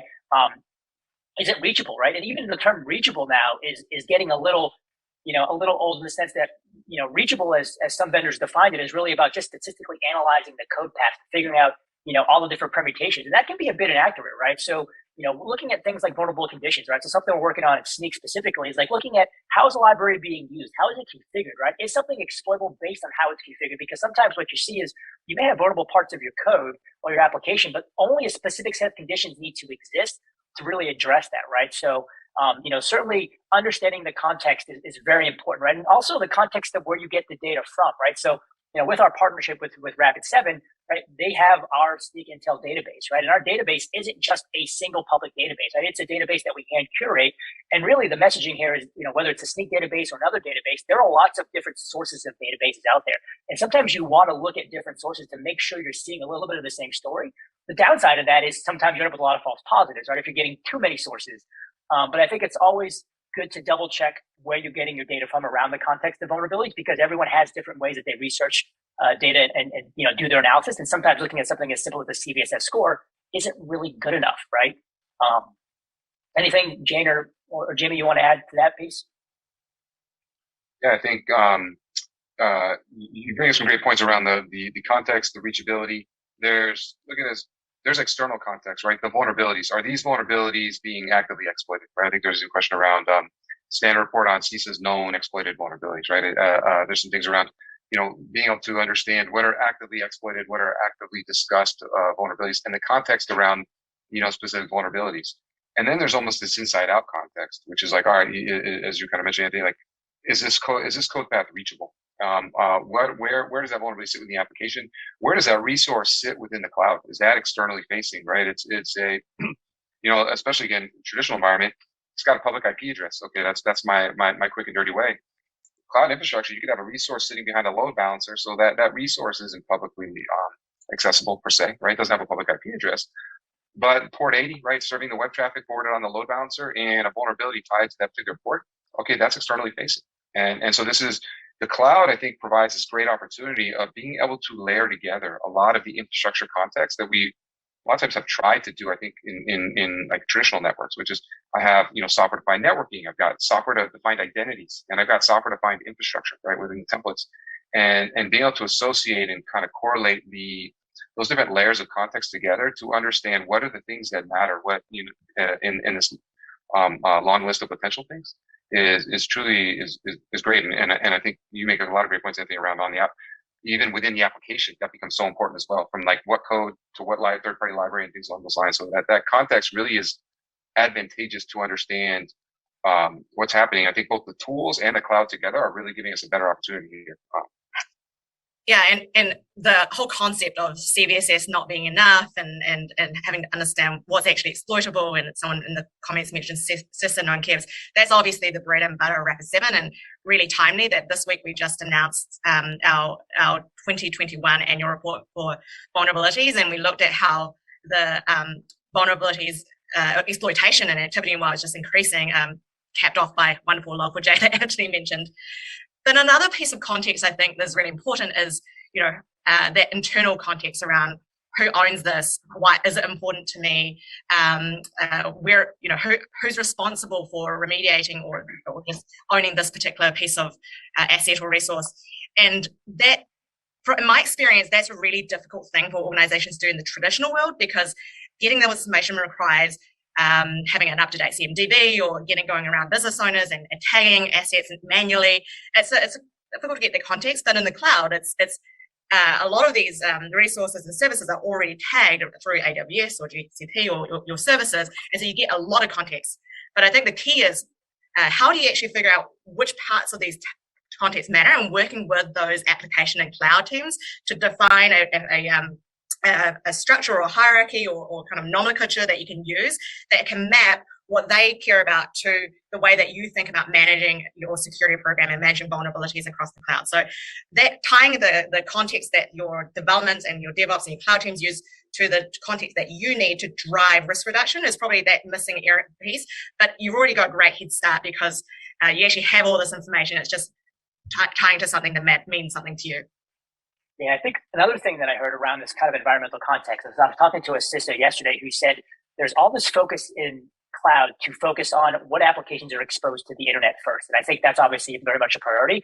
But he reminded me that you don't want to forget about the applications that are not open to the internet, because a lot of threats can come from within, right? I mean, when you look at malware and phishing and all these techniques people do to get into your environment, whether it's on-prem or in the cloud, you need to make sure that you're still putting some focus on those apps that are not external facing, because they're just as much a way for someone to get into your network and pivot around without having to come through the front door, right? So I think that's certainly a critical piece to think about. And then really the last piece on this slide, right, which is about catching vulnerabilities earlier in the pipeline, right? So my thoughts on this are you got to think earlier, right? So when you think about shift left, and I look at the different vendors that are in the security space, shifting left typically goes into the CI/CD, right? Which is not a bad place to be from a security perspective.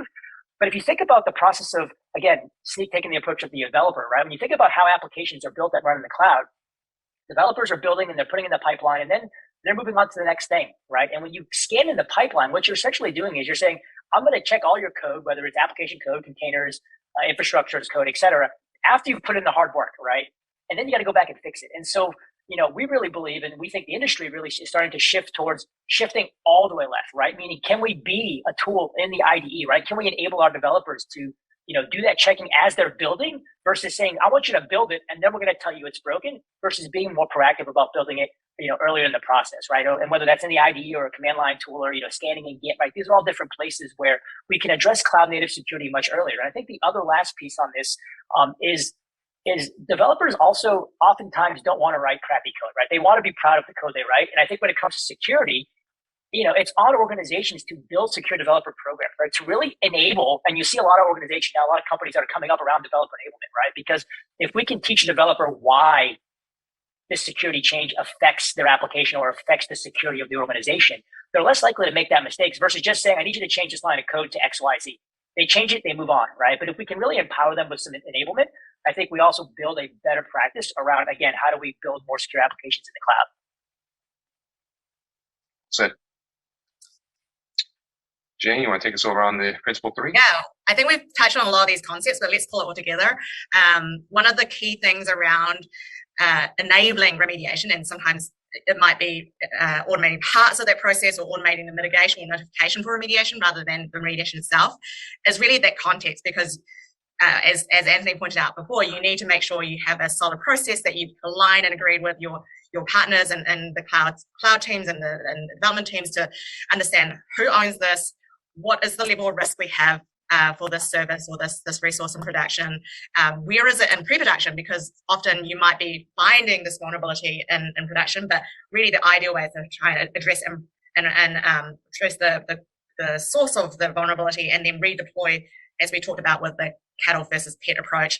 And then really there might be situations where you might never want to touch something production. I think that's a trend that we're moving towards. And then everything that that we talked about before with using understanding of exploits, using understanding of the tags and the business context of those of the services you're looking at and the assets you're looking at to really drive these workflows. So I think this is just a combination of everything we've talked about and pulling it together. And the one thing I will say is for people who are starting along this path, it's okay to just automate parts of this process. You don't need to get all the way to the end to have everything fully automated, all the workflows fully mapped out, and every single team in this ideal state. You can start with automating parts of the process and then iterating on that, getting that alignment, and then continue to expand into more your environments. Great point, Shane. So I think we've got a couple of questions. Let me bring up. I think these have come in throughout the day. And one of the questions that came up was, does the information regarding risks of cloud infrastructure or vulnerable hosted services, are they part of threat intelligence? I don't know if anyone take a stab at this. Is basically if I understand this correctly, is the infrastructure or configuration or misconfigurations and vulnerabilities, should they be considered part of the threat intelligence? I would say yes, right? I think we see this a lot, right? Because we're really pushing the infrastructure as a code story. And I think, if you look at, any of the security reports out there, like Verizon has a data breach report, they put out every year, right? The number one risk is misconfiguration, right? And that's just because people don't know how to configure things properly. When you look at organizations, they're not just going to one cloud, but they're going multi-cloud, right? How do you set policies and configurations in, say, Amazon and do the same thing in Azure, right? And it's very different, right? And again, you're taking someone who wasn't a traditional developer, right? More of used to be a server admin person, right? And now giving them the ability to go write code, right? Something like, Terraform, for example, to provision this workloads. And so I think, there is a risk in not having having an insecure application or container. But like I tell people, right, you got to protect your front door first, right? Like before you protect the goods in your house, you got to make sure your front door locks, right? So if you're leaving yourself open because of misconfiguration, that's absolutely part of a threat assessment, right? Like you need to understand what risk you're making when you're building the structure that you're ultimately putting your workloads on. Completely agree with that. Great Nothing point. to add to me. Yeah, no, and I think one of the key points there too is just the really how do we abstract like whether you're using AWS, GCP, Terraform, CloudFormation, the abstract the implementation or the technology underneath to like what are my security policies, right? I think that's one of the key things is when we think about our security posture, we're not necessarily thinking about it from an implementation standpoint, right? We think of data exfiltrated. Well, I don't know. It's not about is this from serverless function? Is this from a database or it's implementation. It's really about data exfiltration, right? Or secrets being exposed or vulnerabilities and how these things. And I mean, there's a lot of value I think we want to look for the tools is how you can abstract away that implementation to achieve the security policy that you at the high level have decided on. So I want to thank you both, Jane and Anthony, for joining me.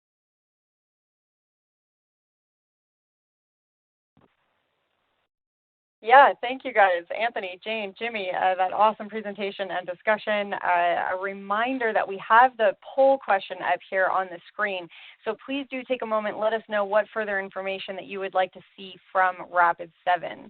And remember that if we did not get to your question in the live session, I know Anthony, Jane, Jimmy answered a few questions, and it's obviously difficult to answer the live chats while they're speaking, but the Rapid7 team is going to be following up with all of those questions, so please do keep them coming in. And if you are looking to learn more about Rapid7 right away, head on over to that Handouts tab, download their product brief, vulnerability assessment built for today's most complex cloud footprints. So you can learn more about, get some insight into CloudSec and Insight VM. Head on over there, download that right now. Definitely worth a read. Okay, and before we move on to our next session, we have another exciting break here. We're going to do another prize drawing.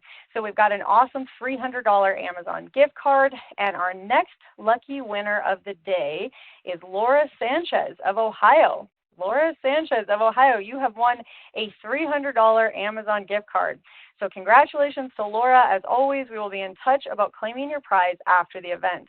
And don't forget, still lots more chances to win a prize today. Plus, and I'm going to keep reminding you, that best question gift card from each session. And again, even if we don't get to your question in a live session, you still have a chance to win that gift card. Okay, folks, let's keep moving right along on our march to the summit here. Next up in our virtual summit, I am so excited to introduce Tony Golding, Cybersecurity Evangelist at Delinea. So we are going to hand the mic over to you, Tony. Hello everyone, my name is Tony Golding. I'm a cybersecurity evangelist at Delinea based out of our Redwood Shores office in Northern California. And I'm really thrilled for the opportunity to talk to you today about privileged access security in a modern, hybrid, and multi-cloud context. Now note that these slides will be available for you to download. And before I get into my presentation, just please indulge me for a few moments while I introduce Delinea in case some of you in the audience are not familiar with that name. Delinea is a blending of two leaders in privileged access management, Thycotic and Centrify. And between us, we have more than 40 years of expertise in the PAM space. We're now legally combined as Delinea, and our respective solutions are coming together nicely on a common platform, a modern architecture you'll hear a lot more about in the next slides. All right, back to the main agenda. Organizations moving to the cloud are struggling to balance several new dynamics.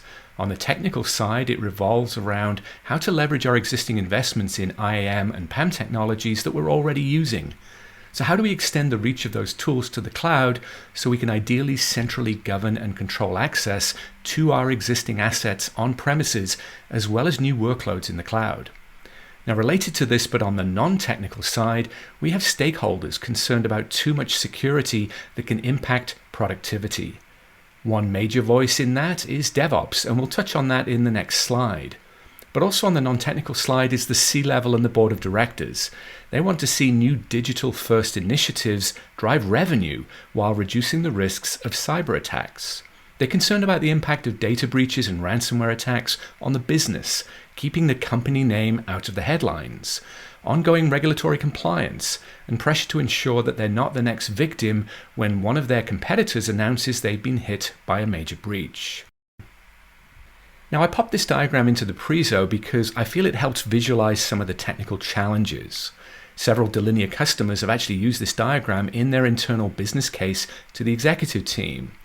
If you scan your eyes down the left side of the graphic, that depicts the main concerns for when our infrastructure, users, and applications were on premises. We typically focused on human admins using shared privileged accounts to access servers. Our privileged access control policies were static and required human care and feeding. They were rarely changing.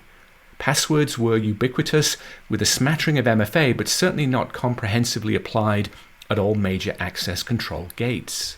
With the extended enterprise, PAM must now protect not only this traditional attack surface, but also cloud compute and storage resources, massive data lakes and big data projects, DevOps automations, dozens of containers that, as I mentioned earlier, now represent what used to be a single server and a monolithic app in the data center. Now, as the pendulum swings from data center to cloud, the emphasis on APIs, application and service accounts, machine identities, this all dominates over human accounts used for interactive administrative sessions. PAM must now be more automated and dynamic, since in an elastic world, we can't wait for admins to log into Windows and Linux instances to install access controls, to configure them, enroll them. Now, I've worked with organizations who are completely hands-off. They provision a full complement of instances and containers every 20 or 30 days for a fresh baseline. Many DevOps tools can provision gold master instances and containers with all the necessary bits pre-installed and configured. But a modern PAM must support this with built-in automations, especially around discovery, plus APIs that external apps and CI/CD tools can use. So hopefully you get a better sense of why a PAM solution with an architecture designed for the data center where everything was under one roof, a defensible perimeter that the security team could wrap their arms around, and simpler privileged access use cases will struggle to adapt to the dynamics on the right side of this graphic. And of course, the adversaries are not blind to all this. The extended enterprise represents tremendous opportunity to exploit these new hybrid cloud dynamics.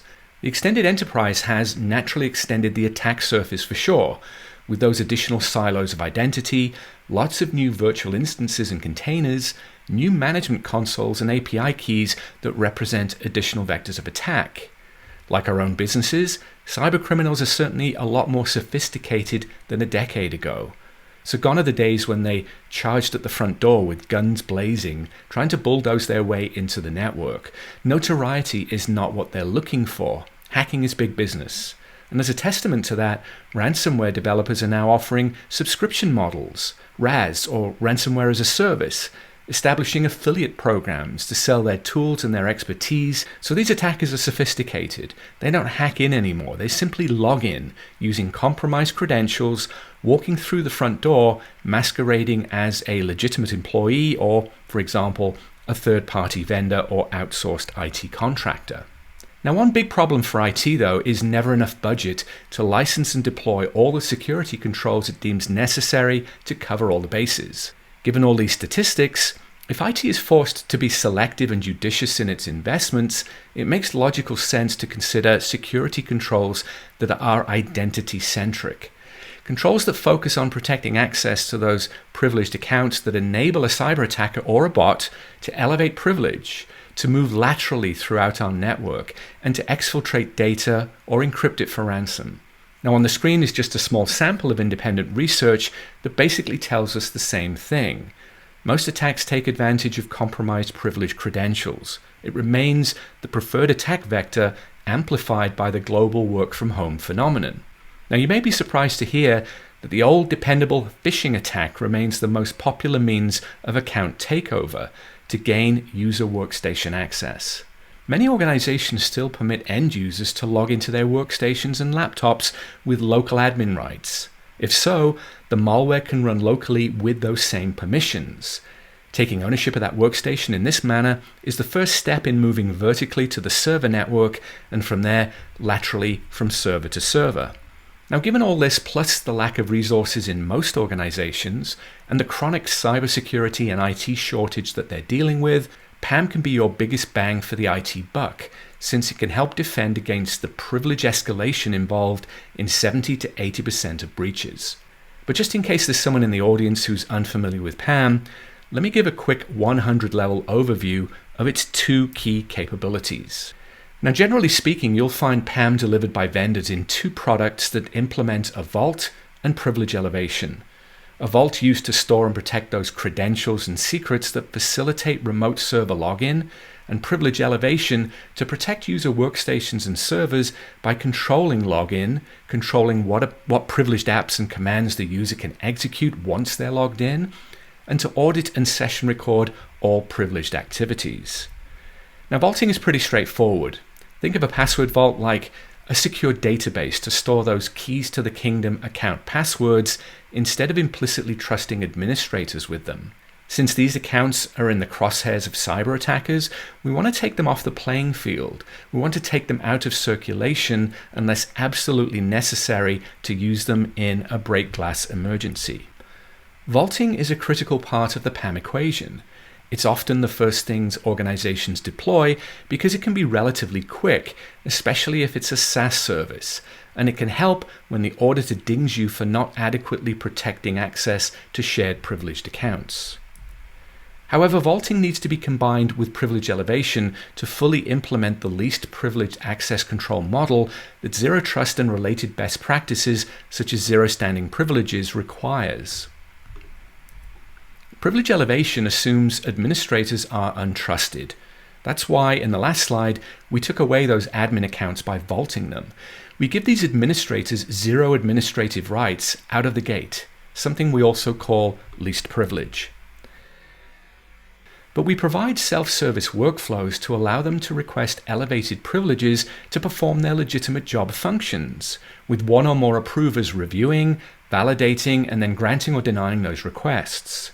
This is least privilege. Never trust, always verify, and it's also part of the Zero Trust mantra. Now, when the privilege task is done, the elevated privileges are automatically revoked, so the user is back down to a least privileged state. This is pretty straightforward, but it's much harder to accomplish in practice when your infrastructure is spread to the four winds, on premises, in DMZs, and in multiple cloud platforms and virtual private clouds. So moving on, when it comes to migrating existing on-prem workloads to the cloud or standing up new ones, you must shine a critical light on your use cases. Most will be the same, but you may find some that are more nuanced based on this extended enterprise model. For example, we have a lot of customers whose app development teams created individual private clouds for their respective applications being migrated to the cloud. And these project-specific VPCs were quite naturally private, with an emphasis being on privacy, limiting as much as possible access to and from the instances in the VPCs. During the initial development and testing phases, admins, ops, and dev teams, they logged in with local accounts to do their work. However, when it came time to switch to production, they had that cold sweat moment when they realized that switching away from local accounts to AD accounts for login was broken. Those instances inside their private clouds had no direct line of sight to AD on premises. Now, another example is a customer using a legacy password vault on premises for login to servers. This vault, designed a decade ago for the data center, was not able to accommodate a distributed infrastructure. The vault stack had to be replicated into each VPC to establish SSH and RDP sessions using the private IP addresses of the instance, which was only accessible inside the VPC. Access to the Vault UI from someone in their home office, for example, also required VPN ports to be opened to access that UI. So again, try to put yourself in the shoes of actors who will need to access this new infrastructure in various ways so you can validate whether the PAM solution you have now or that you're considering can satisfy those needs given the many private clouds that will likely be provisioned in multiple cloud providers. Now, we talk a lot about PAM technology, but let's turn our conversation to PAM governance for a second or two. Now, consistently applying governance and policies is critical for both human and non-human access. Unfortunately, securing machine-to-machine communication isn't easy because of their siloed nature and lack of visibility and control. As we saw earlier, top-of-mind concerns include too many accounts and too much privilege. This needs to be adjusted to reduce our attack surface and to drive down risk. The roles and rights we provision for privileged users must be properly managed. Now, the PAM solution can do this, or it should be able to defer some of this to a third-party IGA solution dedicated to that task, such as SailPoint. During routine entitlement certification efforts, the IGA tool workflow can then reach into the PAM solution to adjust access and privilege based on adjustments made by the managers in SailPoint. Cloud transformation introduces new attack surfaces as organizations shift workloads and administrators' access from on-prem to dynamic multi-cloud environments. What's required is unified and centralized management of the policies for login, privilege elevation, and for MFA. And these policies must be communicated to the PAM clients on workstations and servers for local enforcement wherever those resources live. There must be a trust relationship between these clients and the PAM platform. Native operating systems don't go far enough. Fine-grained access control policies enforced by PAM clients at the workstation or server level provide more granular control. Finally, a modern PAM solution built around a unified management plane with a distributed control plane that aligns with best practices such as Zero Trust, that's best suited to this extended enterprise model. Now remember those two key moving parts of PAM, vaulting and privilege elevation? Let's drill down into their core capabilities, beginning with trust. Servers in your extended enterprise are enrolled in the Delinea PAM platform, which I'll cover in a little bit, establishing a trust relationship. Now, just as we strive to validate the legitimacy of human admins, we also need to verify the legitimacy of our servers and the Delinea platform itself. So when the server receives PAM policies that control login, privilege elevation, and MFA, the server can trust that these policies came from a legitimate, a trusted source, the Delinea platform, and vice versa. Say on the server, a DevOps application needs to check out a vaulted secret. The Delinea platform can similarly validate that the request is from a trusted source. This trust relationship occurs during an enrollment process. Now, for all access requests, we must verify the user, whether that user is human, application, server, microservice, etc. In our modern hybrid world, identities may still exist in Active Directory or OpenLDAP on premises, or they may be in a cloud directory such as Okta, Ping, Google Directory, or Azure AD. Multi-directory brokering allows your PAM solution to verify who, irrespective of where the server lives and where the user directory lives, without forcing you to replicate your directory infrastructure into each VPC and cloud platform. Now, with best practices such as Zero Trust, we remove implicit trust in our admins. We grant them minimal rights, but with the means to explicitly request elevated privileges just in time through workflows that are built into the PAM solution or through a third-party workflow, such as ServiceNow's help desk. These requests contain all the relevant context necessary for approvers to make informed grant or deny access decisions, such as a trouble ticket, a typed rationale, the requested role, the target server, and the duration that elevated right is required for. So context is a critical element. Next, we have secure admin environment. Now, this is referred to as a clean source in Microsoft's privileged access strategy.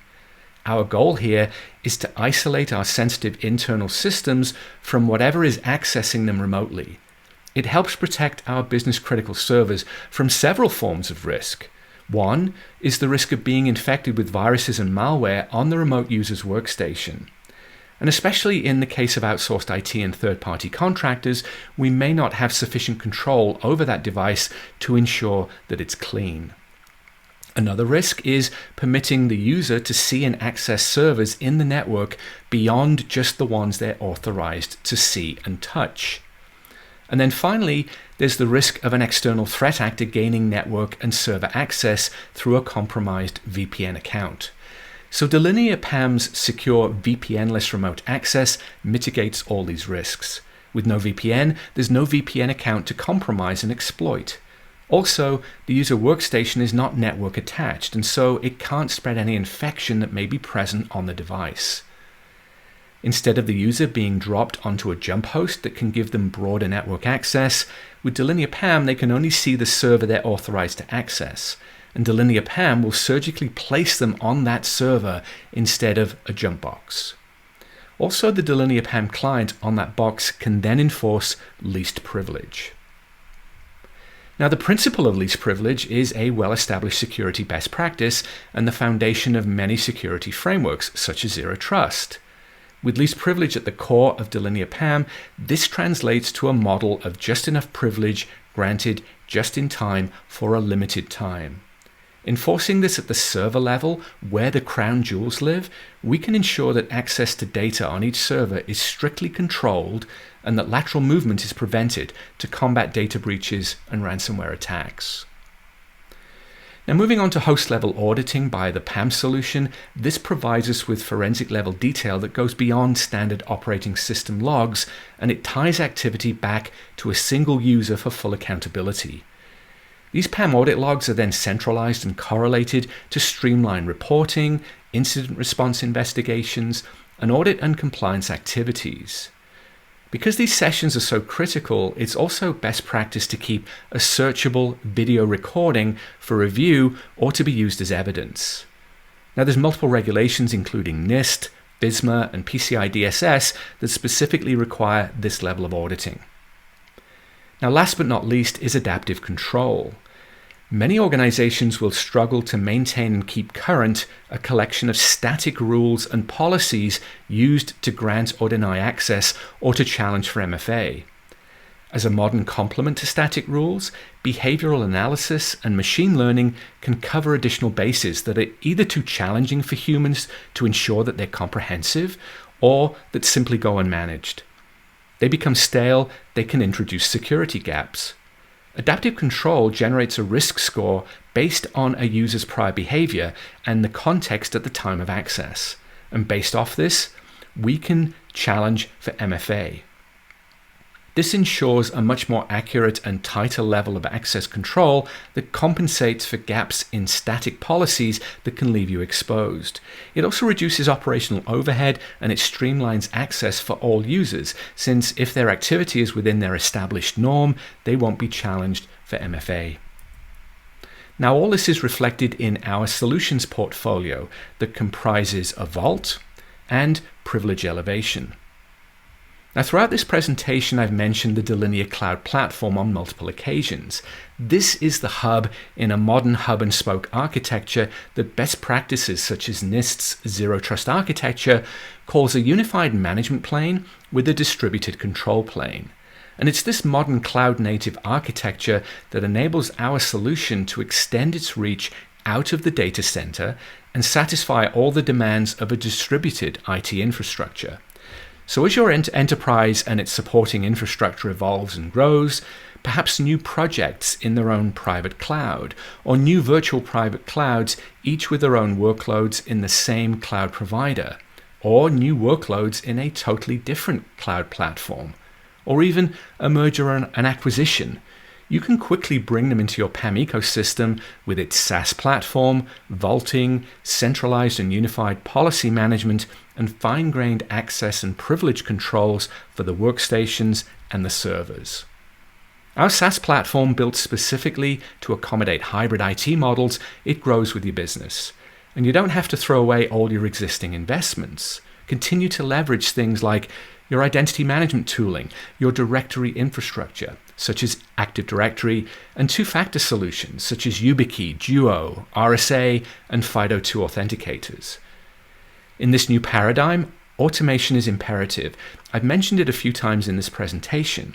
CISOs and CIOs are struggling with the massive workloads of protecting human and machine identities while pursuing best practices like Zero Trust. The answer is automating key areas of PAM such as discovery, deployment, role and entitlement management, password, secret and key management, access requests, and lifecycle management of human, application, and machine identities.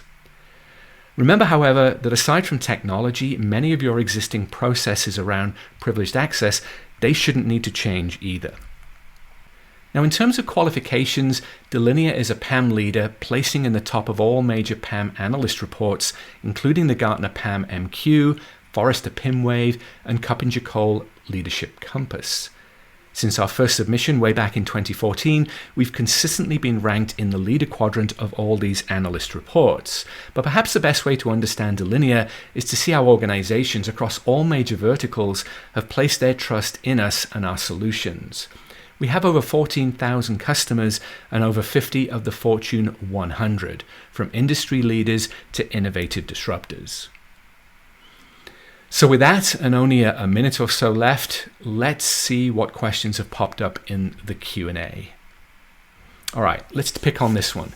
Please elaborate on why a client is installed on the servers. Some vendors are promoting the benefits of their agentless approach. Okay, that is in fact possibly a long question, but let me try and get through that one quickly. Yes, we do have agents on the box. We believe in having controls enforced where the where the data lives, and that is typically on the servers. If you don't have clients on the servers, then when it comes to remote login by administrators, it's hard for that server to determine friend from foe, right? I mean, you see an administrator, an anonymous account being used to log in and validate, and if that password is valid, the server can't determine whether it's actually a bad actor that's compromised that account or whether it's a legitimate user.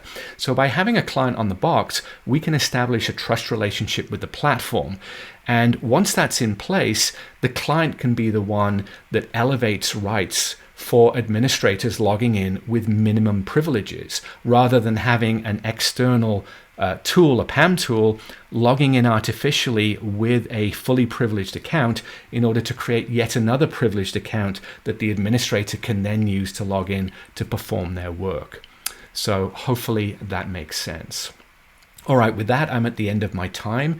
So thanks very much indeed. It's been a pleasure, and I hope you got a lot out of the session. Bye for now. Wow, thank you, Tony, for that awesome presentation and for taking some time to answer a few of our audience questions. I do want you to know, Tony, that you and Delinea got a couple of high fives from the audience already. Love the positivity coming from our crew today. A reminder that we've got that poll question up on the screen, so please do take a moment. Let us know what further information you would like to see from Delinea. And remember that if Tony did not get to your question in the live session today, he and the Delinea team will follow up with you after the event. And hey, if you loved that session, and how could you not, click into the Handouts tab in your audience console and download their white paper from Delinea, Critical Controls for Modern Cloud Security. It's engaging and it is jam-packed with info. Definitely worth a read. So click into that handout section and download that now. And while you're answering the poll or downloading handouts, I have some good news for you. It is already time for a second grand prize giveaway. So we're going to do the $300 Amazon gift card, plus I'm going to give away three Apple M1 iPad Airs. So first up, a $300 Amazon gift card is going to Taylor Corin of Illinois. Taylor Corin of Illinois, you have won a $300 Amazon gift card. And our three winners of the Apple M1 iPad Air are Jennifer Thomas of Texas, Tim Mosley of Mississippi, and Jonathan Candido of Massachusetts. That's Jennifer Thomas of Texas, Tim Mosley of Mississippi, and Jonathan Candido of Massachusetts. You have all three won an Apple M1 iPad Air. Congratulations to Alicia, to Jennifer, to Tim, or excuse me, to Taylor, to Jennifer, to Tim, and to Jonathan on all your prizes. And as always, we will be in touch about claiming your prize after the event. Don't forget, there are still lots more chances to win and that best question gift card. So coming up soon. But Before we get back into our session, I want to check back in with our intrepid guides here on this epic quest to the summit. Dave and John have come back on the platform to chat with us a bit more about disaster recovery and backup strategies in cloud. So once again, it is my pleasure to reintroduce Dave Kawula, Principal Consultant, Tricon Elite Consulting, and John O'Neill, Senior Chief Technologist, AWS Solution. Take it away, guys. All right, John, I think the next thing that I'd really like to talk to everyone about here today is, we live in a world of cyber everything, cyber defenses, cyber security, all of the latest attacks that we're seeing. Most of these attacks are even hitting the news now. They're that big, state-sponsored attacks. And so I think that having a good disaster recovery, business continuity strategy, backup and recovery processes has never been more important. And for me, one of the things I've seen this year that's been very interesting to me is that a lot of organizations would typically take some older hardware and they might use those as some backup targets to protect their critical infrastructure that's running. Well, we mentioned earlier in the keynote that you might want to rethink that, because if you're running out of support hardware, you could be running into issues with your cyber insurance policies. So that being said, okay, we'll fix that problem. Let's go order some hardware. Well, it's now getting Q to order that hardware, because you might not just be able to get that in 4 weeks. It might be 4 to 6 months, depending on what type of hardware you want to get. So when I look at the fact that cloud is a real game changer for disaster recovery in 2022, is now that I can get my instant on, I can get that instant scalability, I can leverage the object storage capabilities of the cloud, I can create and set up appliances up in the cloud, and I can actually have a full remediation and DR plan up to the cloud. And I don't have to necessarily worry about going and procuring all of that hardware. That's the big issue for me today. So how about yourself, John? What are you seeing as disaster recovery in the cloud for 2022? Oh, you're so spot on, Dave, with the cloud being this uniquely positioned source of expansion and resource ability that we just don't have with the supply chain, but we have the demand for. And a particular area of demand is in governance and compliance. We have people that have on-prem mailboxes, and now they have to turn on some compliance features such that they maintain communications, right? There may be legal concerns around that are forcing them to do that, but there's also others. Something that I'm seeing more and more is companies that are going through mergers or acquisitions or ownership changes.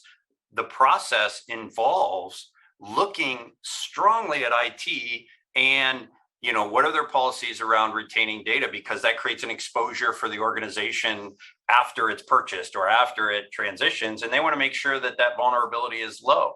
And that's all based on your disaster recovery and your backup and recovery strategy, where you're storing this stuff. How long are you storing it for? How long does it take you to get it back if requested, right?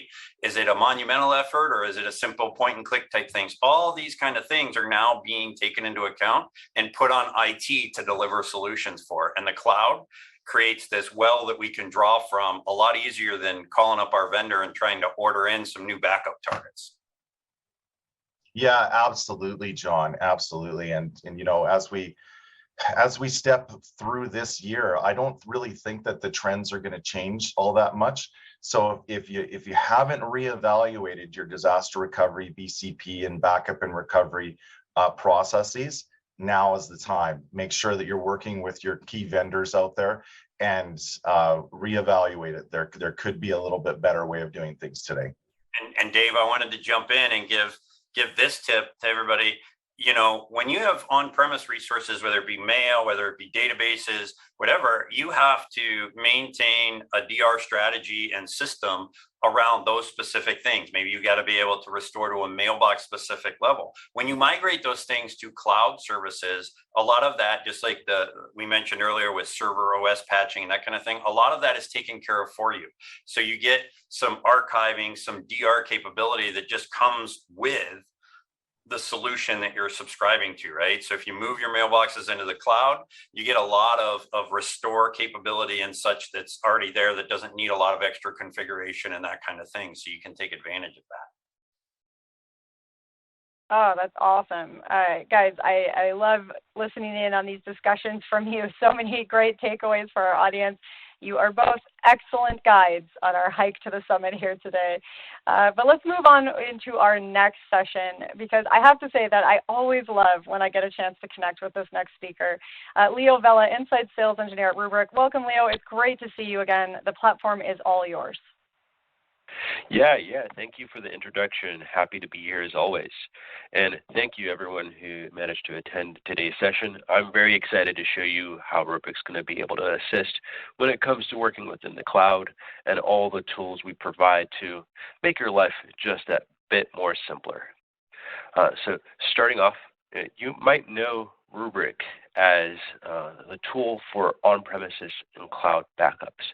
But just know that we're way more than that. We always have a focus on data security, protecting our on-premise workloads, M365 SaaS applications, and workloads including AWS, Azure, and GCP virtual machines. But as we delve into this whole conversation, the main reason that we develop a lot of these tools in the first place is because a lot of organizations seek trouble when it comes to cloud adoption, whether that be utilizing storage buckets for low-cost storage, virtual machines, or even volumes for those virtual machines. The reason for this is a lot of the same complexity that you would find in a legacy data center environment, and we see that with IT teams reconstructing that same complexity in the cloud. Not much of the mindset's changed. And because of that, there's also the consequence of there not being a single point of control for all that data, whether it be on premises or the cloud. And because of that, it causes a lot of complexity in terms of management. And because of this, you're relying on multiple tools, different services, of course, backup and recovery, the space that Rubrik tends to live in. And because of these multiple tools and even multiple clouds, it's not easy to monitor whether you're in compliance with your data protection objectives. Well, how does Rubrik fix this problem? As I mentioned before, if you're not familiar with Rubrik, we mainly focus on data protection and providing data security, not to just on-premises workloads, but in the cloud. And that includes hypervisors such as VMware, Hyper-V, Nutanix, Acropolis, including physical workloads like Windows and Linux file sets, NAS files, and extends into the cloud. And you have that same policy-driven protection to have that automated backup for all those workloads into just one view. Not to mention, we give you the option for granular or object-level recovery, full instance recovery if necessary, mass recovery of virtual machines. So we give you the flexibility that you need as an end user to only recover what you absolutely need at that moment. And of course, we have to provide that low-cost cloud archiving and disaster recovery. It's always been in our framework for you not to have everything that you have in terms of backup and archiving into high-cost disks and SSDs. You want to take advantage of that low-cost S3 compatible storage in the cloud. We want to give you that option, whether it be any of the public clouds or maybe those S3 compatible object storage providers like Wasabi or Backblaze. And of course, you have the automated setup. You can auto-discover your cloud environment in AWS, Azure, GCP, and automate the scheduling and retention. It's all done agentlessly. We're built with an API-first architecture and have that integration out of the box with those providers. Not to mention M365 protection itself. We have that full driven protection so we don't have any data loss that is required of protection for M365 environments today. You have those same policy-driven protections that required for on-premises and in the cloud onto your M365 inbox for Exchange Online, SharePoint Online, OneDrive, and even Teams channels. And you can scale unlimited. It's the cloud after all, using the hyperscaler. All of this is within Azure, and we grow within our organization as you do when you need to expand more of your M365 footprint. Of course, per user pricing and just working with the storage that you have eliminates the guesswork of determining how you're going to be licensed with M365. But all in all, if there's anything I want you to take away from this presentation, just know that Rubrik can act as your single point of management for backup and recovery of all these workloads, whether it be the cloud storage, cloud applications, enterprise applications held on premises like VMware, SQL Server, Windows Server, Oracle, NAS, amongst other workloads. And of course, we can replicate and have those disaster recovery plans built within your infrastructure already today, but simplifying it to just one point of management. And of course, I'd like to touch on a little bit more in terms of what we can do with Microsoft 365. So Microsoft 365, it's at risk. A lot more people are adopting it ever since, and not only since it's been released, but as of 2020, as we know, the quarantine has pushed many users into working from home. And we've totaled just about a year ago, about 300 million users worldwide are using Microsoft 365. And because of this, hackers have grown intelligent and knowing how to attack and how to make sure that they get the job done, get the money that they seek from organizations. 71% of those users have seen a takeover. 91% have seen an email breach of some sort, whether it be phishing or any type of credential gathering. And as of today, while M365, Microsoft provides its own tools, it's unprotected against loss of data. 74% of those organizations do not back up any M365 data using a third-party tool at all. It's a tier 1 application, just like everything on premises. So why wouldn't you protect it the same way? When it's the same risk of ransomware attacks, just as any of your other workloads. Well, not to fear, Rubrik's able to help out, not surprisingly. But what's more interesting about this, Rubrik and Microsoft work together. Microsoft, as I've mentioned before, does provide those native tools, such as access control, manager retention and deletion policies, and of course, legal hold for compliance and regulations. However, those tools alone aren't built for recovery and protection. It's mostly for compliance. You ever try to restore any of those files using those policies? It can take a while. But with Rubrik, we provide those backup and recovery policies that make it simple to make those granular restores or full recovery restores that are necessary. We have this partnership with Microsoft for a reason. And because of this, focusing on rapid recovery, we can focus on making sure that we're preventing mass amounts of data deleted through ransomware.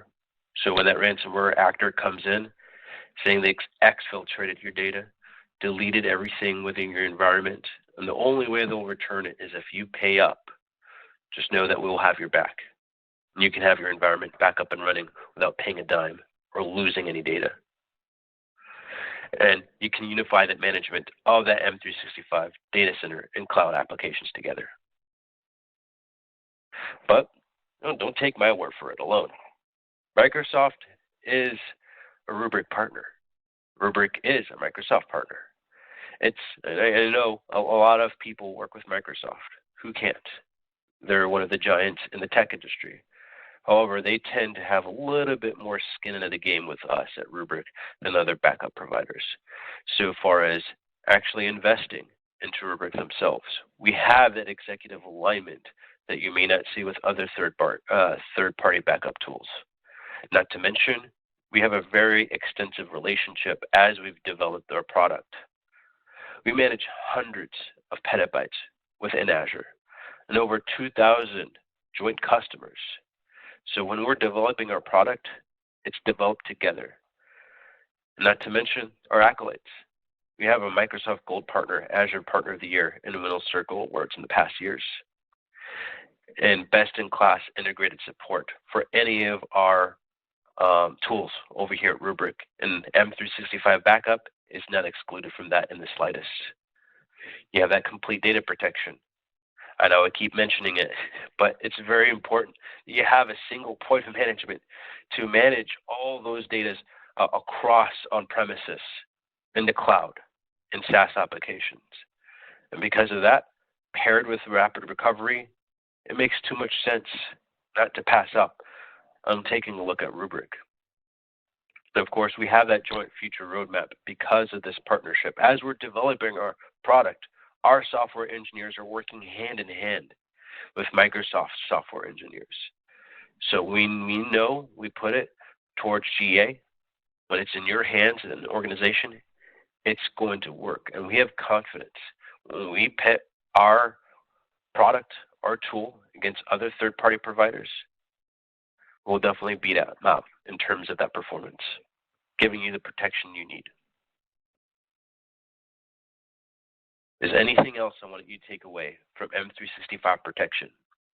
It's knowing that you can restore rapidly from recovering from ransomware. We have that air gap backup.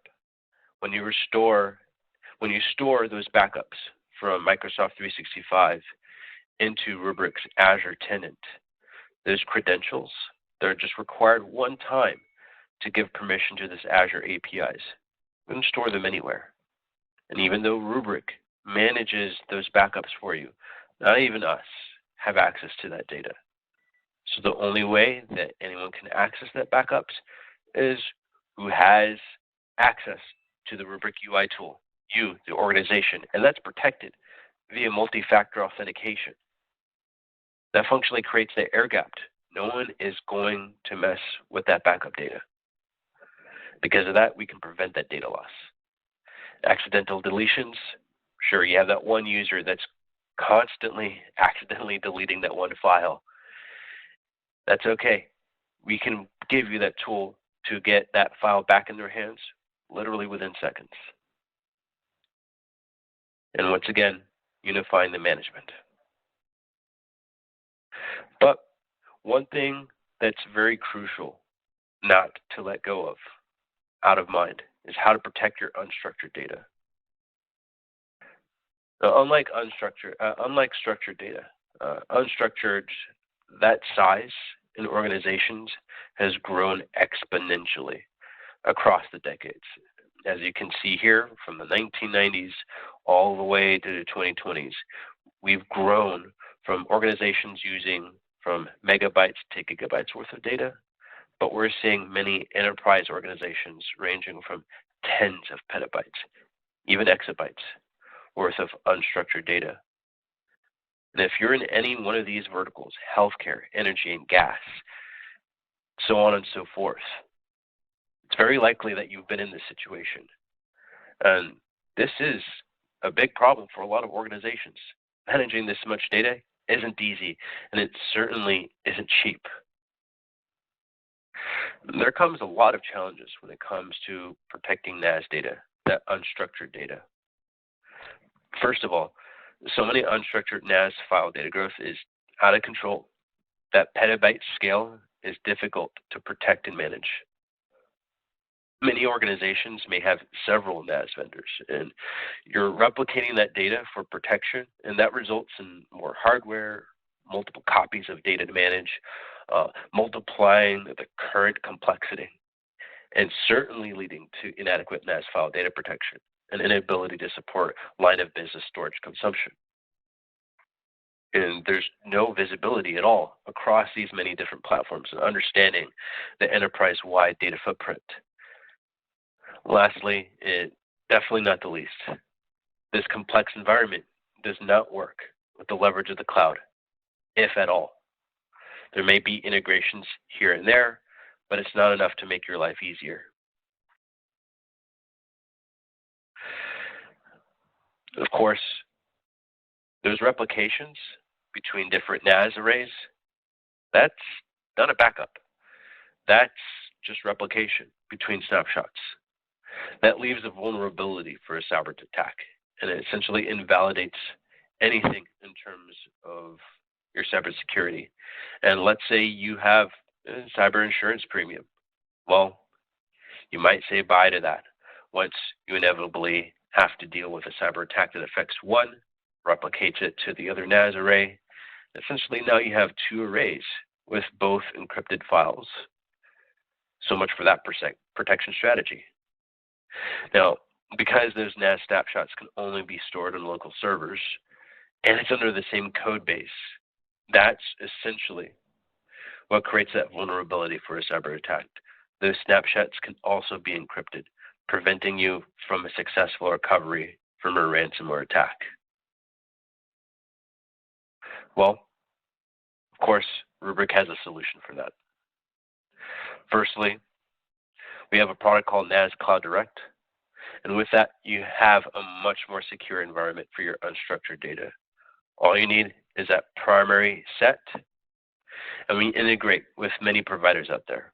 Dell with Isilon, NetApp of its many NAS arrays, Pure Storage FlashBlade, Cumulo, and hey, even generic NFS and SMB files.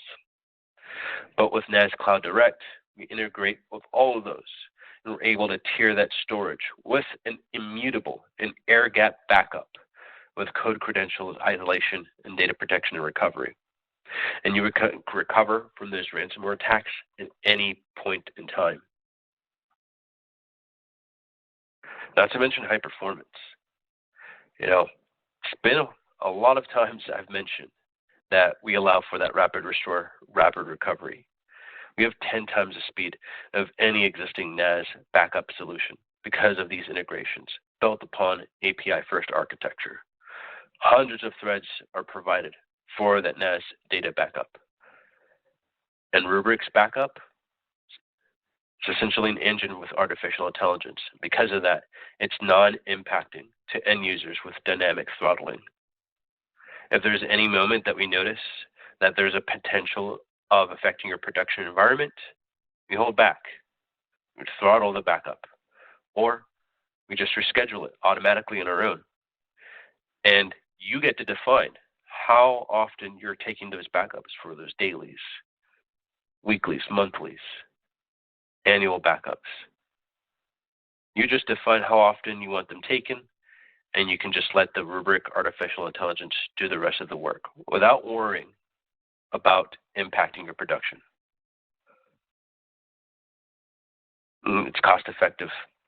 As I've mentioned before, this doesn't require you to replicate to a secondary NAS array. You can tier that data into AWS S3, Microsoft Azure Blob, Google Cloud Storage, S3 compatible providers like Wasabi Backblaze, private cloud providers, one that you might be comfortable with already, and even generic NFS SMB on premises if you need to. Point is, we want you to take advantage of the most cost-effective storage target available to you. And typically, because there's not that second array for your environment, we can see 10 to 15 times worth of savings just in those cloud costs alone. And you have less hardware to manage. It's great.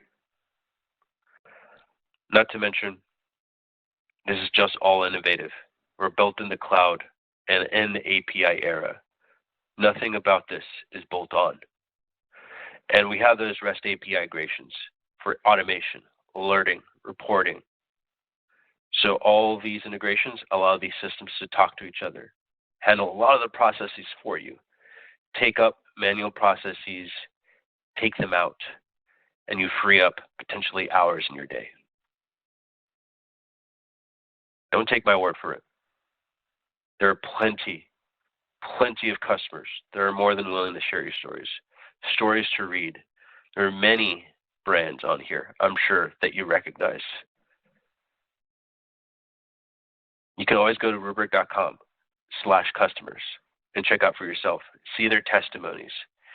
See how we've helped them, the impact that we've had in their environment and saved them time and time again against ransomware attacks. Thank you for your time. I hope you've learned something from here. Yeah, I think we all have, Leo. That was fascinating. Thank you so much for that presentation. Before we jump into Q&A, I'm just going to move along here to the poll. Now, I did see 1 or 2 people mentioning that they weren't seeing the poll, so I'm just going to suggest if you don't see a poll on your screen right now, do a browser refresh. And again, just a reminder that Chrome is usually the easiest browser for interacting with this platform. Okay, so the poll should be up. Please do let us know what further information you would like to get about the Rubrik solution. We've learned a lot of stuff today. What else do you want to dig into? Okay, Leo, thank you so much for being here with us. We've got a lot of great questions coming in from our audience. Are you ready to dive in here? Yeah, let's go ahead. Okay, perfect.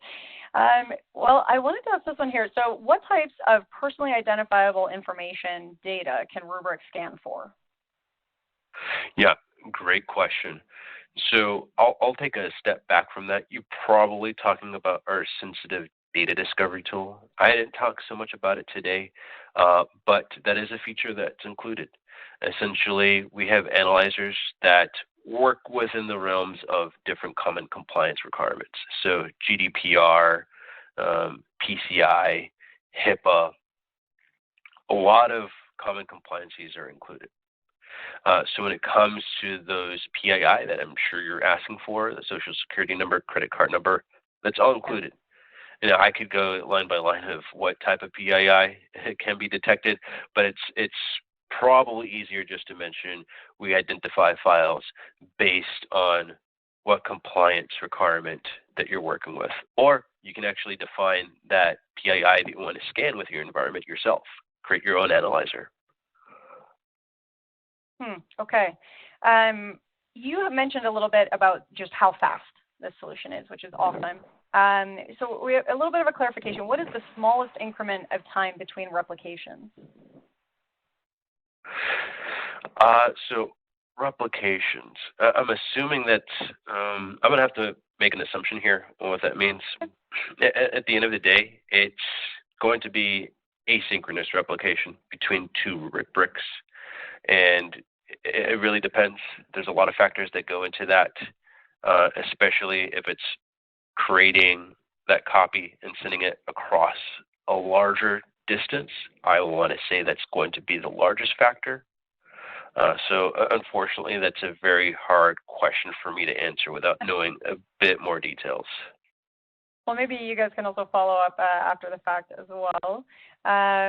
Okay, this one might also be stats I'm not sure that you have, but Gabriel is wondering if you do have any statistics about the number of Rubrik customers that have been attacked and specifically what their recovery rate has been.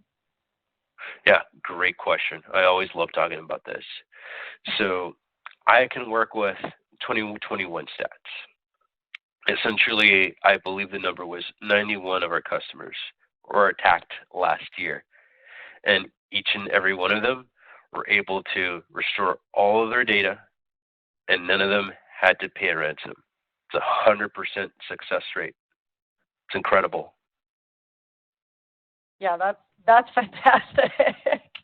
Well, that's a great place to kind of wrap it up. I wish we could keep going, but we are running a little short on time. Leo, before you take off, you mentioned users and use cases and people being able to kind of check that out and see how Rubrik solution has been put to use in real time. I'm wondering if people are wanting to take that step, they're wanting to see if this is going to be the right solution for them. What is their next step? How should they get started?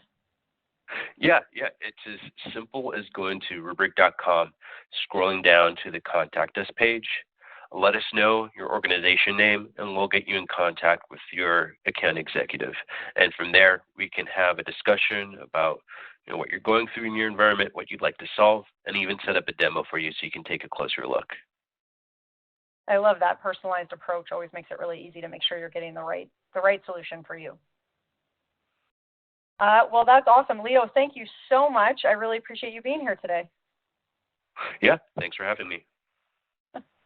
All right, and thank you to everyone who answered our poll or asked a question. I love seeing the responses coming in. And if you look at your screen now, you will see that it's time for another prize drawing. So we have another awesome $300 Amazon gift card, and our next lucky winner is Omilan Strizyak of New Jersey. Omilan Strizyak of New Jersey. Congratulations to Omilan. As always, we will be in touch about claiming your prize after the event. I'm going to remind you again that there's still lots more chances to win and the best question gift card from each session. So keep those questions coming in. But for now, we're going to keep trekking right along because we are, you know what, we're a little over halfway up the virtual summit now. So let's keep on climbing. Next up, I am so pleased to introduce, here we go, our slides are catching up, Richard Beckett, Senior Product Marketing Manager at Sophos. Richard, I know that you have some great content to cover in your presentation, so the platform is all yours. Talking about the 10 steps to cloud security success in 2022 and how Sophos can help you. And we're going to be covering 3 key topic areas. First, we'll examine the cybersecurity threat landscape as it relates to the cloud and the shifting tactics of attackers. Second, a closer look at the 10 steps of cloud security success and how Sophos can help you achieve your responsibilities for security in the cloud. And thirdly, why Sophos's blend of automated protection and managed services in a single package is becoming so attractive to modern organizations embracing the cloud. Now, for those not already familiar with Sophos, we are a cybersecurity company. We've been around for more than 30 years at this point, and our mission, is simply stated, is to protect people and businesses from cybercrime. And we do this via a combination of powerful and intuitive products and services that provide effective and comprehensive cybersecurity for organizations of any size. And when we say comprehensive, what I really mean is that we cover networks and data security, user and device protection, and of course we do that for on-premise networks, remote users, and of course the cloud that we're here to talk about today. And these are the types of security incidents that we're defending organizations from every day. Those that 70% of organizations running workloads and data in the public cloud have experienced in the last 12 months. And while blocking these incidents are high priorities for all organizations, some teams that are faced with a range of responsibilities that include security are finding that they need the blend of the right security tools, the right managed services to ensure application uptime and data security at all times. And with this shift, organizations are also seeing an increase in ransomware statistics, with 59% of attacks where data was successfully encrypted now including data in the public cloud. And now more than ever, it's important to be aware of data security best practice across all environments, whether that's on premises, whether that's in a hybrid or public cloud environment. And these incidents, we're seeing new tactics involved here as well. We're seeing new tactics that are automating searches, targeting those harder to monitor cloud resource misconfigurations to gain entry into an organization's environment. Now, misconfigurations are now causing up to 66% of incidents in public cloud environments. So organizations need that ability to also shift their focus to continually monitor for these potential backdoors into your environment. And According to a recent Sophos research project, you can see just how quickly someone can identify these misconfigurations, including vulnerabilities like leaving RDP or SSH exposed, or data storage in public mode, or perhaps overprivileged IAM roles giving an attacker access into that environment. And these types of vulnerabilities, these misconfigurations, can be found and they can be targeted in less than a minute. So it's leaving the window to respond very short for you as an organization. Now, a lot of organizations can think that they are securing data, securing workloads in the cloud just because they are aligned or they are using the services from, say, Amazon Web Services or Microsoft Azure or Google Cloud Platform and so on. And unfortunately, this isn't the case. Each cloud provider will have what they call a shared responsibility model for security. And as you move to the cloud, it's important to take the time to understand your cloud provider's own model here. Now, let me begin by expanding on this shared responsibility model by touching on a subject that we call operationalizing security in the cloud. And what this really breaks down to is like a mental governance model, if you will. There has always been the shared responsibility model with any cloud provider. And an example of this is on screen here, but each provider is going to have their own specific version. This is kind of a catch-all generic version, if you like, that tries to provide a summary of what where everyone's responsibilities lie. Now, what you see here is really just a definition in blue and orange of the different security responsibilities of the cloud provider. So AWS, Azure, Google, and so on. Now, the cloud provider is responsible for security of the cloud. So the compute resources, the underlying infrastructure that you're utilizing.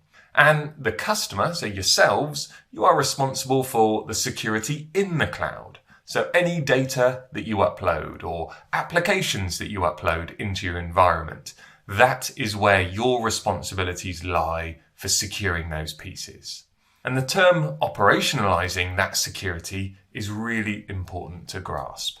And so if I zoom in here on your responsibilities, what we mean by operationalizing security is it's about selecting the right security software tools, the right people in your organization or in third-party organizations, and the right processes. So if we spend just a moment just to look at these in a bit more detail.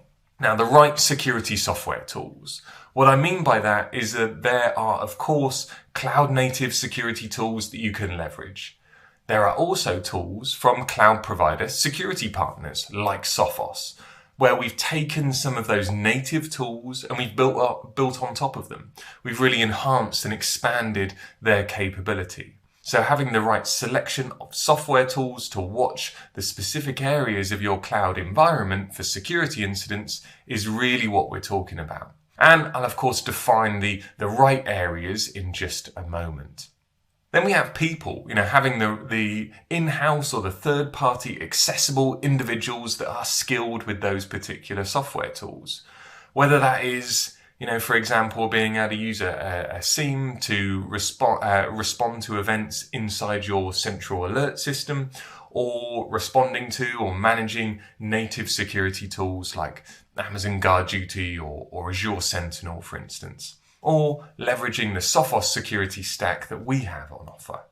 So people that are familiar with how to operate these security tools is really important. And then you have the process. What we mean here, what's important here is that you have a well-defined process for what might happen on a bad day for your company. So if there is a security incident, what is the process that you have in place to respond to that incident, to investigate it, to triage it, to find the root cause? And you'll most likely need a different process and tools for different types of incidents. As a network perimeter event would be different, say, than that related to identity. So having a well-defined process used by people that are skilled to operate the tools that you have in place, those three things combined are really what we mean when I say operationalizing security in the cloud is at the utmost importance in your cloud environment.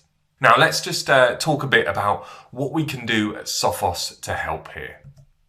To do that, I like to take a look at the 10 steps. Let's call them the 10 steps to cloud security success. Any customer can use these when referring to, or determining what areas of your cloud environment should be monitored for security events 24/7. So let's take a look at these 10 now, and I'll highlight how Sophos can help you address these areas as we go through and a little bit later on in the presentation as well. Now, the first area here is cloud infrastructure vulnerability scanning.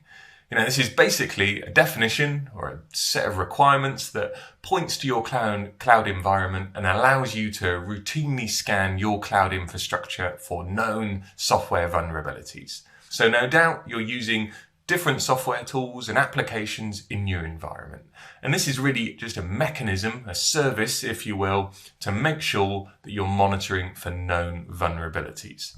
The second area is cloud resource inventory visibility. So this is a continuous scan and reporting of all of your cloud resources and their configuration status. Now, of course, you probably heard, the old saying, you can't secure what you can't see. So you first need to make sure across your company that you have visibility of all of your assets. So your virtual machines, your containers, your IAM roles, for instance, any workload running in the cloud should be visible to you. So this is a service that is specifically aimed at making sure you have a complete inventory of everything you have running in the cloud and ensure that something like shadow IT just doesn't impact you negatively. Now, the third area is cloud security best practices monitoring. So every native service from your cloud providers, whether it is Amazon S3 or EC2 or Azure VMs, Google databases, whatever you're using, they all have a security configuration best practice defined for them. And this is a service which monitors for those specific best practices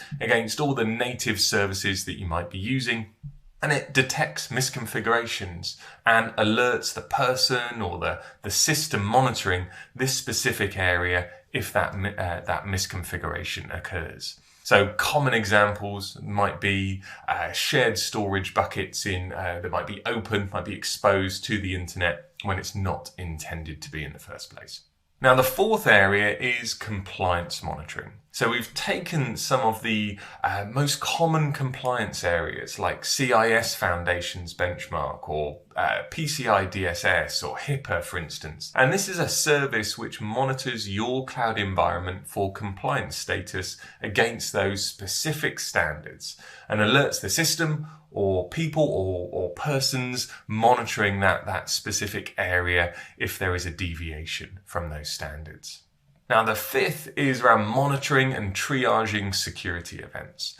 So this is a service which is able to monitor all of these areas that we're looking at on the screen here and the other 5 that I'll be displaying here in just a moment for security events. So there should also be recommended remediation guidance or full remediation done by a service on top of this as well. So remediation actions could be things like close open ports when they're exposed or shut down unauthorized instances that might be spun up. Now, the 6th area is really to make sure that number 5 is happening around the clock, so 24/7. Attackers are not working 9 to 5. These incidents are going to happen around the clock and usually at the most inconvenient times for you and your team.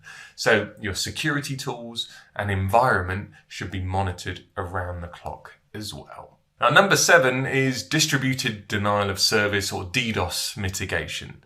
So this has to really do with the edge of your cloud environment. So you should have a service in place to be able to monitor for potential DDoS attacks that can impact the availability of your web-facing applications for your customers. And that service that you should have there should have the ability to detect these events, prevent them, or mitigate them in the first place. Now, the 8th area is Managed Intrusion Prevention System, or otherwise known as IPS. Now, this is a defensive service that defends against known threat patterns, typically on the network side, and it increases your overall security posture within your cloud environment. Now, next up, the ninth area is managed detection and response. So MDR is the industry term here, but specifically MDR for cloud-based endpoints. Where an endpoint is a virtual machine or an application or a workload or a container, maybe a serverless function running and so on. This is really a combination of software running on those endpoints, monitored for threats at the infrastructure level, and human beings, experts trained in the cloud security environment, looking for potential security threats, detecting them, investigating them, and of course, removing them from the environment. And then the 10th step, the 10th area here, is managed web application firewall, otherwise known in the industry as WAF, of course. So this protects your web-facing applications and your APIs against some common exploits that are really very prevalent out there on the internet. So that combination of these 10 areas, these 10 steps, is really what we recommend that you cover within your organization to get success out of your security program. So if you cover 10, we highly recommend that you cover the other 7 steps. If you're covering 5 on your own and you need help for the other 5, well, that's a great reason to talk to Sophos. Now, here at Sophos, we have a single cybersecurity package of tools and managed security services to help take some of the weight of cloud security off your shoulders. So think of it as your ticket, if you like, to achieving those 10 steps that we just outlined a moment ago. So let me just take a moment just to break down the Sophos package here for you. So it's a single cybersecurity package. It includes automated security across cloud workloads, virtual machines, and endpoints. It's wrapped in our Sophos 24/7 managed threat response service to ensure we got security of data. We can proactively prevent vulnerabilities, and of course we can block threats around the clock for you. So you will have a dedicated team of security experts from our MTR service. They're going to be continually monitoring your cloud environment to respond to security events. Whether that's 3 a.m. in the morning, whether it's weekends, whether it's holidays, it doesn't matter for that team. And there is also a very flexible deployment approach here. And it allows that protection to be managed in-house by you, if you wish, or through a Sophos managed services partner to ensure you've got correct deployment of Sophos protection, correct configuration, and day-to-day security management in place. And as a third option, as kind of a middle ground, if you like, we also have Sophos professional services team who can help with the initial deployment of Sophos security tools and then hand over to yourselves for the day-to-day management. And from a cloud provider platform perspective, this also helps you achieve much greater value from key AWS services like Amazon Guard Duty, for instance, or Security Hub, or Azure services like Sentinel, for instance. And the reason here is because security findings from these services are analyzed, they are risk assessed, and they are prioritized by Sophos to ensure that nothing is lost in the noise of your cloud environment in the first place. And because we provide these tools and services as part of a connected system, all managed from one central console, working with Sophos has 3 big benefits that it's able to unlock for you. It's optimizing prevention in the first place. We are enabling you to proactively identify misconfigurations and gaps in security best practices. And this just helps to prevent security incidents in the first place, okay? And then if that threat does get in for any reason, we're also about minimizing the time to detect and respond to those incidents. And 24/7 security monitoring is there in place with that elite team of experts. And that just means that you benefit from the best people and the best technology protecting your environments, your customer applications, and your data. So if we just dive a little bit deeper on these 3 topics for a moment, I mentioned that old saying, you can't secure what you can't see. Now, visibility is crucial in any security strategy. And this is where the Sophos Cloud Security Posture Management Service comes in. So this is called Cloud Optics. This is part of that single package that I mentioned a moment ago. And It allows you to continuously monitor cloud environments and point out where exceptions or changes are being made with a tool that's able to learn behavior specific to your users in your environment.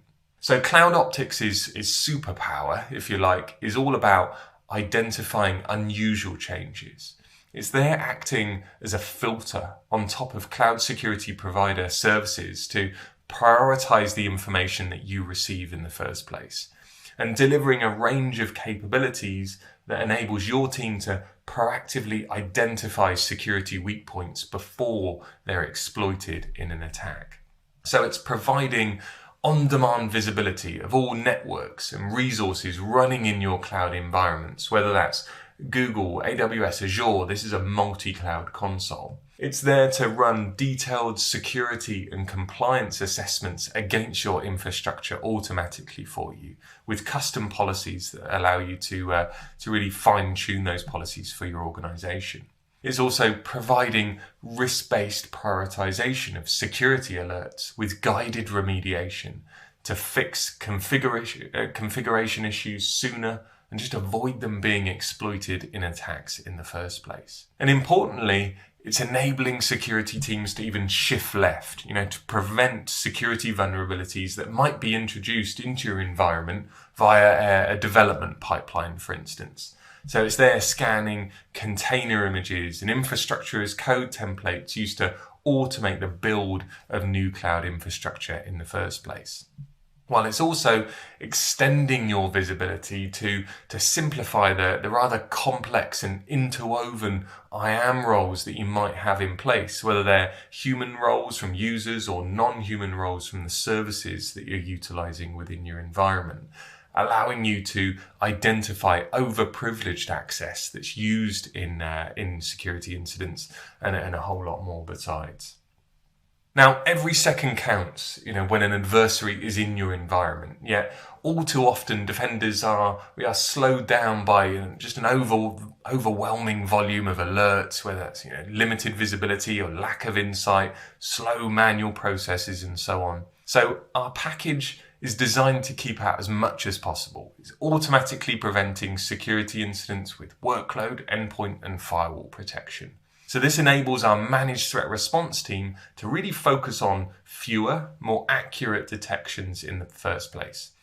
So if you will, it's all about going straight to the needle rather than hunting around through the haystack. So you need to have strong detection signals with insight and context to investigate effectively, and then be able to respond with both automated incident response and analyst-led resolutions for maybe more complex or broader situations.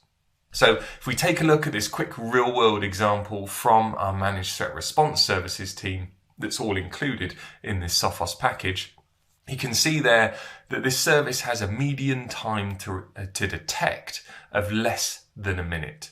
And our experts are then able to leverage the collective insights and expertise of our global threat intelligence labs and Sophos AI models to gain the context they need to guide their investigations. Our median time to investigate is just 25 minutes.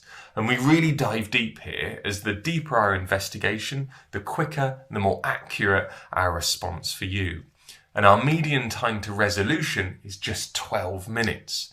So our total response time is just 38 minutes on average. And that's pretty phenomenal today, but it's only going to get better with time. So it's this powerful combination of prevention, detection, and response that enables us to deliver just superior security outcomes for you. Now, for a lot of teams, large or small, it's just not realistic for that team to be monitoring security around the clock.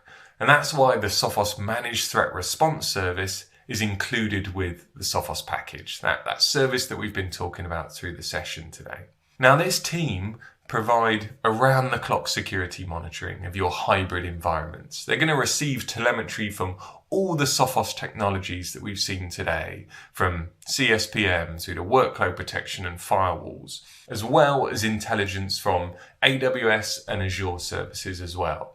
So it's enabling 24/7 threat protection, monitoring and response across your environment.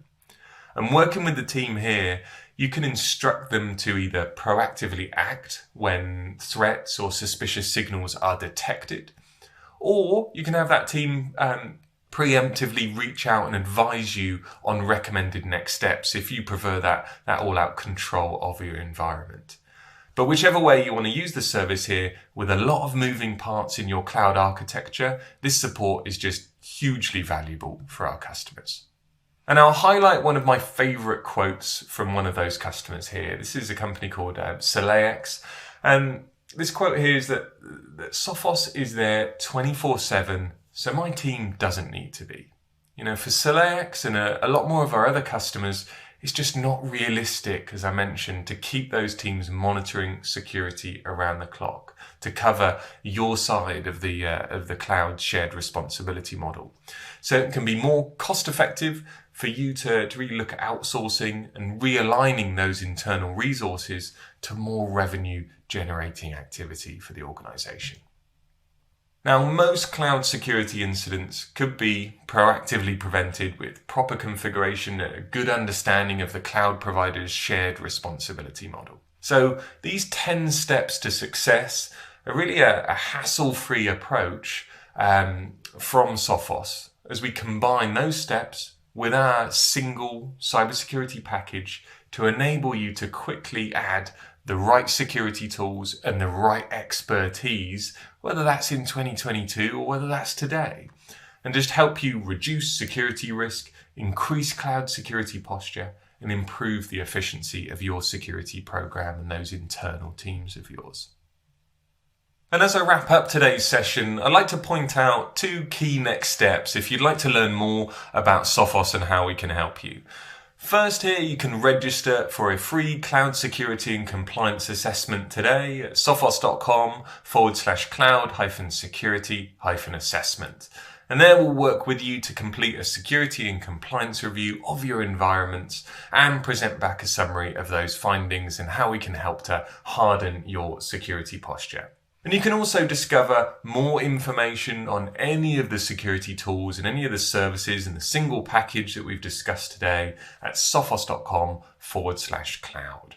And with that, I'd just like to thank you for your time today. I hope you've enjoyed that session. Yeah, I think we all enjoyed that session. Richard, thank you so much. What a wonderful presentation. Lots of great stuff covered and some amazing questions coming in from our audience. Yep, I see Patrick is giving you a high five as well there, Richard. He says, great presentation.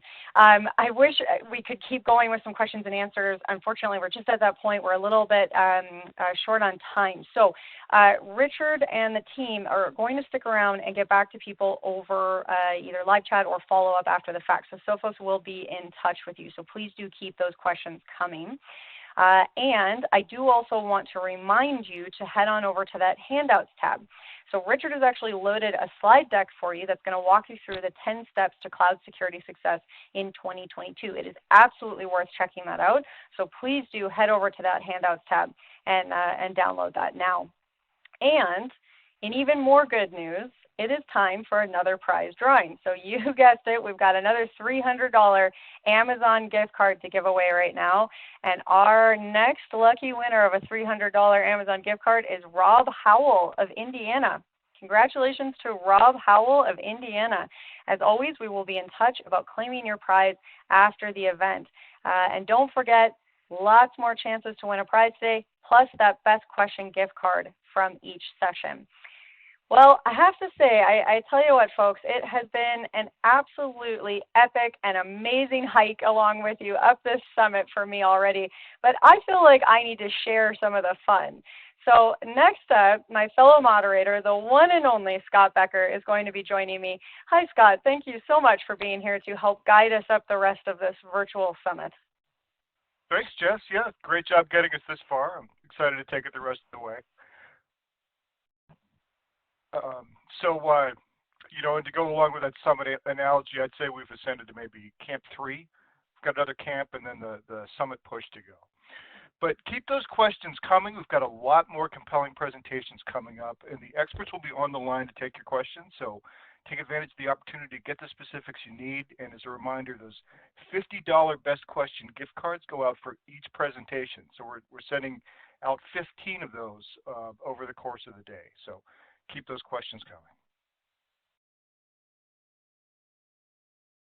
And now it is time for the next presentation in the Cloud Summit. And our next session comes from DataStax. And presenting for DataStax is Jason Langer, who's Product Marketing Manager over there. Jason, welcome to the Summit. Hey, thanks, Guy. I appreciate it. Hopefully you can hear me okay. You sound great. Take it away. All right. Thanks. Well, thanks, everybody. Good morning, good afternoon, good evening. I know we're covering probably a lot of time zones, so whatever time of the day it is for you. Happy Wednesday, and thank you for joining me for this session, as well as obviously joining the overall summit. As we said, I'm Jason Langer. I work at DataStax as a product marketing manager.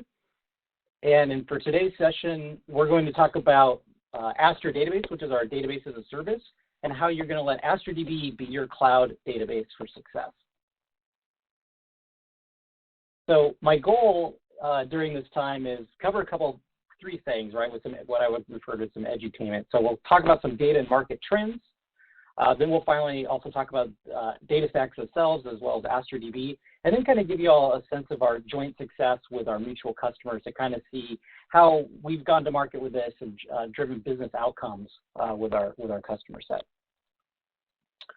So let's start with what 60 seconds on the internet looks like. And hopefully this doesn't surprise anyone, but we pretty much live in an always-on connected world, and even more so with the last couple of years. And that connected world has us consuming digital media to the tune of nearly 7 hours a day on average. And the majority of that time is spent actually doing that on a mobile device. Now, the creation, the consumption of that data is also showing no signs of slowing down. So what does that actually look like in perspective? Right. So in a 60-second span, you can have up to $1.6 million US spent. You have up to 500 hours of YouTube content uploaded, or up to 28,000 Netflix subscribers logging in to access their content. On the social media side, for all my TikTok fans out there, they see about 5,000 new downloads of their application. And if you're more into Instagram to send pictures of your food or your cat or your dog, Instagram is approaching nearly 700,000 stories being shared. And if you're, if you're out there and you're in the single world, you've got Tinder, who sees around 2 million swipes on their app, and hopefully the majority of those are swipes to the right. And for the gamers out there, and I fall into that bucket myself, you have Twitch, who's pulling in 2 million views to their streaming platform. And we haven't even touched on the roughly 60 million, text messages or SMS messages that are sent, or the nearly 200 million emails that are sent in that same 60-second span. But all of that time spent on digital media is creating a large amount of data. And back in 2020, the IDC has estimated the amount of global data around 65 zettabytes. Now, I'm a kind of a visual learner, and I can't show this to you live or on camera, but to put that in context, since we got a technical crowd, if I have a 1 terabyte drive in my PC, it takes about 1 billion of those, so 1 billion drives, to equal 1 zettabyte. And we're already at 65 zettabytes or back in 2020. But as we go forward, as we get into 2025, that data is estimated to over double, so 2.5 times, right? And that's going to take us north of 180 zettabytes. Now, that also represents twice as much data that's been created since the advent of digital storage. So for a company like DataStax, or for different industries and companies that are out there, those numbers bring two things to mind. First, how is that data actually going to be stored? And better yet, and kind of why we're here, how will that data be used by businesses to increase revenue, market share, customer experience, and so forth? Well, the first question is a little easier to answer. Like, this shouldn't surprise anybody. But it's going to land in some type of database, and more than likely by the time we get to 2025, that database is going to be housed in the cloud. So this number is from an IDC report, kind of saying by 2025, nearly 66% of databases are going to be cloud-deployed database management systems, right? So that's an easy question. But for the second question of how folks are going to use that data, I'm going to start with, I know it's a little cliche, but I'm going to start with kind of a famous quote. So Clive Humby back in 2006 has famously said, you know, data is the new oil. And I know it's 2022, but that comment rings true today as it did then, probably even more so. But back in 2012, a gentleman by the name of Michael Palmer added a little extra to that comment to drive the point home. And Michael said, like oil, data is valuable, but if unrefined, it cannot really be used. It has to be changed into gas, plastic, chemicals, etc., to create a valuable entity that drives profitable activity. So must data be broken down and analyzed for it to have value, right? And that really brings me to why I'm here today, or why DataStax is here today. And how organizations choose to leverage that data to drive business outcomes is going to have a huge impact on their business. And one of the key examples, or a good example of that, is the power of customer personalization, excuse me. These numbers are provided by a report by McKinsey & Company that companies who excel at demonstrating customer intimacy generate faster rates of revenue growth than their peers. And the closer organizations get to the consumer, the bigger the gains, right? So players who are leaders in personalization achieve outcomes by tailoring offerings and outreach to the right individual at the right moment with the right experience, right? And consumers expect brands to deliver personalized interactions, right? These numbers kind of highlight that. So 71% of consumers now expect a personalized interaction from their company, or from their companies of choice. So whether it's like Starbucks knowing what kind of coffee you drink, or it's Netflix telling you, hey, we saw you watched Ozark, maybe you're gonna like Breaking Bad, right? So people want these kind of recommendations sent to them, right? And that's where you get into that 67% number, right? On top of product, even services. And 65% even want targeted promotions, right? So I'm a big Adidas shopper. I use their app all the time. So anytime there's a sale, or they're like, hey, we're coming out with a new set of superstars, Jason, like I get this ad pushed to me on my phone. I'm like, this is great. This is exactly what I'm looking for. And I'm happy to spend my dollars with them. And what that means is companies that 40% companies that grow faster drive 40% more of their revenue from that personalization, right? So if you're in a retail space or some sort of product and services space, if you can just, by personalizing your output to your customers better, increase your bottom line by 40%, you know, it's a pretty strong, compelling, and powerful story. But the challenge is, like, I clicked the wrong button, sorry, y'all.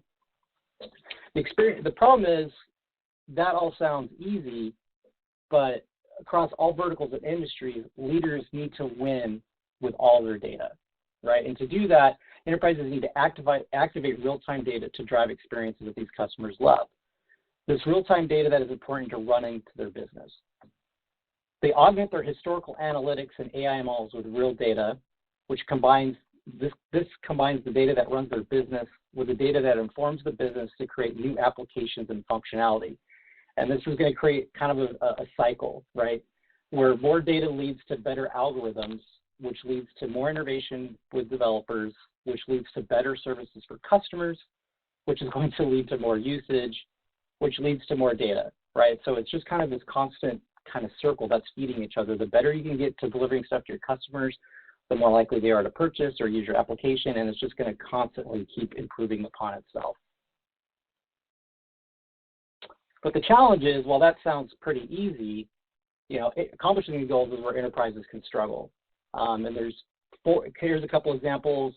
Some run into all of these, some run into some of them. There might be other ones, but these are kind of the four main ones that we've seen at DataStax. And the first is actually not leveraging the actual data, right? This has to do with data silos, right? So don't lock up the real-time data into different databases or into different silos of teams that have access to it, right? You need to make all that data available to your developers so they can leverage it and work with it, and also connect it to other ecosystems. And those ecosystems could be internally or external services provided, you know, by different cloud vendors or cloud providers for other tools and functionality. Next, companies struggle with operations, right? I don't think that's probably anything new to folks on this call, but you know, enterprises are trying to move away from the traditional operating model, right, which is self-managed, vertical scaling, potentially with infrastructure that's a single point of failure, they want to move more towards this digital operating model, which is highly reliable, horizontally scalable, and distributed systems delivered across clouds or even multiple clouds. Failure to launch. Companies need to accelerate business outcomes and increase developer velocity to stay ahead of their competition. So not only do we need to make the data available like we talked about before, but we need to make it easy for them to consume how they want it and the way they want it. And this will drive productivity as well as innovation and creativity. And finally, overspending. I think everybody's kind of seen this when it comes to the cloud. If you do a lift and shift migration, or if you're not properly sizing your workloads, companies are overspending in the cloud. And we've kind of come up with a way to help ease those pain points. And when I'm talking about companies overspending in the cloud, this is data that's from a Gartner report, so you can easily find this, and we can link it in the resources. And it's kind of a tongue twister, but 80% of companies will overspend by 20 to 50% on their infrastructure in the cloud. And it kind of breaks down into one of two reasons, or possibly both. First, they just kind of keep buying the way they bought before. They buy up front, and they just kind of have this scale of infrastructure to overspending as opposed to utilization. On top of that, or potentially, they can also just be sizing for peak, or sizing and paying for peak. And we see that a lot with, retail companies, or something where you've got like a cyclical business. Like think of a retailer with Black Friday, where it's like, okay, we've got this huge spike, over that weekend or whatever, but we've sized for that. But once the business tailors off, you still have those resources running and consuming and being billed for, right? But additionally, we've kind of heard other things from folks in our conversations, right? So beyond kind of pulling these numbers and this information from industry reports. So hopefully some of these quotes might resonate with you or what your experience is, but if not, drop some comments in the chat. We definitely hear different points of perspective. I won't read all these, I'll just highlight a couple.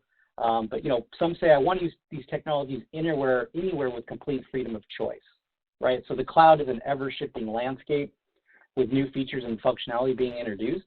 So you want the ability to choose the right cloud platform that works for you at the right time, right? So whether it be AWS, GCP, Azure, or even somebody else. You want to avoid innovation stalemate and maximize developer productivity, right? So again, this comes down to let's not get bogged down with technical debt or, a solution that lowers your potential developer velocity. Just as a couple examples. So with all that said, how does DataStax and how does AstraDB kind of come in and help enterprises take charge and lead with their data? So AstraDB is our database as a service offering that is built off the power of Cassandra, which is an open source NoSQL database, but it's Kubernetes based, developer ready, and cloud delivered to drive the agility, scalability, and cost efficiencies that enterprises need and require. And we do that with a couple of high level points, right? So first, modern data APIs, right? Developers get access to APIs like REST, GraphQL, schemaless document APIs, or drivers for native Cassandra query language access. And this is handled by Stargate, which is an open and extendable feature to allow future APIs as needed, or even additional data sources that they become available. We provide dynamic data for apps and services. So this comes down to what kind of data model you want to do in your database. So with Astra, we support wide column, graph, document, and key value, right? So again, we give you the power of choice. You need a different data model, we can handle it for you. As I talked about, it's cloud native, but not only that, it's multi-cloud. So AstraDB can be deployed on the kind of the top 3 cloud providers, so AWS, GCP, and Azure. And we also, with those, we support multiple regions per cloud, or access across multiple clouds if you want to do something between, let's say, AWS and Azure. And finally, it is a database as a service, so it's delivered as a service. So let the Cassandra experts here at DataStax handle that kind of tier 1 administration. Let us handle the patching and the scaling and all these other kind of tasks, simplifying the provisioning, management, and operations of the database. And these features can help deliver business impact by looking at a couple different users of it, right? So if you look on the right, we've got the developers, right? We want them to be productive faster because they're using familiar APIs, languages, and frameworks. So there's no ramp time, there's no time to train. They can just, I like to say, they can just code and go. For operators, right, let's elevate them to work on more valuable tasks, right? Not the day two operations of patch management or sizing for capacity, right? Let's up-level them and kind of take, relieve them of the challenges of managing an infrastructure and environment. And finally, for the decision makers that are on the call or listening, we can drive a better TCO because, again, we're cloud native and we're a serverless architecture. We've decoupled compute from the storage, right? So enterprises just pay for the read and write operations and storage utilization. So this can drive huge savings. We've seen anywhere between 3 to 5x TCO savings based off the use case.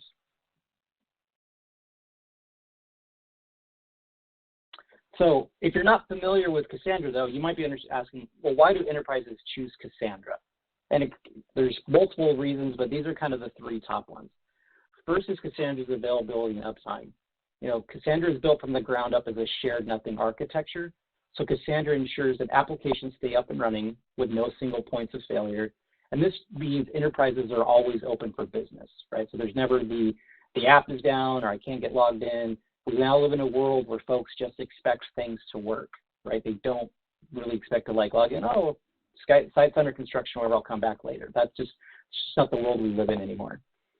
Coming in at a close second, though, is around performance, is low latency nature of the database, right? Applications are only as good as how fast they can handle requests or process data, right? So just as much as we want the application to be up and running all the time, it needs to be fast, right? Again, it's more like you don't want to wait for a website to load or whatever. It's like if you send in a request, you want to get that data back pretty much immediately, right? And third, it's the scalability. With Cassandra's underlying shared nothing architecture, it can scale with the growth of the business. You just add nodes to the cluster, and this allows you to just keep up with market demand. Like we talked about before, like if you've got a big sale coming up or a peak part of your season, Cassandra easily scales by adding nodes to the environment. But most of all, Cassandra is proven. It's a proven database, right? And whether or not we all know it, we're Cassandra users under the covers, right? So I'm sure everybody on this call is probably familiar with these icons. You think of Apple, you think of Netflix, you think of Spotify, you think of Starbucks. All of these companies, in one way or other, leverage Cassandra to deliver their applications, right? Netflix and Spotify use Cassandra on their backend for like their recommendation engines. If you think about Netflix, where I was thinking the idea of like, hey, you watch Ozark, maybe like watching Breaking Bad, or Spotify uses it for its playlists. Apple uses it for iTunes and their iCloud services. And a personal favorite of mine, because I get my Starbucks every day, Starbucks heavily leverages Cassandra on their backend for their customer app. So when they redesigned their customer app, they wanted to focus on an AI-delivered experience for their customers to provide greater personalization around product offerings, discounts, user preferences, and their purchase history, right? So with this reimaged app and leveraging the power of Cassandra to drive personalization, back in Q2 of 2021, at least here in the States, 26% of all transactions in the US were processed via their application, via the Starbucks app. And Starbucks has actually gone on record as saying their personalization effort for their app has been the single biggest driver of improved spend per customer they have seen. So with all great, I'm talking about Cassandra, you might be thinking, well, why would somebody look to AstraDB? Well, the thing is, though, with how great and fantastic Cassandra actually is, maintaining, managing it, and running it, it has its challenges. It can be hard, right? Companies know this, people know this, we here at DataStax know this, right? So this is where we enter AstraDB. Like I said, AstraDB is our serverless database as a service, where AstraDB provides all the benefits of Cassandra, but with more than just that, right? We help with administering the pain or taking that over, right, with our invisible operations and our support for multi-cloud. So you can leave your days of managing Cassandra behind. So no more patches, no more upgrades, no more nothing to keep the database running. That will all be handled, like I said before, by the expert team here at DataStax. That also includes the ability to scale up or scale down based on demand without the customer actually lifting a finger or deploying new resources. So remember we talked about kind of how folks size for peak and they overspend in the cloud. We're going to help you manage that. We're like, okay, you're starting to peak. We'll start expanding your nodes in your cluster. That peak goes down. We're going to start removing those resources from your cluster, right? That's what we help drive some of that TCO value. And again, AstraDB is available on all 3 top hyperscalers in the industry, AWS, Azure, and GCP. So no matter which cloud or clouds you choose to decide, AstraDB is ready for you. Next up, best-in-class cloud economics, right? So like we talked about, 80% of companies overspend in the cloud as they size for peak utilization. This leaves them with higher bills, idle resources, during the valleys of their business or their slow periods. But what if you could pay based only on the application consumption and also take advantage of the best pricing actually in the marketplace? And that's what AstraDB provides.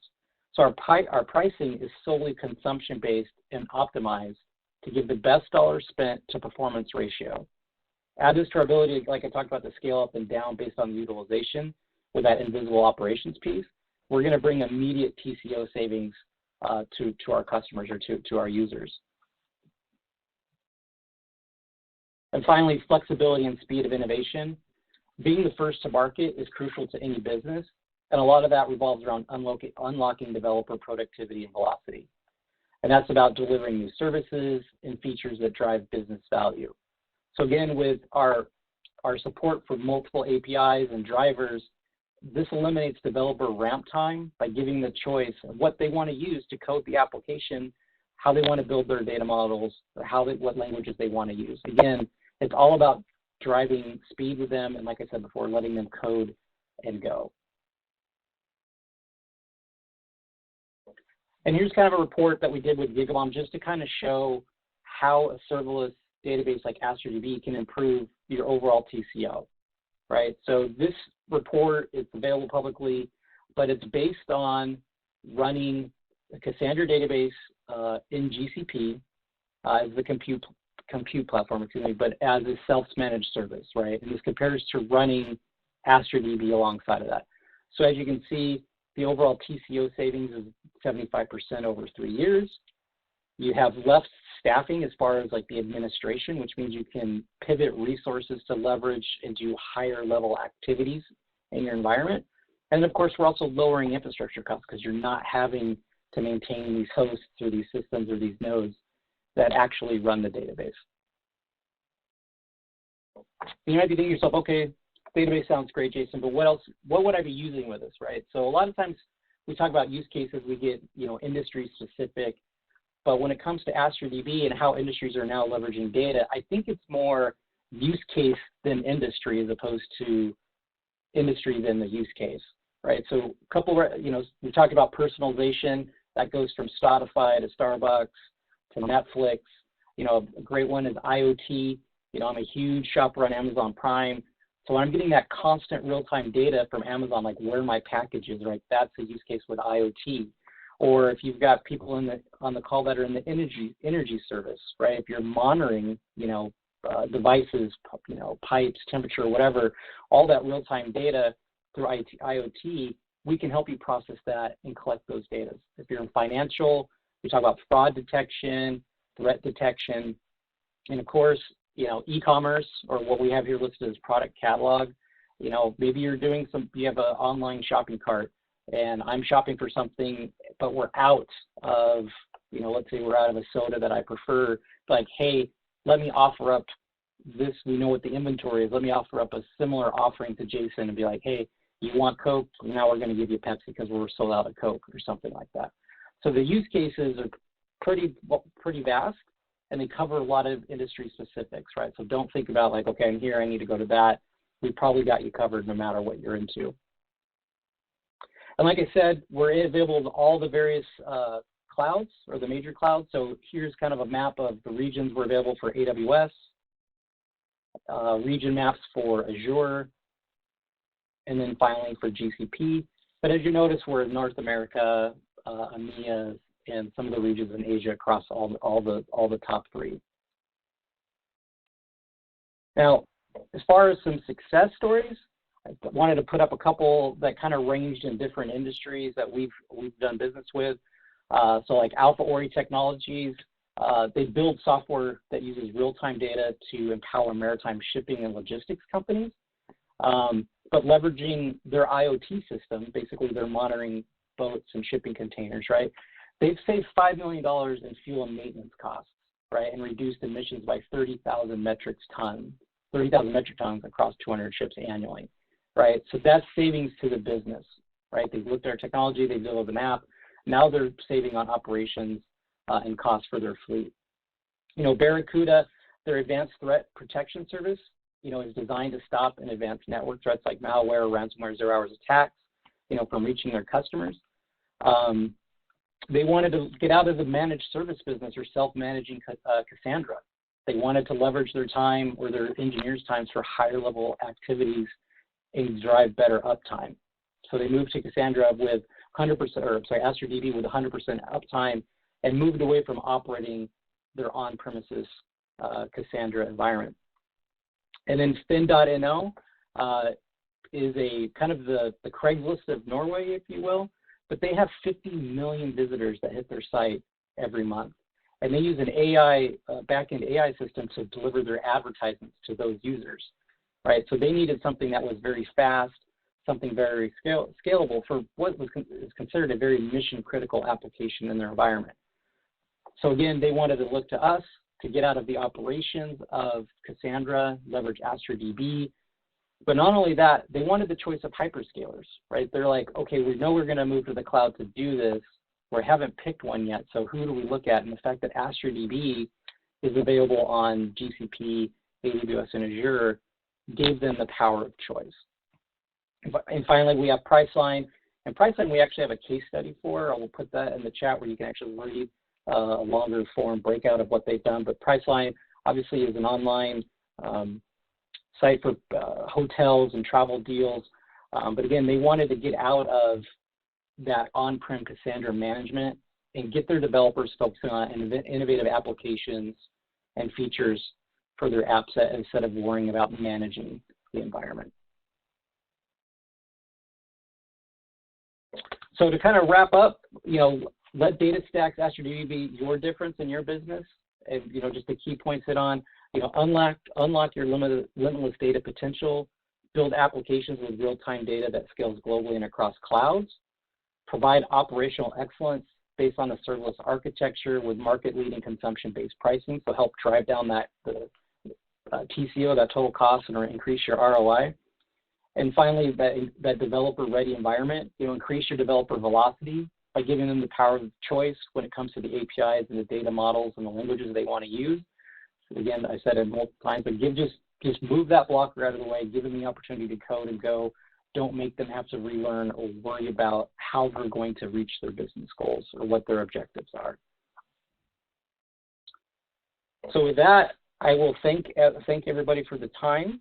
Hopefully, I'm watching the clock. I think I hit the 20-minute mark, so I appreciate it for the actual tech media folks. And I'll open up for Q&A. Okay, great. Yeah, thanks, Jason. Great presentation. Love the slide about what happens in 60 seconds on the internet, and you really fleshed out why that matters and how DataStax powers that. Gina also points out that she's guilty of using the Starbucks app all the time. So we see you, Gina. Yeah, I use it. My wife works there, so I got a little bias. So. So we've got the poll question up here. Just you know, for everybody to let us know what additional information you'd like about the DataStax solution. We'll leave that up during the Q&A. We've had quite a few come in.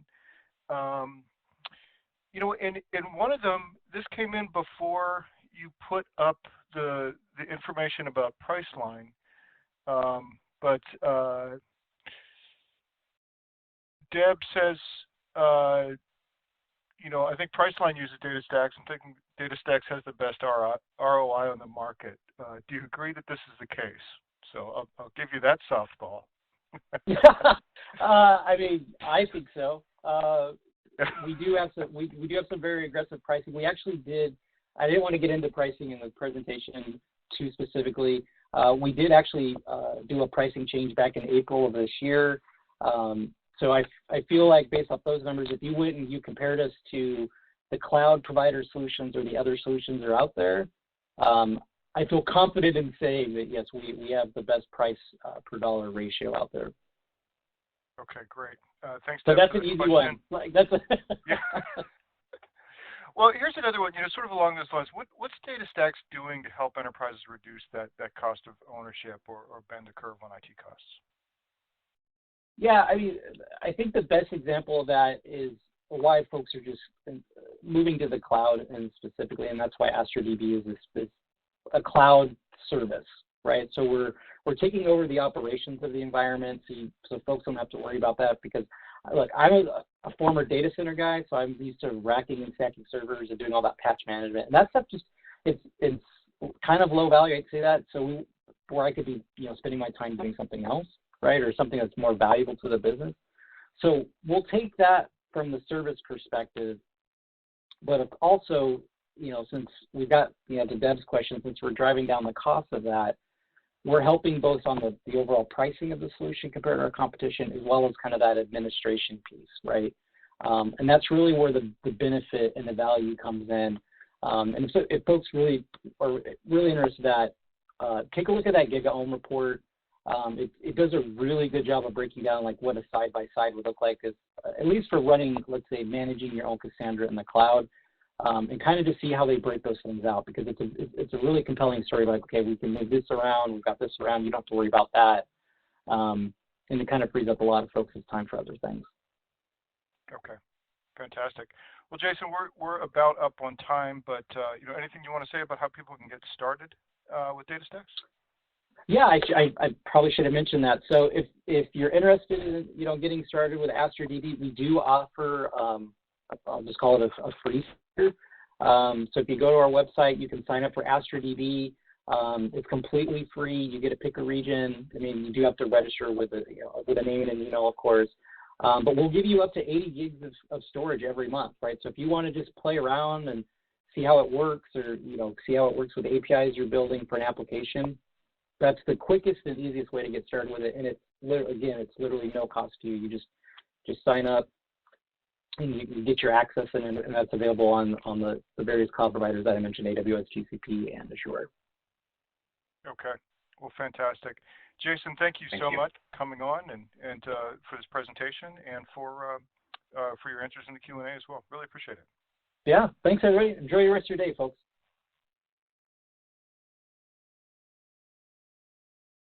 And now it's time for our next prize drawing. The winner of our next $300 Amazon gift card is Miles Hamilton from Massachusetts. So congratulations to Miles. We'll be in touch about claiming your prize.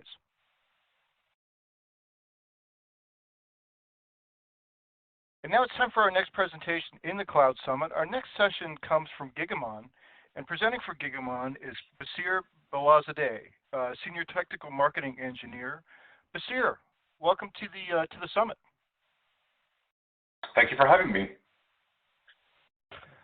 Glad you could make it. Yeah, take it away. Excellent. All right. Hi, everyone. Thank you for joining. Thank you for participating. I see a good amount of people online. Today, I'm going to talk about Gigamon and our solution around the whole deep observability, and why we've made this journey and how we get here, and why this is so important as we're making our migration into the cloud environment. So Gigamon has had a platform for several years that consists both of on-prem, cloud, mixing it all together, hybrid, and one of the things I read recently is only 2% of the industry is planning to have a single cloud. A lot of different companies have a multi-cloud, hybrid cloud deployment. And this is where Gigamon solution really plays well with this mixed environment. And just a little bit about who we are. We have a lot of customers. We have a lot of Fortune 100 customers. Stuff you can find on the internet about us. But just, yeah, we've been around for a while, and a lot of different verticals trust us to provide them seamless network visibility into their infrastructure. So how do we And so, as I said earlier, one of the challenges has become is that a lot of our customers are starting to migrate or have already migrated, and they want to have a consistent look and feel across the different environments, no matter if it's on-prem, if it's a virtual environment on-prem, or if it's a public cloud environment. But it's become very challenging to have this consistent look and feel across all the different segmented environments. And so I just wanted to quickly just show the evolution of how we got here. Without Gigamon, Gigamon launched back in 2004, and one of the company realized that the IT team was struggling with gaining access into the packets across the infrastructure. So in the past, what we would do is we would deploy all of the different tool sets and a very, wherever closest to the data. And so in the past, we would take the tools to the data, but with Gigamon's solution, we bring the appropriate data to the tools. And so what this does is this allows you to have your security stack fed appropriate information, and in this scenario, packets, from all of the different environments, no matter where that is. So this is how we started off back in 2004 and 2005. But the world has changed since then, right? Now we've got the hybrid cloud, multi-cloud, and some people are starting to use AWS and Azure and different cloud environments as their back-end computing. And that's also becoming challenging too, because in the past, we used to have a single choke point that was through our data center, but now that we've moved into the cloud environment, our attack vectors has become a lot larger, and it's in our global footprint because now we have access to be able to go out the internet from anywhere within our public cloud infrastructure. Just simply attach a gateway, a NAT gateway, and now you have internet access, outbound internet access. And then on top of that, of course, there was the LTE that happened in our mobile networks, and then we to 5G. And so a lot of speeds, a lot of data, things are moving very fast and very quickly. And then, I don't know about you guys, but on my network at home, I have at least about 45 different IoT devices on my network alone. So there's a lot of chatter, there's a lot of things happening. And some of our customers, they may have hundreds and thousands of devices, and how do you get access to them? How do you see what's happening, especially if you can install an agent or some kind of a mechanism to see what's happening on those? And then as we make this migration to a shared infrastructure or environment that we no longer have access to, or no longer have basically that layer one visibility into that infrastructure, how are we still able to still provide that SLAs to our customers, to our end users, without having access to that environment? So all of these, and plus our data centers now, I'm hearing that some people are putting in 400 gig links for their core and their backbone. That's a lot of packets. That's a lot of data traversing in a really fast real time. And so this is where Gigamon kind of evolved from providing the basic packet visibility when we first launched back in the mid-2000s to where we are now. And this is how we've been able to evolve and provide that pervasive visibility across all of the different infrastructure. And that's where this slide brings it all together. So no matter where your data resides, it could be in an application server, any kind of containers, mobility, legacy, the different clouds, all of that, the challenge has been how do you provide that pervasive, consistent visibility across the entire infrastructure? And that's been a huge challenge for a lot of our customers. And this is where Gigamon comes in with that, with the Gigamon Hawk deep observability pipeline, where we are able to abstract the packets from any workload, from any environment, and then feed it to any tool to provide that, again, that pervasive visibility. And when I say any tool, we have three ways of providing this visibility. One could be the raw packets. One could be as flow logs, such as NetFlow, high-fidelity NetFlow. And then our newest thing that we have is the ability of generating high-fidelity metadata to observability tools such as New Relic and Datadog and Sumo Logic. And so, so no matter what your tool stack is, we're able to provide that visibility that's important to them and how they want to be able to ingest that. Now let's talk about how we do this in a cloud environment. So, oh, I'm sorry, I was missing some slides. One of the things I also wanted to mention is on top of providing that pervasive visibility across infrastructure, we're able to then do something with, we're able to optimize the traffic that we send to the receiving tool. So let's say we get all the packets and we're bound to see duplicate packets often, right? If there's that east-west visibility, we're bound to see the same packets over and over again. So in this scenario, we would want to apply our deduplication method to be able to then reduce that amount of duplicate packets. In some scenarios, it might be a good idea for us to duplicate packets. This is something that a user has control over, because then that will provide us the sense that maybe something's wrong with the web server or with the application, and so duplicate calls are being made to be able to make the connection to the endpoint. So yeah, so this is where, or the thing is, we have the ability of doing TLS decryption. So if we both out of band and inline, a lot of traffic has become encrypted. So Gigamon has the ability of also applying the deduplication. Now let's talk about how we solve this challenge in a public cloud environment. So this slide is going to talk about how what's happening now without Gigamon. So this is where, as I mentioned earlier, you've got your workloads in the public cloud environment, you've got your workloads in your own private cloud, and then you also have your physical infrastructure. So how are you able to provide this pervasive visibility across that environment?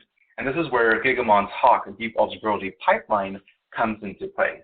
And so this solution consists of Gigamon's all of hardware, all of software, all the components together. And then we have something called a Fabric Manager, which is a piece of software that we wrote that manages all of Gigamon's appliances, no matter what form that they are. And so because of this, you have a single fabric across your entire infrastructure that's able to, again, provide you that optimized and pervasive visibility. And in doing so, we have, we could tap the physical infrastructure, we could tap the virtual environment, we could do traffic acquisition, we could do the optimization where we acquire the traffic once, we do the optimization such as deduplication, TLS decryption, slicing, masking, sampling, all kinds of Gigasmarts. I believe we have about 21 of those different functions that we could do with the packets before it gets sent over to the destination. And that destination, again, could be your tool stack that you've spent many years and a lot of money and blood and sweat to get your tool stack up and running in your on-prem environment.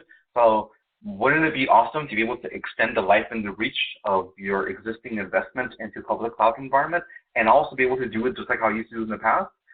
So this is one of the things I also think about Gigamon is we're able to provide you a bridge into the new cloud in a new way so that you can still have the same security posture that you had in the past, but then start migrating over into the new way of doing things without having to feel rushed or without having to not have the appropriate planning to make that happen. And I think that happens a lot, right? Accidental IT shadow IT happens because some developer goes and starts their credit card and gets access to a cloud environment and starts building things, and then they set up a VPN connection, and now all of a sudden, what you thought was a secure environment now is has access to the internet environment, the public internet, because it's going out through one of the public cloud vendors. So that's how Gigamon's deep observability pipeline is able to provide that pervasive visibility across the entire infrastructure. And this is a little bit more of a detail into how we do that into a physical data center. So as you can see, where these orange lines mean that we're tapping the different locations, and tapping, it's a physical thing. So if you have a copper connection, then we have a copper tap. If you have a fiber connection, then we have a piece of passive device that the light goes through, and then we get a copy of those packets. And then we also have, so we could tap the physical servers that are running a virtual environment such as Nutanix or VMware, or we could do tapping where we would do virtual within that environment, which we refer to that as the V-series. So it's the V-series that provides the virtual visibility in that environment. And so that same model kind of applies into how we do it in the public cloud environment too. So the first thing is we deploy the FM and we deploy the V series into the environment, and the V series is the thing that does the acquisition of the packets. And then the next one is then we acquire the packets from the workloads. Now we have 3 different methods of acquiring traffic in the cloud environment. When we started this journey back in 2015, 2016, there was no native way of doing a tap within the AWS environment or the cloud environment. So this is where we have to come up with a clever way of acquiring traffic.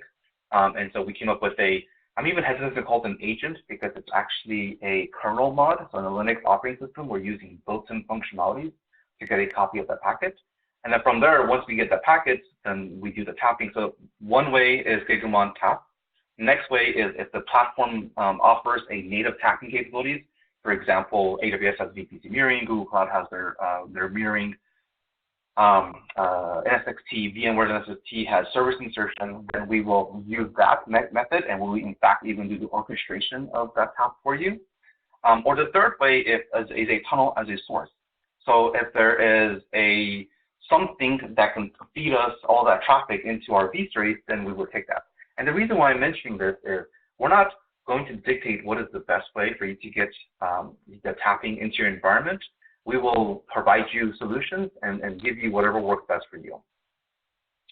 And so yeah, so this is how we're able to provide the visibility in that in the public cloud environment. And I believe so. This is the one for Azure, and as you can see, it's exactly the same model. And in fact, this model applies to how we provide the visibility across all the different virtual environments.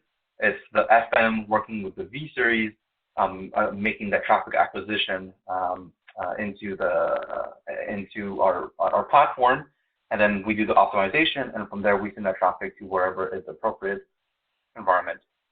And here's one for container, and as you can imagine, it's exactly the same thing. And the whole point of this, the reason why I'm showing these slides and I'm going over this is you've learned it once. You've learned one way of getting that visibility into the cloud environment. And then you're able to apply this over and over and over again to the different clouds. And so when I first started this presentation, I talked about how challenging it was to provide that pervasive visibility across the different infrastructures. But we've made the solution so that it's a one single look and feel across all those different environments. And that's one of the benefits that you're able to get from the solution. So this was a VMware one. And then the next one is going to be around containers, and I think you probably will not be surprised because it's going to be the same thing, the same look, the same feel, no matter where that environment is running. And so the next set of slides, I'm going to talk about security network drive intelligence. And one of the things that has become very pervasive in the last few years is this whole idea about observability and being able to provide kind of like application performance using observability. And then we use the term MELT, which is matrix, events, logs, and traces to provide that, get a sense of how the environment is performing, get a sense of how the application is performing. But as you can see, there are a couple of things that are missing from this information because with logs, with application logs, an adversary can go in there once they gain access to the environment, and they can go ahead and delete the logs, or they could disable the logging function. One of the things I've also heard, and this is very unfortunate, is because the public cloud provides such granular visibility into what's being utilized and how things are being used, that sometimes a finance person may have looked at the monthly bill that comes and notice that there's a charge for CloudWatch or some kind of logging mechanism that's happening in the cloud, and they're like, wait, why is this happening? What's the point of this? This is not being used, and then somehow go and disable that, working with not having the knowledge that the team that set this up needs to have those logs so that in case of something happens, then they could go back in time and understand what happened and get a sense of that. And this is where, so that can be, something that could happen. Whereas with network packets, it's very challenging to be able to shape the packets or remove the packets or do something with those packets, or maybe spoofing those packets. It becomes very challenging to do something with the network layer, whereas it becomes a little bit easier to do something with the logging layer. And so this is where Gigamon wants to continue bring that network's perspective into the observability way of doing things. And in fact, as I mentioned earlier, we have a really good relationship that we've done with the new observability platforms. And this is where on a managed environment, you can deploy an agent, you can have some JavaScript and have access to those machines because this is where our partners are able to do that on their own. But what do you do when you don't have access to unmanaged devices? How are you able to provide that visibility into the unmanaged devices? And this is where, again, Gigamon is able to come in because we have access to the physical layer, or we have access to the network layer, both in the physical world and in the virtual world. We see all those packets. And because we see all those packets, then we're able to generate high fidelity metadata against it. For example, we have HTTPS. We're able to do about 141 different attributes from HTTPS or TLS or whatever. So we have we can recognize up to 3,200 different applications, and we can generate up to 5,400 different attributes from those applications. And then from there, then we're able to feed that metadata and whatever format that works. JSON for Splunks of the world and QRadars, Ceph for the Splunks and the QRadars, and then JSON format for the observability platforms. So that's how we're able to provide that pervasive visibility or network-centric visibility into that. All right, the next slide that I was going to show real quickly is awesome. We have access to all these packets. We're able to feed all these tools.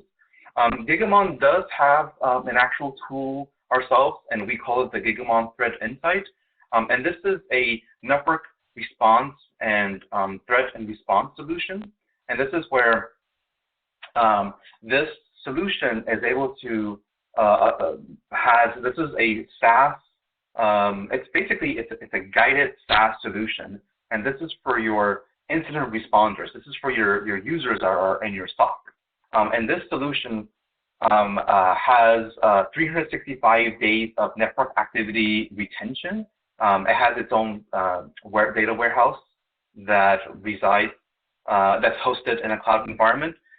And one of the cool things about this that I love this solution is we have a dedicated team of threat hunters that, because this is running in a cloud environment, we're able to see anonymous data. And then when we see a malicious activity happen somewhere, we're able to detect that right away. And there's been a couple of cases, I think about 10 of them, where this team, we call them the ATR team, Advanced Threat Responders, have been able to treat CVEs, and then we're able to pass that on to the industry with what we've seen.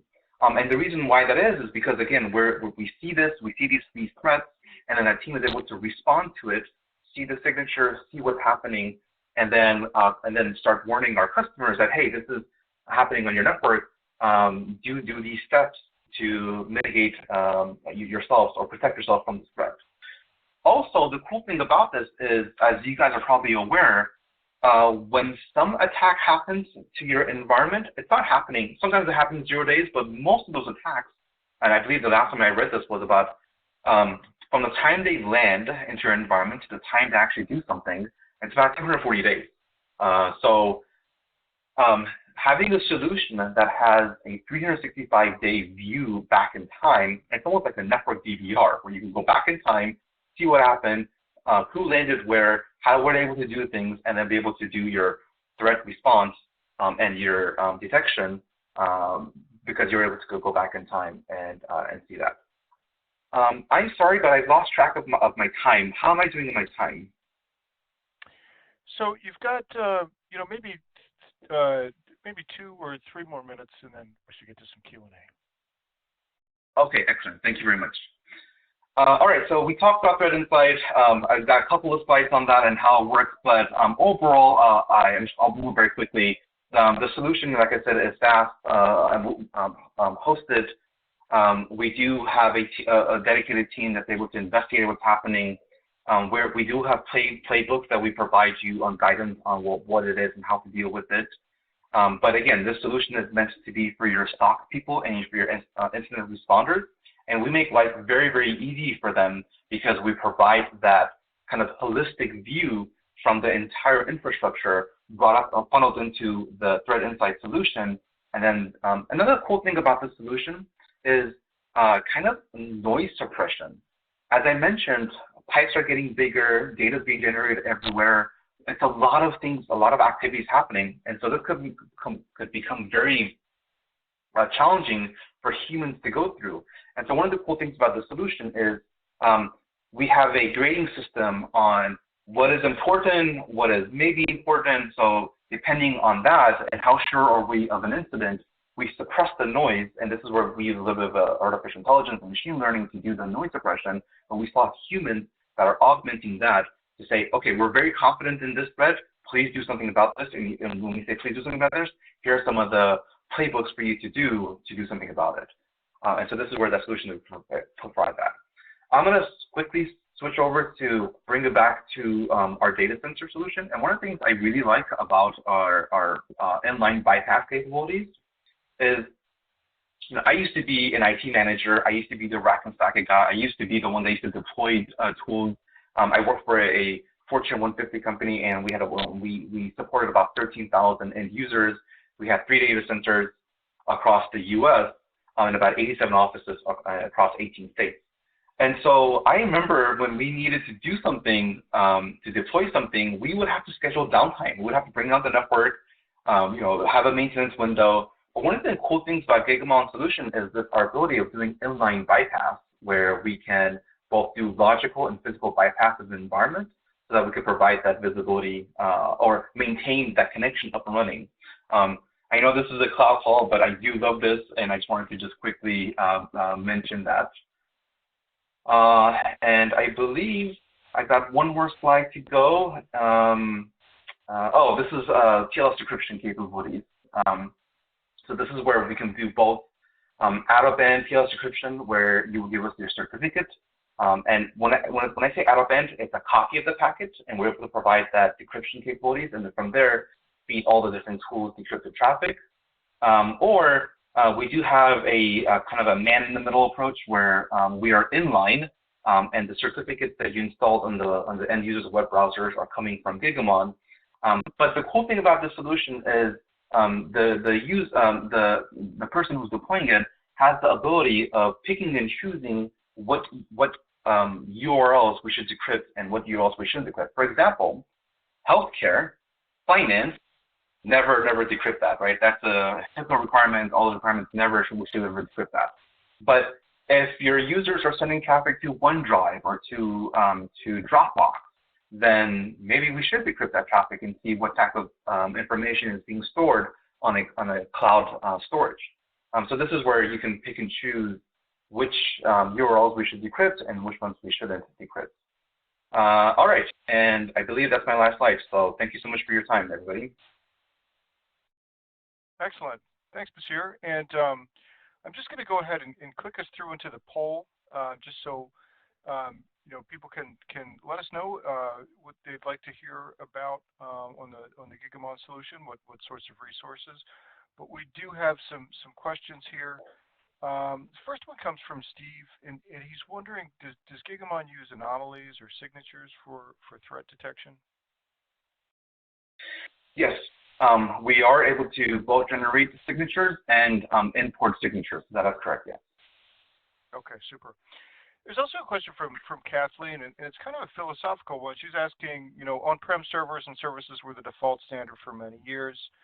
Now the cloud is the default. You see it circling back to on-prem. And I'll just sort of add to her question, aside from your philosophical view, I assume Gigamon is a great solution either way, because you've got observability into both ends. But exactly. And one of the things I like to say is technology is like fashion. What is new is old. So, back in the days, we had our mainframes back in the 60s, and then we went to decentralized, and then we went to, so the cloud firm, in my view, has become a globally distributed mainframe of back in the day. So absolutely, it's a pendulum. It swings hard one way, and then it becomes, whoa, this is too much, or this is too expensive. Let's bring it back to our data centers. And then our data centers have improved because now it's operating like how we operate our cloud environment. So it's a constant swing of the pendulum back and forth.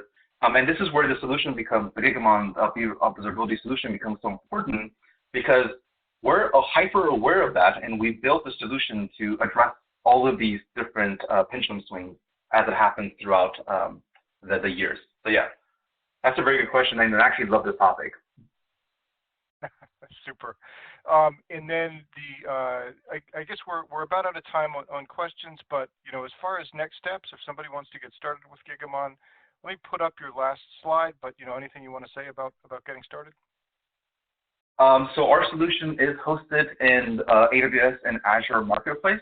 And we do give you a 30-day free usage. And so go in there, get it deployed. And then, like I said, you have 30 days. The hardest part of our solution is having the appropriate permissions for Fabric managers to do stuff on your behalf.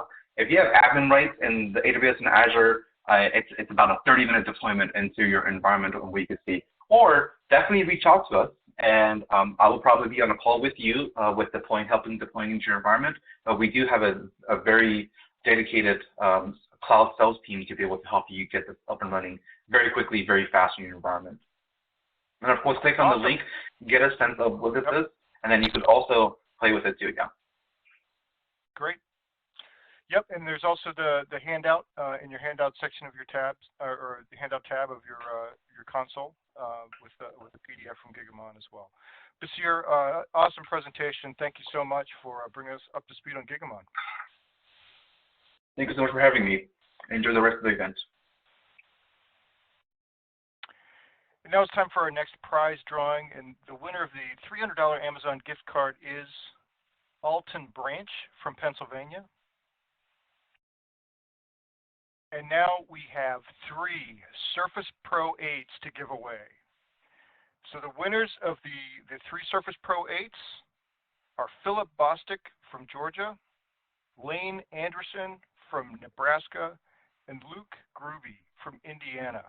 So congratulations to Alton on the gift card, and to Philip, Lane, and Luke on the Surface Pro 8s. We'll be in touch about claiming your prizes.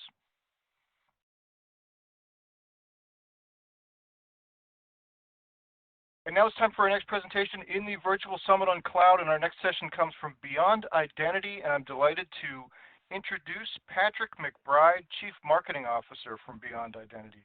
Patrick, welcome to the summit. Thanks for having me. Really appreciate it. By the way, I get introduced as Patrick McBride, but I could change my name to Philip Lane. What is it, Groovy? That would be like the first names of our prize winners would be kind of a totally cool name. So, hey, congratulations to everybody there. So we're gonna do kind of a timely topic today and talk a little bit about the key requirements for next generation multi-factor authentication, particularly in this age of cloud computing, or predominantly cloud computing.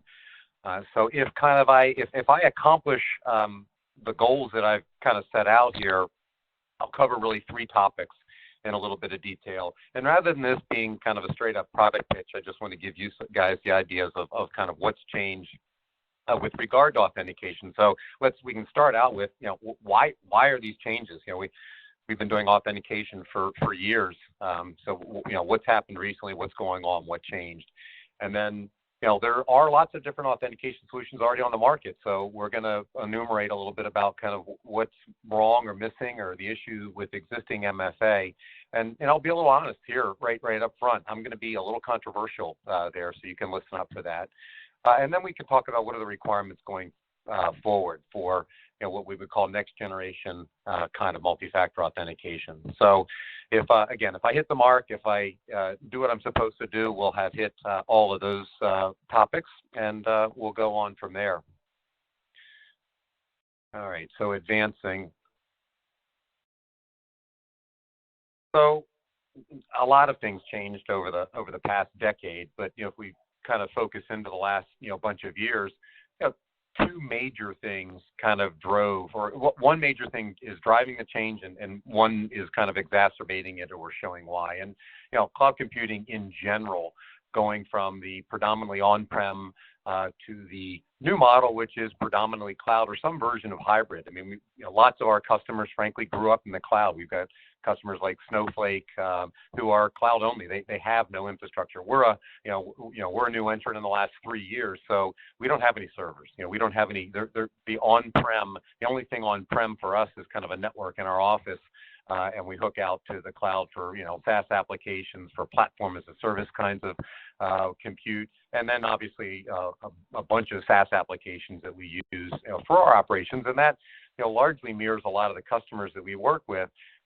But there's a lot of other existing enterprises that are somewhere in the midst of either leveraging new SaaS or PaaS or identity or infrastructure as a service, like I like to say, all the AASs or all the asses.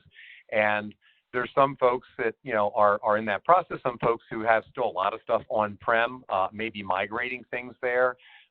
Some are drop shipping one to the other. Some are just end-of-lifing certain capabilities that were used internally and shifting to cloud. But most everybody that we're working with is in some level of transition, and then some of the folks that we're working with never went through the transition because they just grew up in the cloud. So that's certainly changed a lot of what we have to think about with authentication requirements for this new environment.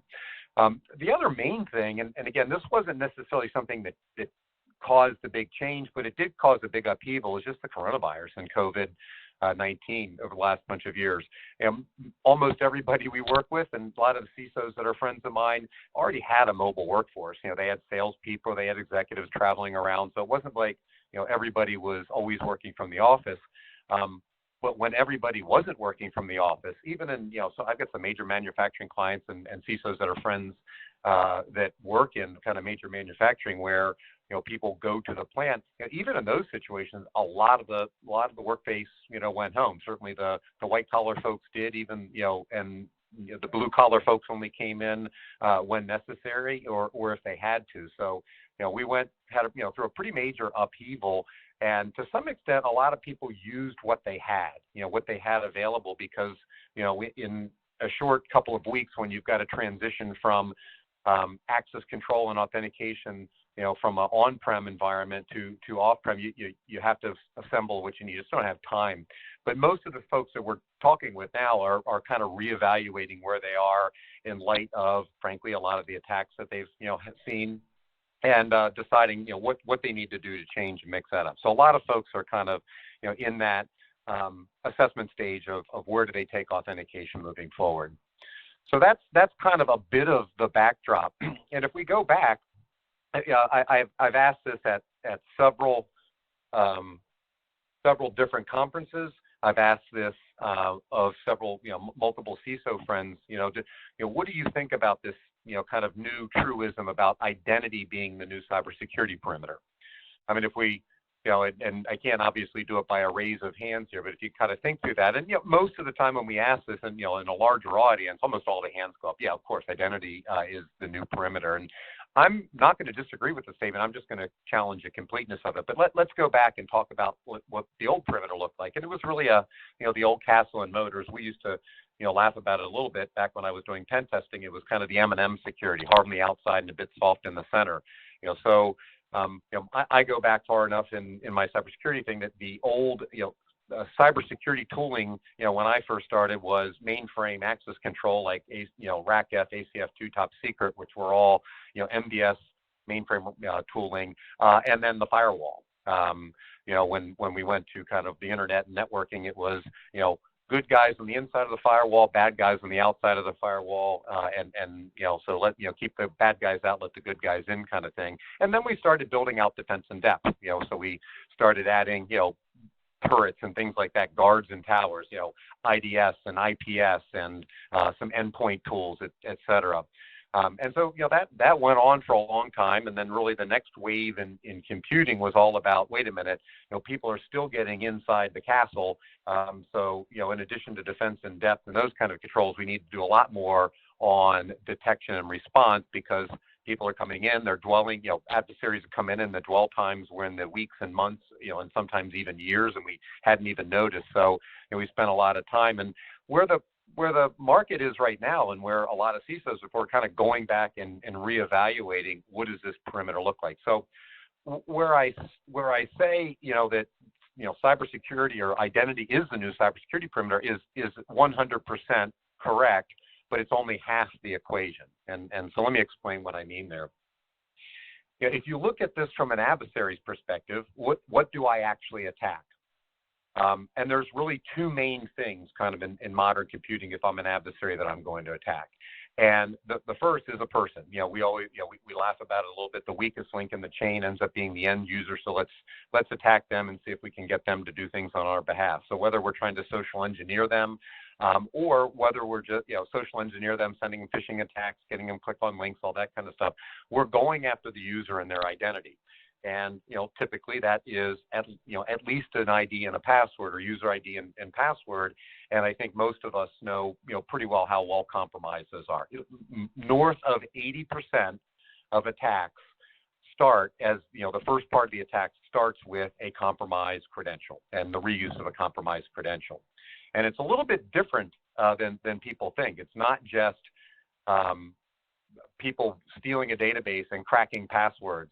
More often than not lately, those passwords are just phished, or since they're reused enough, there's databases, out for sale with millions and tens of millions of passwords that have previously been compromised. So it's not just, trying to crack a password.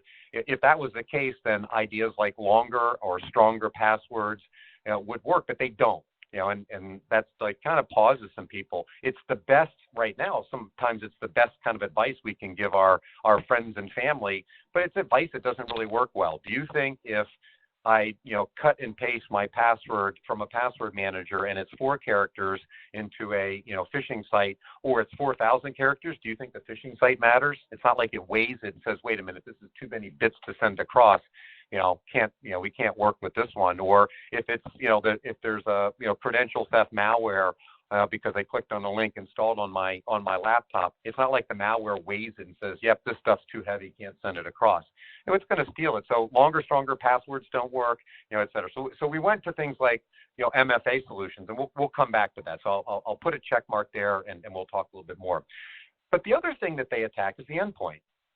We can not only just steal credentials that let us, re-access things, but we can also get our, as an attacker, we can get ourselves placed on the endpoint. Lots of different ways to do that. There's, emails, attachments, and things like that. I know we've got a lot of protections in place for that, email scanning, or we've got, EDR, kind of techniques that are starting to, can, root out a lot of that stuff.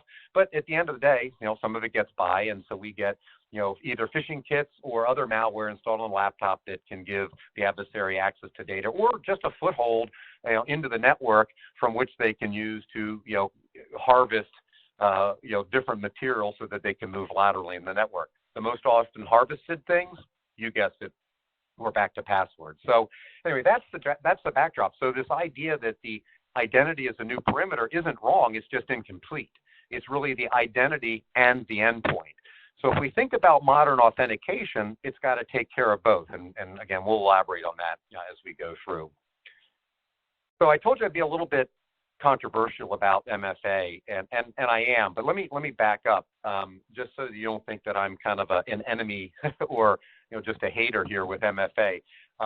In 2 prior roles, I was the guy, and I know I have a CMO title now, but I spend a lot of time as a practitioner in cybersecurity, but I was the guy, even as the CMO, who went and made the IT guys turn on MFA. In one case, we had PCAPs from some pretty interesting networks stored in Google Docs, and frankly was only protected by a password. And in that case, actually, the IT department kind of dragged their feet. So I had to go to the CEO and tell him, pretty succinctly that, listen, I'm not, and we're not spending a lot of time, effort, money, trying to build out a great capability. We had great tech at this company. I won't mention who it is, and then storing stuff insecurely so that we put our customers' data at risk, but we also put our reputation at risk. So next week we turn the MFA on, and so I won't say which one or anything, but that's the backdrop. And the answer is MFA was fine, and existing or traditional MFA was fine until it wasn't. So the issue right now is the vast majority, like upwards of 90% of the MFA that's implemented right now is easily phishable at scale. And both of those things are true, and I'll come back to that in a second. The other issue is users hate the current stuff. I mean, how many of you like to put your 20 or 30 applications behind an MFA where I got to go grab my second device, put in my user ID, put in my password, grab a second device, grab a code, copy and paste it or type it in, or hit a push notification. If I don't have my device around me, or sometimes the codes don't come or the push doesn't come, I got to do it over again, et cetera. So it's high friction, and really we've seen very low adoption. We've seen pretty low adoption in the enterprise. Even enterprises who have it turned on have used it judiciously in front of just a couple of key applications. Not a bad, thought process, but why wouldn't you turn it on in front of everything? And the answer is because it's such a giant pain in the backside.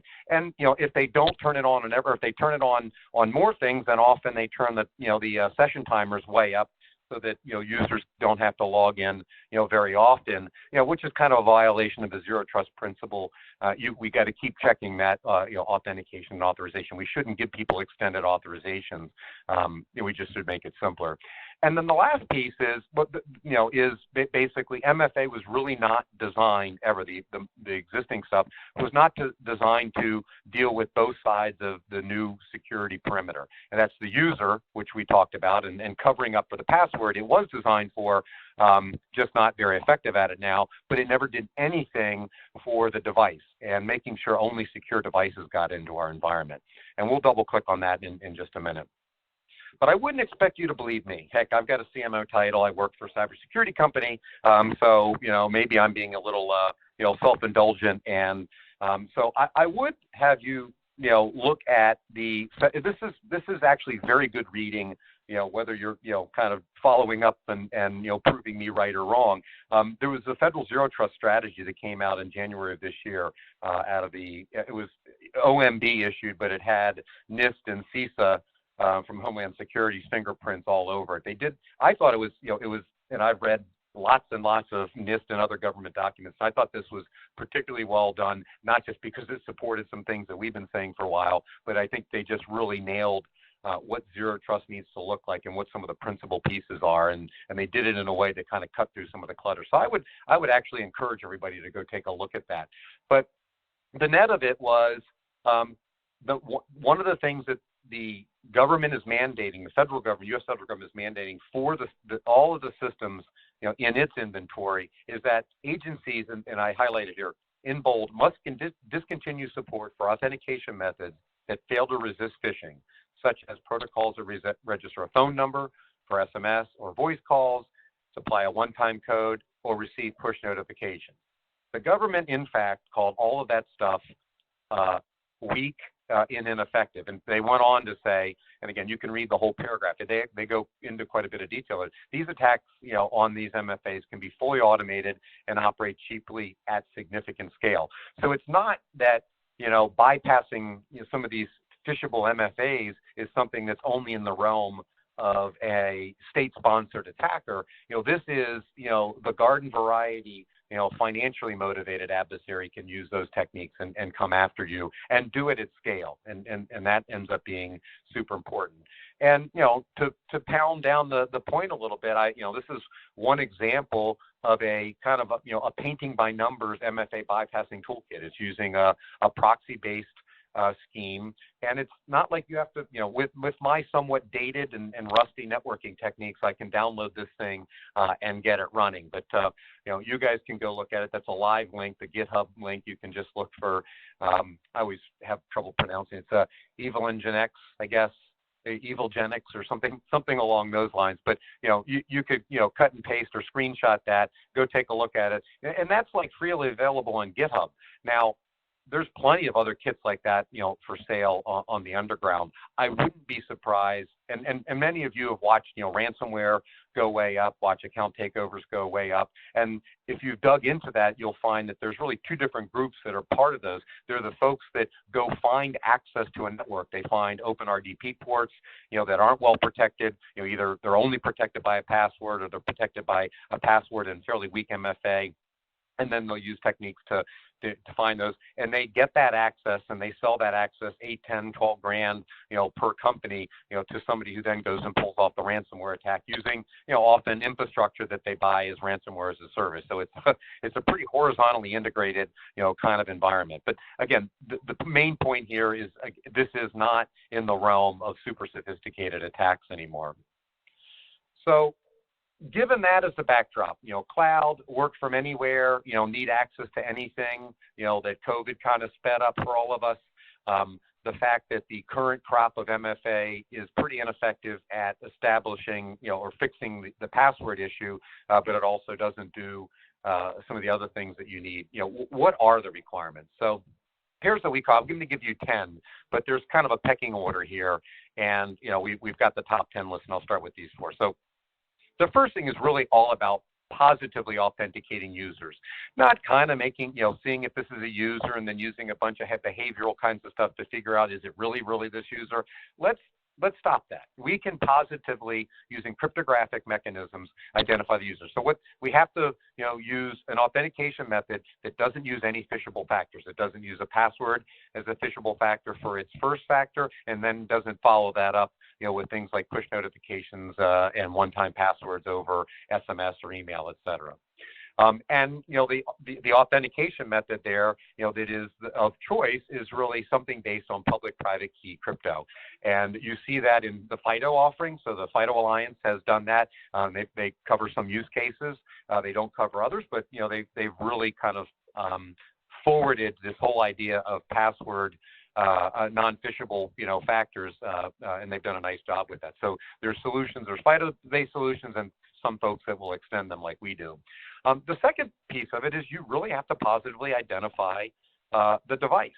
Is this a device, particularly if you're using this for a workforce, and there's other, authentication for, in our consumers trying to get into our websites and accounts, but, in the workforce scenario, you only want to let authorized devices into your environment. That's the second half of that. There's actually a third step there too, which we'll go into. And again, if you do this the right way, and we think the right way is cryptographically binding that identity to the device. All modern devices have something called a TPM, a Trusted Platform Module. It's an outbound processor. Think about it as a YubiKey or something like that, glued into the motherboard. And it does crypto processing. So you've got now a safe place to store a private key in a way that it can't get moved. So when we say cryptographically bind an identity to the device, the way we do it and what we're talking about is do it in a way that it can't be moved. Don't issue me an X509 certificate and sit it on the hard drive where it can be, grabbed by an engineer and moved to another device or stolen by an adversary with easy methods. Store that private key in a TPM where it can't actually get moved. And then, so that we get, the properties out of doing that, you get to positively identify the user and the device all at the same time. And then you have to check it, right? I mean, just because, it's an authorized device doesn't mean it's secure.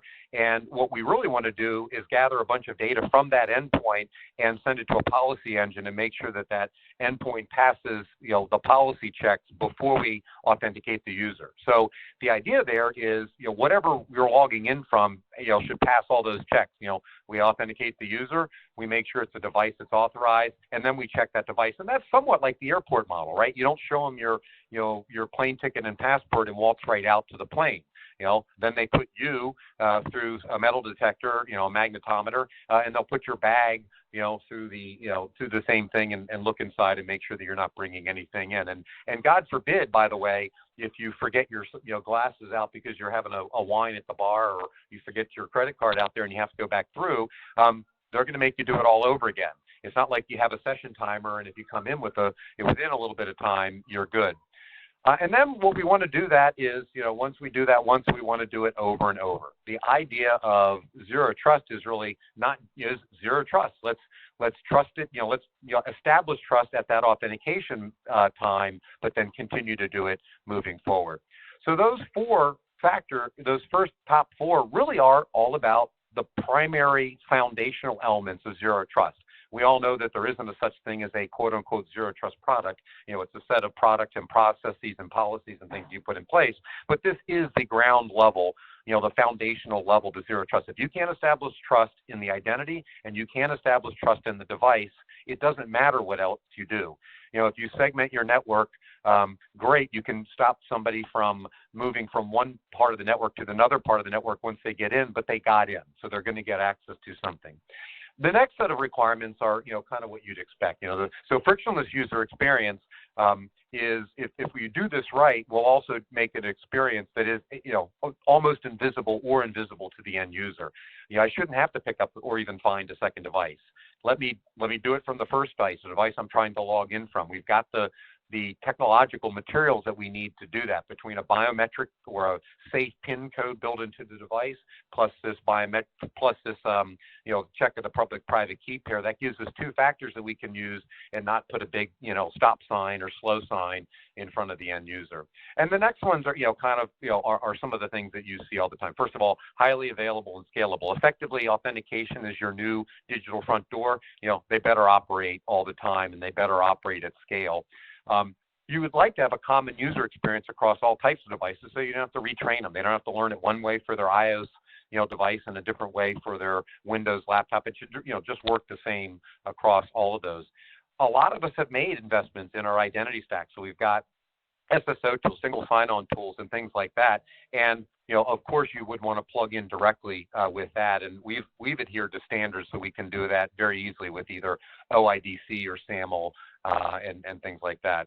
And then lastly, this shouldn't be an island unto itself. It should integrate with your security stack. So if you've got MDM on that endpoint, or you've deployed EDR on that endpoint, let's bring that into the authentication decision as well, and leverage signals from those products as they're there. But if they're not there, because it's a BYOD device or a contractor device, you still want to be able to grab signals, a lot of signals from those devices to make sure that they're appropriately secured. And lastly, there's SIM tools, for Security Operations Center. If somebody gets through the front door, something looks a little fishy or suspicious there, let's make sure the Security Operations Center knows about it, and then they can react.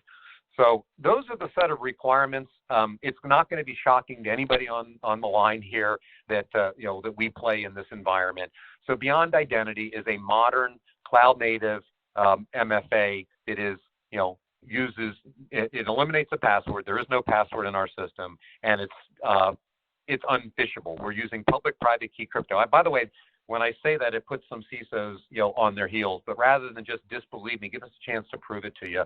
In the way that we've implemented this with public-private key and X509 certificates, which power all the rest of the internet, it is, clearly unphishable. We do this for, 3 different use cases. We can do it for your workforce and integrate, with, like we said, the MDMs and things like that, and your SSO, your current identity stack. We can do that for your, end customers or your consumers trying to get into your, your websites or your, the apps that you use if you're a financial institution, a bank, and have a, a mobile app, that sort of thing. We've done it for all those work cases. And we've done this for some interesting special cases, integrating with, say, GitHub, making sure that we're controlling access into your repo, and then signing, cryptographically signing all the code commits that go into your repo to make sure we know exactly who that only authorized people get access to the repo, and that every piece of code that goes in there, you know exactly who put it in there, you know, in case, you know, so the, you know, either you're going to deter somebody from doing something bad, or if you, you know, if one of your scanning tools does find something, you can track it back to the person, which is something that you can't track that back to a corporate identity at this point. There's, you know, not in any meaningful way, at least, and we'd love to talk to you about that. So with that, I'll wrap up and take any questions, but we'd love to talk with you. Again, I didn't want to give you kind of a full-on product pitch, just wanted to give you some ideas of you know, what we think a modern multi-factor authentication would look like in this new era of cloud computing. Okay, great presentation, Patrick. And I've put up the poll just for any additional information that people would like. You know, what would be the best format for that? But while we leave that up there, we do have quite a few questions have come in. First one I'll ask you from Vinay, who's asking, how does Zero Trust work in hybrid cloud? Is it more resource intensive, you know, from both a people and cost perspective? Yeah, so that's a great question, and I think, you know, I'll hit the, maybe let me hit it from the other end. So I don't think it's a networking, you know, fix. Now I would absolutely agree that like things like network segmentation are an important component of Zero Trust. But I think, you know, fundamentally it goes out about thinking about what people, you know, back to that point, the identity and the endpoint device are the new perimeter. So, you know, regardless of whether I'm getting to on-prem, you know, equipment, or on-prem and SaaS, or on-prem and PaaS, if you think about it that way, if you turn that equation upside down and look at it from outside in, that's where you want to put your most important protective controls. It's not the end all. It doesn't, you know, it doesn't finish the job. Like, just, you know, if you can identify the device and the user, you still want to make sure the device is secure. We can do, you know, we can check a lot of security posture checking, the security, you know, we can check a bunch of security posture things, for example, but you still want to have EDR on this. And we see people, bad guys, adversaries are going to attack the endpoint directly. And so if you get malware on there, you know, then that's a bad thing. And if that comes through email, that's a bad thing. So there's email protections that, you know, don't let that stuff happen. You know, modern EDR, XDR kinds of capabilities are certainly part of the problem. But, you know, we think that it is not just a network problem. Just, you know, in fact, there's frankly a lot of technology out there would say, well, as, you know, as long as it's kind of like the new VPN, just as long as I, you know, get access into the new VPN, then I should be all right. And that really is against the principles of Zero Trust. Zero Trust is you don't trust anything. There isn't any such thing as a trusted network. In fact, you should not trust any network. And I would point people also back to that. You know, I rarely point people back to a government doc, believe me, but it's just a well-written and well-reasoned piece. So if you do a search on OMB January 26 Zero Trust, it'll come right up. Okay, super. We're about up on time. We do have a question from Alex, who's open. You can contact him for some follow-up questions about your MFA approach. Anything you want to say about, you know, next steps for people, or how to find out more about identity? Yeah, certainly the easy button is, you know, hit our website, and, you know, if you'd like to request a demo, you can reach out right through the website. There's a, you know, request a demo button, and we can set up whatever you need. Do you want to do a deep dive technical view, you know, whatever makes the most sense for you as you guys continue to evaluate this. But I'll also, mine's pretty easy. It's first name dot last name, Patrick.McBride, and it's McBride at beyondidentity.com. Feel free to pop me a message, and you know, we'll get you into the right hands. But yeah, that's the easy button, is just to hit our website. You can certainly continue to research there, and then you know, or send me an email, or hit our request a demo if you'd like to do that. And if you send us Alex's contact information, we'll certainly follow up with him. We will. And you know, I don't know what your day looks like, but if you have a few minutes to hang out in the chat afterward. There are a lot of questions that are coming in, and it'd be great if you could hit some of those and answer them to the whole chat. Yeah, certainly happy Excellent. to do that. Great. Well, Patrick, thanks so much for coming on and bringing us up to speed on some of the issues around MFA and what Beyond Identity has been doing about it. Awesome. Thanks for having us. Really appreciate it.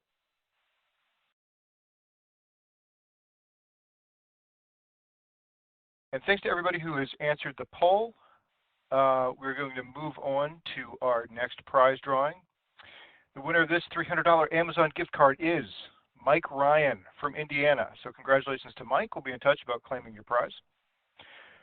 And I just want to say, keep those questions coming. We've got a lot more compelling presentations coming up, and the experts will be on the line to take your questions. So, take advantage of that opportunity to get the specifics you need. And remember, there are those $50 best question gift cards that go out for each presentation. So we're sending out, I think, 15 of those over the course of the day.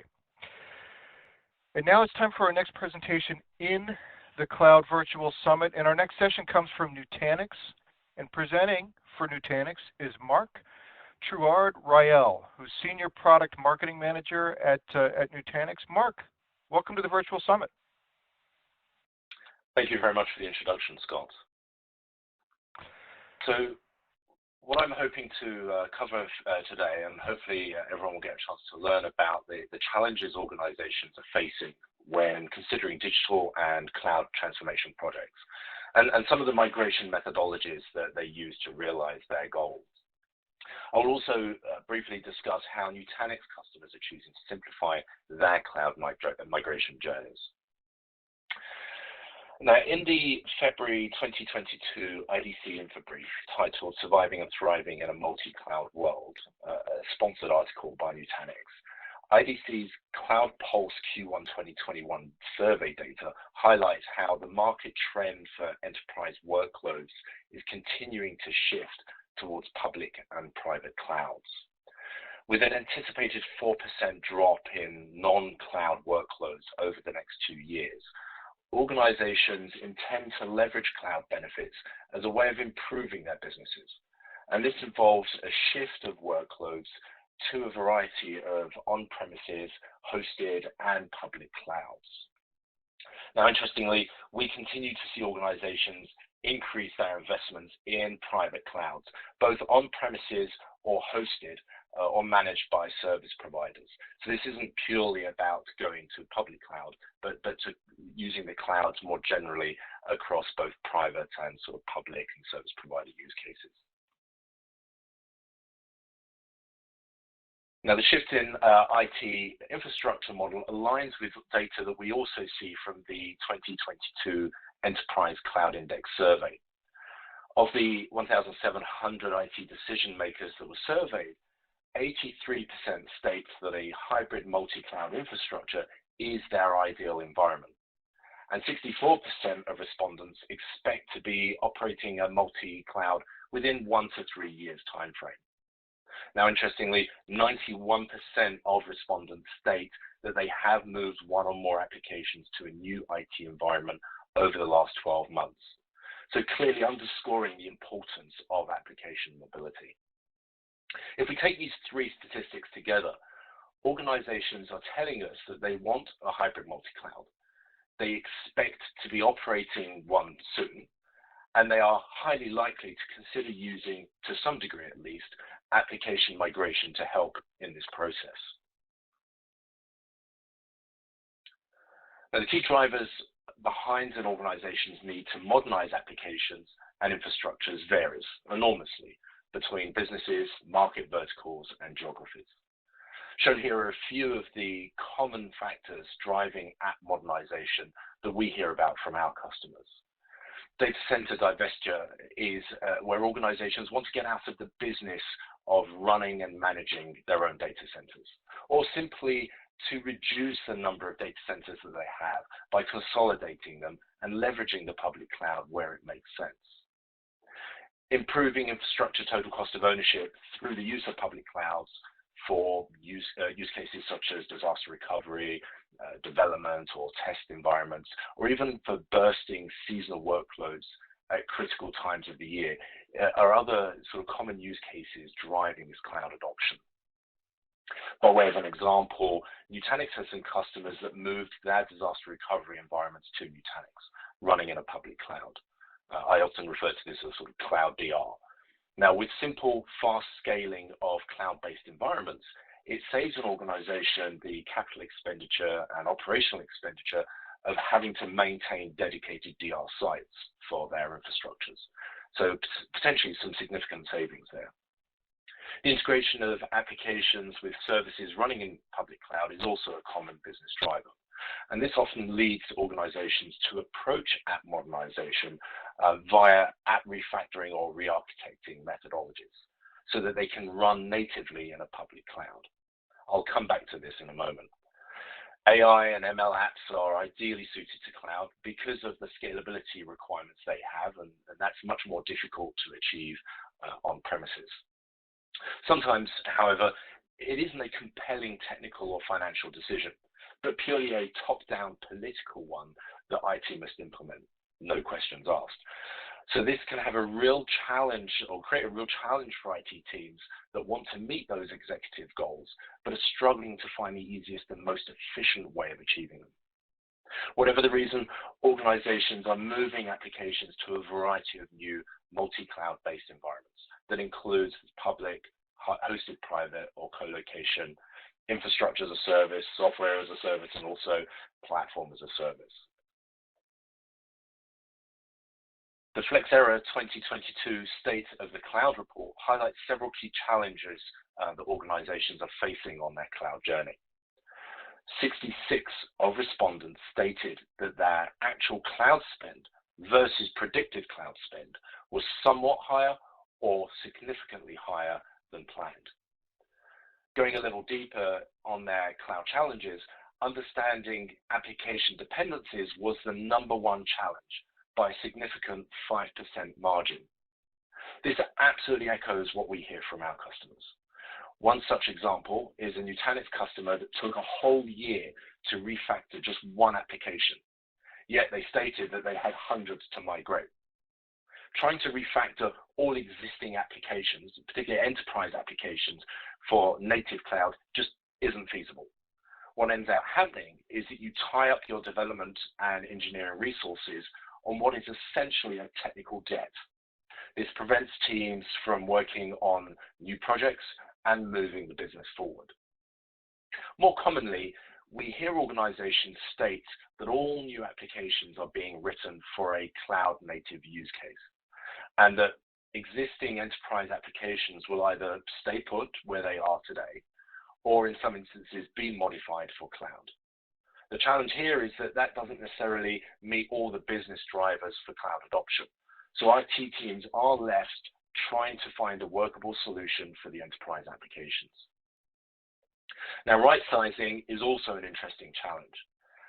An interesting statistic that I recently found out at Nutanix is that on average, we found over 80% of our customers have oversized their workloads. Now, this is quite commonplace in three-tier environments, and three-tier infrastructures, as the infrastructures and workloads themselves were often oversized to include the necessary 1 to 3 year growth. So it was all done at the outset of the project so that they knew they would never have to update that infrastructure or the applications again during that time. For HCI and cloud-based infrastructures, however, they can easily be scaled on demand. So the recommendation is more to size for your current needs rather than future needs. Nutanix also provides a simple mechanism to right-size workloads once they've been migrated onto a Nutanix platform, thereby ensuring businesses are not wasting valuable IT resources on preparing for the future when you can do that, what we call just in time as they're needed.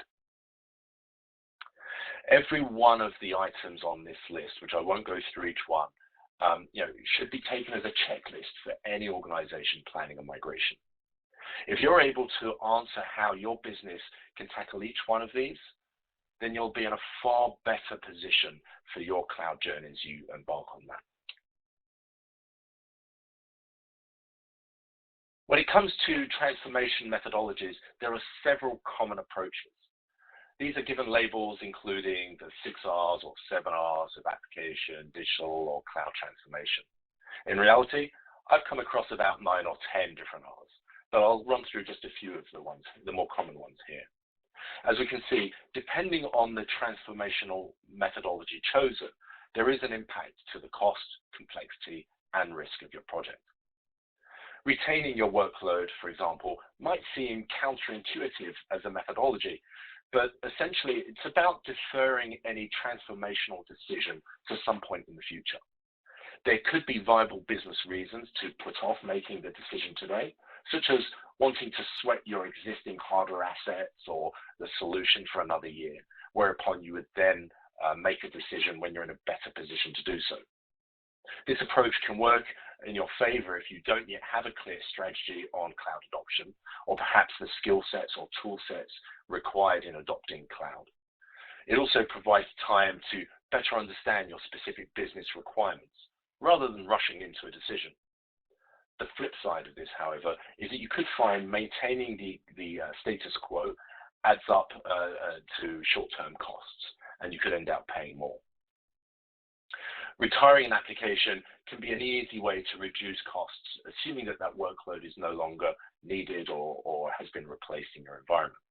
Note, however, that some regional compliance requires organizations to maintain applications and data for a determined period of time afterwards. So factor that data storage costs into your overall plan if necessary. Rehosting workloads is a sort of lift and shift of the virtual machine to another environment. And Nutanix, we see this as the most commonly used migration method, for reasons I'll explain in a moment. It's certainly one of the simplest and lowest for project costs and business risk. Replacing an application with something off the shelf might be an easy way to get rid of and replace those aging applications. This approach may still require data transfer between applications, but it's worth considering if it meets all of the business drivers for adoption and addresses the IT challenges. Now, refactoring and re-architecting are much more involved methods that require, as a minimum, some application modification, and at the extreme, can require a complete application rewrite. The approach will likely require development and engineering resources. As we saw in the preceding slide, application dependencies and understanding those was the #1 challenge faced by organizations, which can take a considerable amount of time even before the new development coding happens. It's important to bear in mind that each methodology has its own benefits and challenges, so they need to be weighed up in the context of what you're trying to achieve as a business. Rehosting, for example, migrates a virtual machine between two platforms, and the process can be heavily automated and made very streamlined. Now, it doesn't, however, modify the application in any way, so it can't allow then for that sort of native cloud services integration. One of Nutanix's Japanese customers had a goal to divest from its US-based data center. Their intention was to refactor all of their applications to be cloud native for use in a public cloud. That is still their goal. However, what they realized is that they couldn't meet their time commitment to get to cloud by refactoring their applications. They were simply taking too long. Instead, rehosting their applications to Nutanix Cloud Platform enabled them to shut down their data center relatively quickly. And now they're free to refactor their applications in their own time. So it sort of provided a workable model that involved another step in that process. The Nutanix Cloud Platform has the added benefit of running in the same customer virtual private cloud, VPC, as your native applications. What this means is that when you migrate applications into a Nutanix environment on public cloud, you have a fast, low latent connection to any cloud native applications you already have running there. This also significantly simplifies the networking architecture for organizations running multiple clouds. This approach can also therefore reduce the amount of application refactoring that's required to integrate with native cloud services. To refer to my example of our Japanese customer, to have refactored everything in advance and then migrate to the cloud was a more complicated step than to migrate your existing enterprise applications to the cloud and then refactor them in situ in the cloud. And that the level of refactoring required once there it wasn't the same amount. The challenges of application and infrastructure modernization can typically be categorized into 3 buckets. the time they take to modernize, the cost of modernization, and the amount of risk to the project or business. Risk management cannot be underestimated, as it is often a crucial factor for enterprise and executive teams, project stakeholders, so a methodology that simplifies risk is more likely to satisfy all their requirements. When we think about the design of enterprise applications, they were typically written with an expectation that infrastructure is resilient, whereas cloud-native applications are written in a manner that tolerates infrastructure failure. It's all about where the resilience is managed in the stack. What this means, however, is that you can't simply port an application to public cloud and expect it to run in the same way as it did on premises. This is also where the Nutanix Cloud Platform architecture can help, as the same benefits of hyper-converged infrastructure, HCI, that customers can use on premises have now been integrated with public cloud and service provider clouds. This enables organizations to very easily port those enterprise applications across without having to worry about whether the public cloud infrastructure can provide the comparable resilience and performance. Considering this and whether an application is even suitable for refactoring, what its dependencies are, any price performance metrics, development times or running costs can be an extremely difficult process to calculate. Nutanix does have a comprehensive total cost of ownership TCO tool that we walk through with customers. It's very customizable, allows them to take into consideration all of these points raised here and elsewhere in the presentation. So it's certainly something to consider if you're interested in knowing more. One of the big reasons we see organizations adopting application rehosting or lift and shift migrations is due to the time to value, or what we call time to cloud. Simply put, the time it takes to get applications into their target environment matters. The quicker an organization can migrate to a new environment, the more quickly it can start benefiting from being in the cloud. The difference and impact in methodologies between lift and shift and application refactoring or re-architecting will differ business to business, application to application. However, customer engagements have shown that refactoring or re-architecting tend to take substantially more time and add, as a consequence, more cost to projects. It's also important to highlight that workload placements and decisions are not a one-time affair. Gartner expects that 85% of all workload placements made up until 2022 will no longer be optimal by 2027, so 5 years' time. And this is all down to changing requirements. What this tells us is that organizations need an agile environment that allows for applications to be moved between disparate infrastructures. You don't want applications to be locked into any one vendor. You should reassess placement decisions as business and IT priorities evolve. So you can easily move them between on-premises, edge, co-location, and public cloud environments as these priorities shift. Now, Nutanix has a rehosting tool called Nutanix Move, which has been available for over 4 years. It has flexible support for different source environments, allowing for migrations from 3-tier infrastructures, different hypervisors, including Microsoft Hyper-V and VMware ESXi, and it has support for numerous different operating systems. The benefit of Move is that it allows IT teams to very easily and very quickly migrate one or more virtual machines to new environments. It also provides granular, flexible control over the migration process. There's the ability to test workloads in advance on an isolated network, for example, and full IT administrator control over the cutover process. Thousands of customers have used Move over the years, and we typically see around 20,000 customer migrations per quarter. Some of these have migrated just a few virtual machines, others have migrated several thousand. So it's really something that can scale with the needs of your migration project. Rehosting is actually a very similar process to what organizations used in the early 2000s for virtualization adoption. Back then, it was physical to virtual migrations, but with similar tools being employed to achieve the same result, a simple migration from source to target without having to rebuild or refactor an application.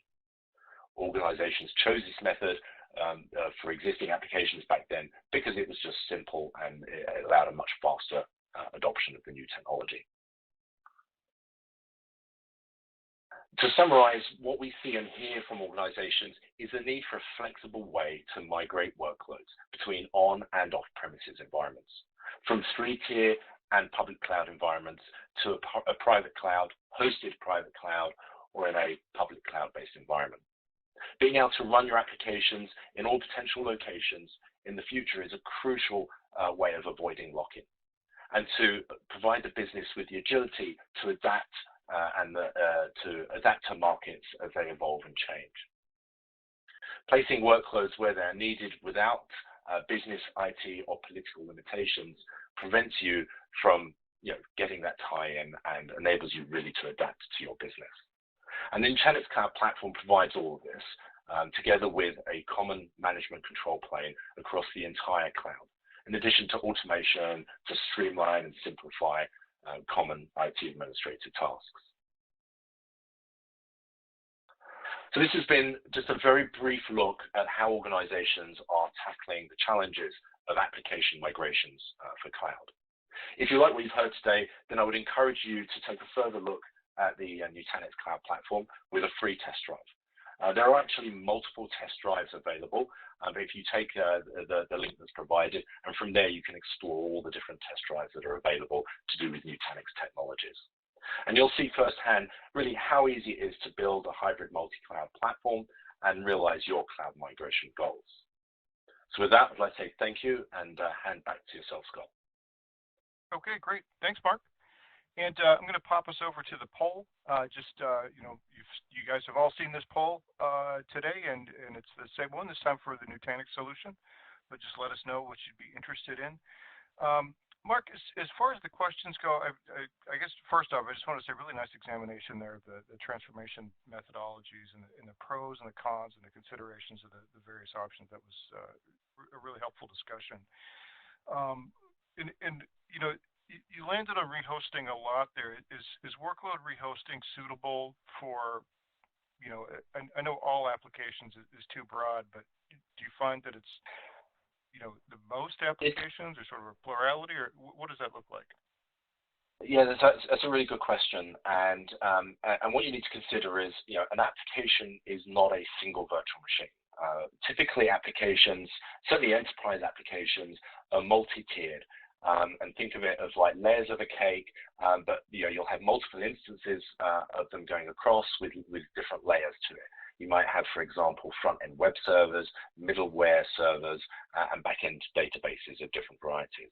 And so migrating an application through rehosting is fine for certain types of workloads, like some of the middleware and front-end web servers and things like that. Databases, there are better ways of handling it, so we wouldn't recommend doing that. And Nutanix has some other tools that I just don't have the time to cover here that covers that. So there are, for certain applications, different ways that we would recommend you migrate them. And that's something that we would discuss with organizations in any engagement. Okay, super. And one other question here, that how does rehosting help if I want to use cloud native services?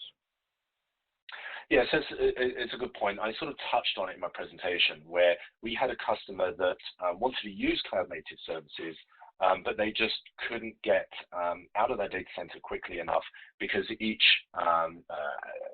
sort of application they were looking to refactor was taking too long. And so being able to rehost enterprise applications into a public cloud gets you from your point A to point B very quickly.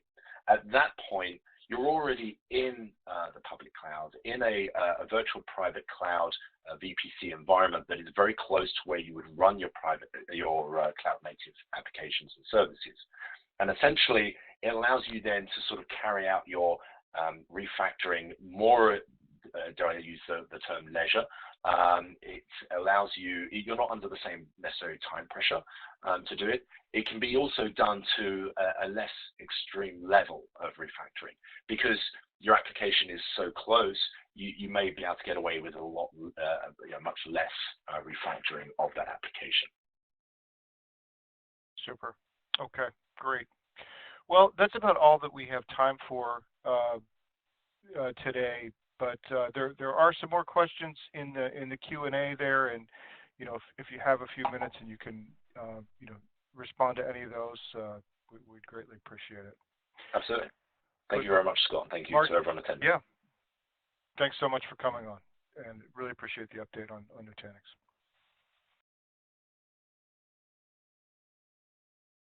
Okay, and now it's time for our next prize drawing, and the winner of the $300 Amazon gift card is Bill Dameron from New Jersey, so congratulations to Bill. We'll be in touch about claiming your prize. We're going to move on to our next presentation in the virtual summit on cloud, and our next session comes from Snyk. And presenting for Snyk is Jim Armstrong, Senior Product Marketing Director. So I'm going to turn things over to Jim. Hi everyone, and thank you for joining me today in this session about protecting your apps from code to cloud and back to code. My name is Jim Armstrong. I'm a Senior Director of Product Marketing at Snyk.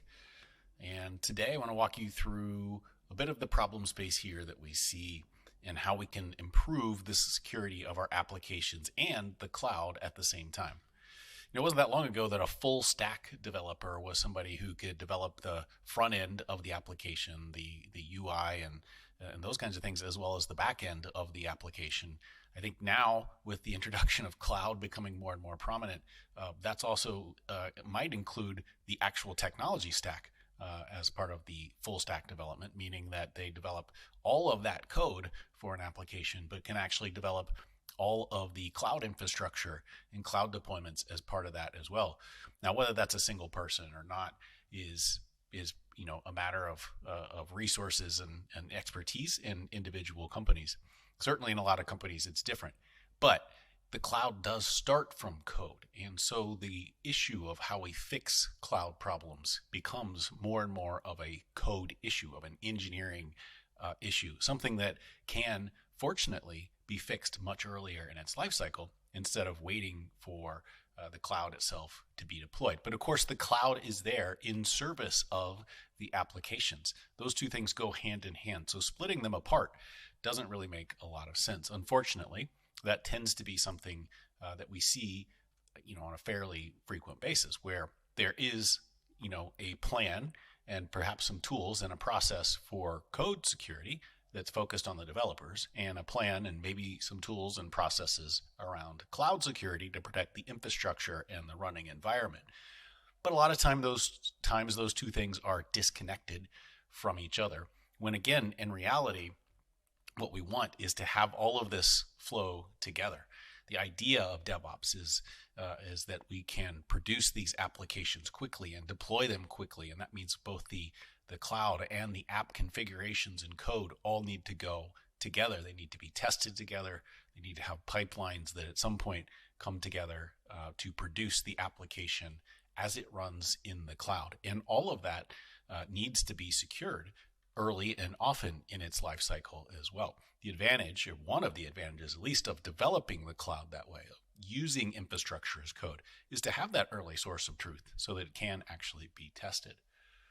Now, the other sort of prickly point here, the other sort of hidden issue, although probably for most of you listening today, this is not such a hidden issue, is the fact that the developers far outnumber security folks. So one of the other reasons why shift left has become such an important concept is that we want to move that responsibility to the left, not just the testing itself, although getting earlier visibility into security results is certainly nice, but we actually want to shift that responsibility. There are nowhere near enough security experts to be able to handle all of the security alerts and events that might come out of the code for the application or the code for the cloud configurations for that matter. And so it's very much on the developers, and you could swap out the word developer for cloud engineer, to be able to quickly identify issues and be able to quickly fix those issues. That's the other really important aspect of this, because that's how we're going to scale security, is by getting those developers involved. Now, again, when it comes to applications and application code, there are fairly well-known and fairly well-deployed patterns for making this happen. We have the code and we test it in our developers IDE. We test it again when it's in the code repos. We test it as it goes through pipelines. If there are artifacts that are created, they can be tested wherever they're stored. And then finally, we can test our apps as they're running in the cloud. Again, none of that is new to the world of applications. However, we don't always treat our cloud that way. In fact, a lot of times with the cloud, we start at the other end. We start at the cloud and we look at what's deployed there. And we've got to make that connection back to code. That's really, really important. Now, we're seeing more and more coverage that goes from code to cloud, meaning, we can check things in both places. We can check for the cloud, we can check the infrastructure as code. We can check our Terraform configurations, or we can check a container, even a Docker file early in its life cycle. And then we also look at what's deployed. And so we identify issues across the life cycle. But really, we want to link issues across this entire life cycle. The great thing about having all of this in code, your container configurations and your infrastructure as code configurations, Kubernetes, all that kind of stuff, is we can identify those issues early in the life cycle. And then, of course, we want to link those things to the cloud, because how do you fix problems that you identify in the cloud? You have to come back to the code and fix them just the same way you do with your application issues. So if you're only doing one or the other, or if they're not linked to each other, you're not linking your cloud resources to the IAC that creates them, or the containers that are being created there, then it's going to be very hard to fix the actual issues themselves. It's a lot of manual work to go backwards that way. So really what we want is we want to have this code to cloud coverage, but we also want to go from the cloud back to code. And what that really means is a couple of things. One, we want to have a single policy engine. So if we start at the code side, which is the appropriate place to start, right? Let's catch problems before we deploy anything. We want to have a policy engine there. We want to be able to identify our policy in code as well, so that we can check everything that's about to be deployed. But we also want to use that same policy engine with what is deployed, with the things that are actually running in our cloud environment. We want to apply the same checks in both places throughout the life cycle of those resources that we're defining and deploying. Critically important, if we're defining two different sets of policies, obviously we're going to get two different sets of results, and then we're going to have to do all the work again to match those things back up. So that single policy engine is really important. Now, again, that's part of the code to cloud story. But then we want to go back to code. What does that mean in terms of infrastructure as code, in terms of containers, in terms of these cloud native technologies? Well, it means things like finding resources that have drifted from their original definition. So we defined it in IAC, we deployed it, now something is changed in the cloud. You can think of all kinds of examples and reasons why that might happen. Some of them are well known and actually good. We have burstable resources, and so we've expanded our resource pool in the cloud due to a traffic spike or something, and so we have drift there. We have more resources than what we may have originally defined in our IAC, and then that may come back down, and so that may be some kind of drift. But we may also have people that come in and they need to open a port, right? We need to copy a file over. So we go into our AWS console and we manually open a port, and then we forget to close it. Well, that's drift as well. We've left a port open. We didn't intend to do that. It wasn't malicious, but certainly it's something that we need to get back into its intended state. And of course, there is potentially malicious drift. Think about finding unmanaged resources. What if somebody does get access to your environment and they spin up a few new S3 buckets so they can store some confidential data, or they spin up some new resources in the cloud to run a Bitcoin miner, for instance, right? All kinds of weird things like that could potentially happen. Those are all unmanaged resources. Those are things that aren't even defined in your IAC definition, but you want to be able to detect those in the cloud, and you want to be able to relate that back and say, these are things that weren't supposed to be deployed, and now they are. So that's one example of going from the code to the cloud, and then going from the cloud back to the code so that we can fix those issues. Also, think about using the cloud and what's running there to prioritize what needs to be fixed in that developer's interface. We've deployed an application.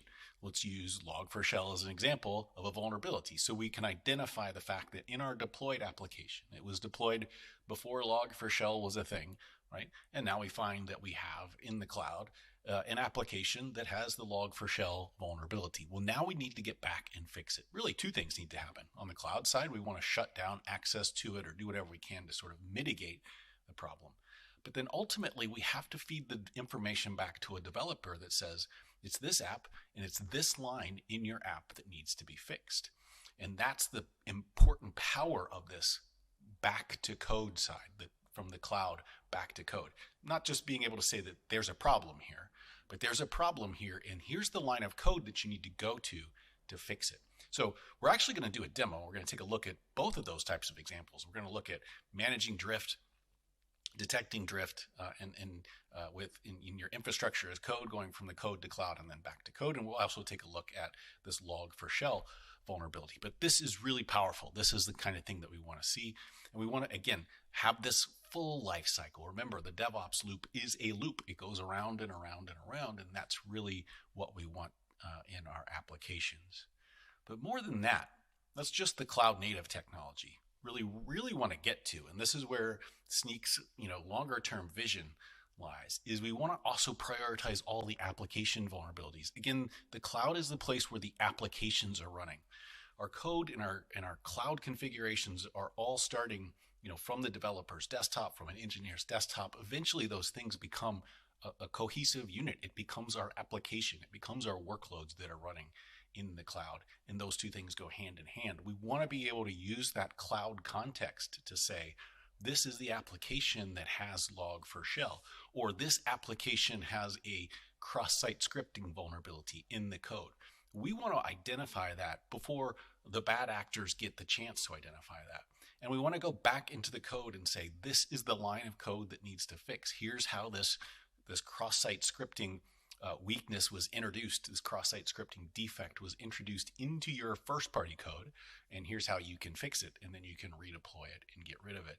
And we can use the cloud context to do that. We could use the cloud context as well to say, yes, we've got a cross-site scripting vulnerability. However, this is not a public-facing cloud application, and we know that because of how it's deployed in the cloud and because of the graph of resources that are there in the cloud telling us this is not a live and active vulnerability. So that's a really important bit as well. All the data for that exists in Snyk. We haven't quite put all the pieces together yet, but that's the direction that we want to head. Okay, so as I mentioned, we take a look at a couple of demos. Let's take a look first at this idea of managing the cloud and cloud drift and doing that from code to cloud and back to code. So we talked about this scenario before where your infrastructure as code is a form of code. In this scenario, we're going to look at Terraform deploying to Google Cloud. We've set up a Kubernetes cluster, GKE cluster in Google Cloud, and so we're going to manage that with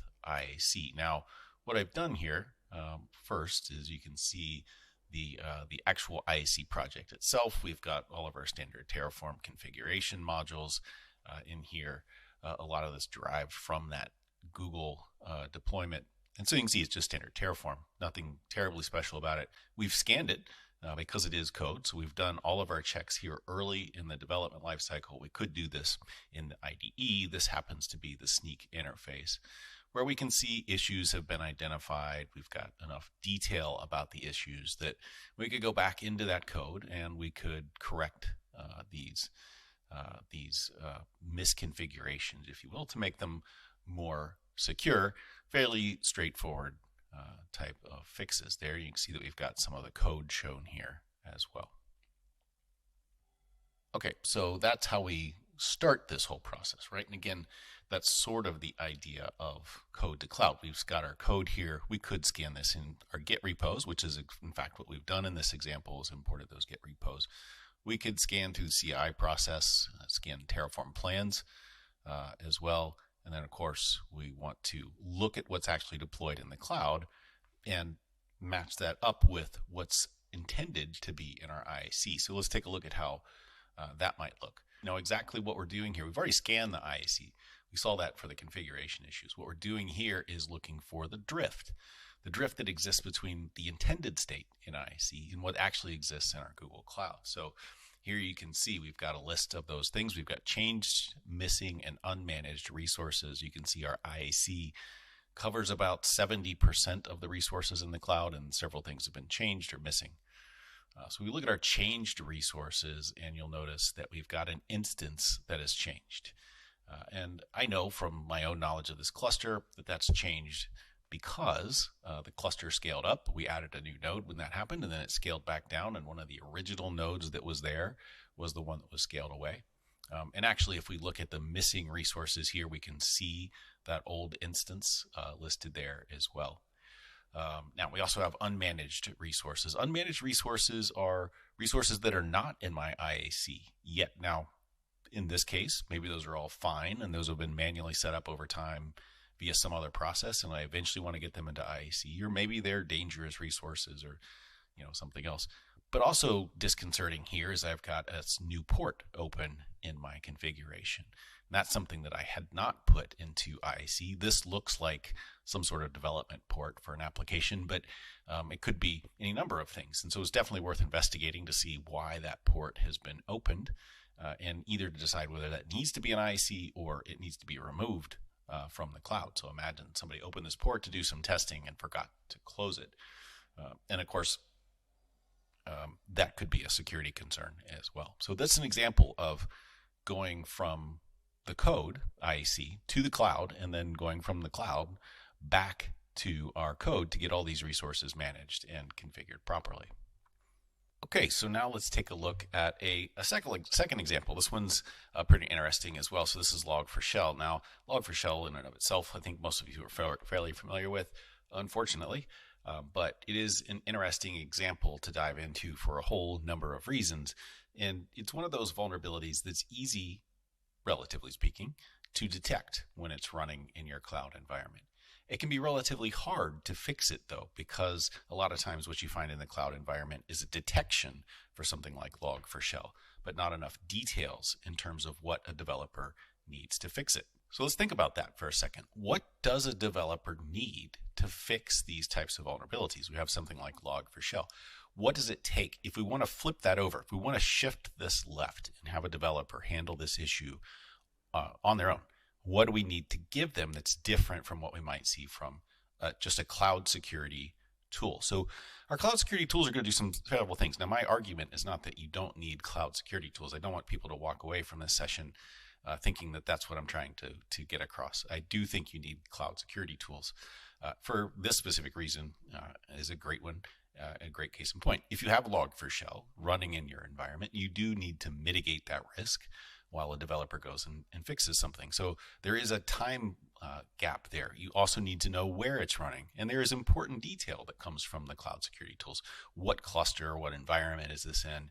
How often do you have it? What are the actual containers and services and all those kinds of things, which are important details about this incident. But what does a developer need aside from that information to actually go and fix the root cause issue? Well, something like Log4Shell, they need to know what line of code introduced this vulnerability, and they need to know how to change it and what to change that line of code to say to get rid of the vulnerability. And that can be particularly challenging. We think about something like Log4Shell. It's not just a vulnerability in a package that they know about. Log4Shell, in many, many cases, is actually a transitive dependency. It's a dependency of some other dependency that a developer adds to their code. And so you can't just go and necessarily search for log4j or log4j in your code manifests or in your package manifests because it might be a dependency of a dependency. And therefore, you have to know the root cause. What introduced log4j? And so what do you change that thing that you added so that it gets rid of this vulnerable version of log4j? So it becomes a much more complex problem. And remember, it may not happen just once. You may have multiple packages that have multiple kind of links to log4j in a single application. It's a pretty challenging problem. And so without the right tools, developers and security are going to spend a lot of time analyzing code and trying to figure out how to get there. What's a more direct path is to use that information from the cloud to quickly identify the right sort of application to get to, and to have your application security tell you exactly what line of code needs to change and what it needs to change to get rid of log4shell, or even to make the change for you by opening a pull request so that you can do that and make that change directly. So this is the type of thing that changes, I think, when you start to think about how a developer is going to handle these issues. It's not enough to merely identify the issue running in the environment, but we have to think about how a developer is going to take care of it. So again, let's take a look at what that might look like in an environment. Okay, so what we're running here is a Java application. This is just a simple little to-do list application that's meant to kind of show off Java, but it does happen to be using a vulnerable version of log4j, in which allows us to put in this handy little URL into our box. And when we search for that, it will actually, send the command over to a server, which sends a command back to our app. And basically defaces our app. So it changes our app code. Now we have, in this environment, we have sysdig running. And so you can see that I've got several things running in the environment, and we can detect some problems here. You'll notice that I've got a rule set up for log4shell, and specifically in this case, we're looking for that bad traffic. And what you can see here is we've actually captured the command. So this is what the bad server does. When we entered that URL, it sent that request off. That's what log4j, the log4shell vulnerability allows you to do. Put in a bad request like that. It gets logged. The log gets picked up. It just blindly follows a URL, which bounces back and sends this command. So anyway, that's the command. And it went into the containerized application, the Java app, and added this code. So we've detected it running with sysdig here, and we could set up policies to help block that if we wanted to. In this case, we haven't. We've detected it. Now we need to fix the root cause of that log4shell vulnerability. And so to fix that root cause, we're going to come over to Snyk. So Snyk and sysdig are integrated. You can see here, Snyk has identified a number of issues, both in the application code itself and in the container that's running this application. With our sysdig integration, we're getting executed package information over. You can see here, we've detected the log4shell package running in this environment. You can actually see the little executed flag here, where sysdig is telling us that this particular package was executed. We can see it in the app in this case, and some details about it that tell us a bit about how to go and fix it. But we can do more even with Snyk. So we've got it here in a containerized application, which is running our Java, but we also have the code itself. And we can use Snyk to identify exactly where to go into that code and fix this application. So let's take a look at this. This is it's a package manifest, obviously. It's something that was introduced via Java packages. And in this case, again, we have that vulnerability there, and we have the details. It tells us how to fix it, but we can do more. We can, instead of just telling the developer what line to fix, we can actually give them the code to fix it. So we can actually open a pull request that will allow us to fix this vulnerability. And you can see here when I click on that button, I've got the vulnerability actually selected here. Bunches of other vulnerabilities in this app. This is a intentionally broken app, so there are tons of things wrong here that we could potentially fix with pull requests. We're going to just focus on those two. So let's take a look there, right? What does that do for us? Well, it's a pull request, so obviously going to make a code change, and in this case, it's a Java application. So we're going to go to our manifest there and make the changes. Here's what the pull request looks like. Pretty standard stuff, but it tells us all the things that are being fixed by this pull request. Ranked sort of in terms of importance. We've only selected two here. We can actually take a look at what it's doing by looking at the code itself for what's been included. Now, before we do that, we open this pull request. We actually run checks against that pull request to make sure we're not introducing any new issues with these changes. And then we can take a look at the actual code change here as well.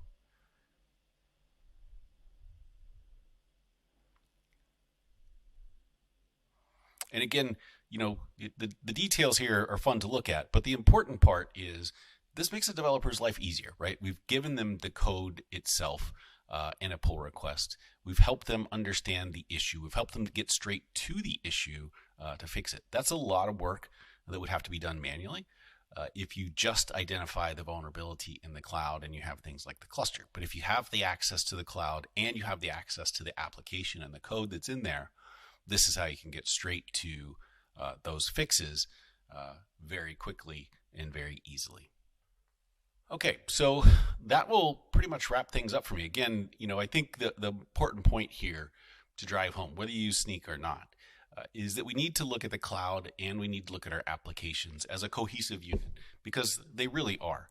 It may be different engineering teams, but the whole idea of DevOps at its heart is that these teams are working together to get apps deployed and to get apps managed and secured as quickly and as easily as possible, so that we can have this rapid iteration. We can innovate much faster. And so our tools should match that process as well. Our tools should link our cloud and our code together. Our tools should treat the code and the cloud as if they are part of the same application, as if they are part of the same stack, so that we can get to the root of issues much faster and fix them. And so that we manage our cloud the way that we manage our applications, because most of the cloud in and of itself, aside from the app, is just code, right? They can be managed the way that we've managed applications for years now. By doing this, I think we can bring developers, cloud teams, security teams all together much closer, and we can secure our apps and we can secure our cloud from the code to the cloud, and of course, going back to the code as we continue to iterate and make things better. So I hope that was informative. I hope it was useful. Again, my name is Jim Armstrong. I would love to chat with any of you if you want to. You can find me on Twitter at JDARMSTRO, and I would love to hear from you. But I hope you enjoy the rest of the show. Have a great day, and thanks again.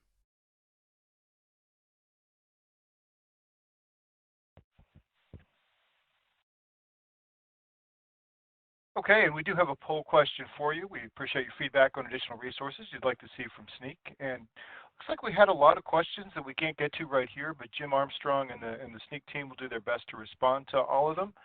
Also, just a reminder that Jim mentioned that he'd also love to hear from you on Twitter. His handle there for questions, comments, or hellos again was at JDARMSTRO. So JD Armstrong, but without the NG at the end of strong there. So thank you to everybody who's responded to the poll already. We do appreciate your feedback, and I'll just leave that up here for a moment, and we'll move on to our next presentation after that. If you would like more information from Jim and Snyk, I'd also remind you about the handouts. We've got a white paper from Snyk about securing cloud applications from code to cloud and back to code. Really good stuff there, so be sure to check that out for more detail. And I'll leave the poll up here for another second while we do our next gift card drawing. And the winner of this $300 Amazon gift card is Lee-Sang Vang from Minnesota. So congratulations to Lee-Sang. We'll be in touch about claiming your prize.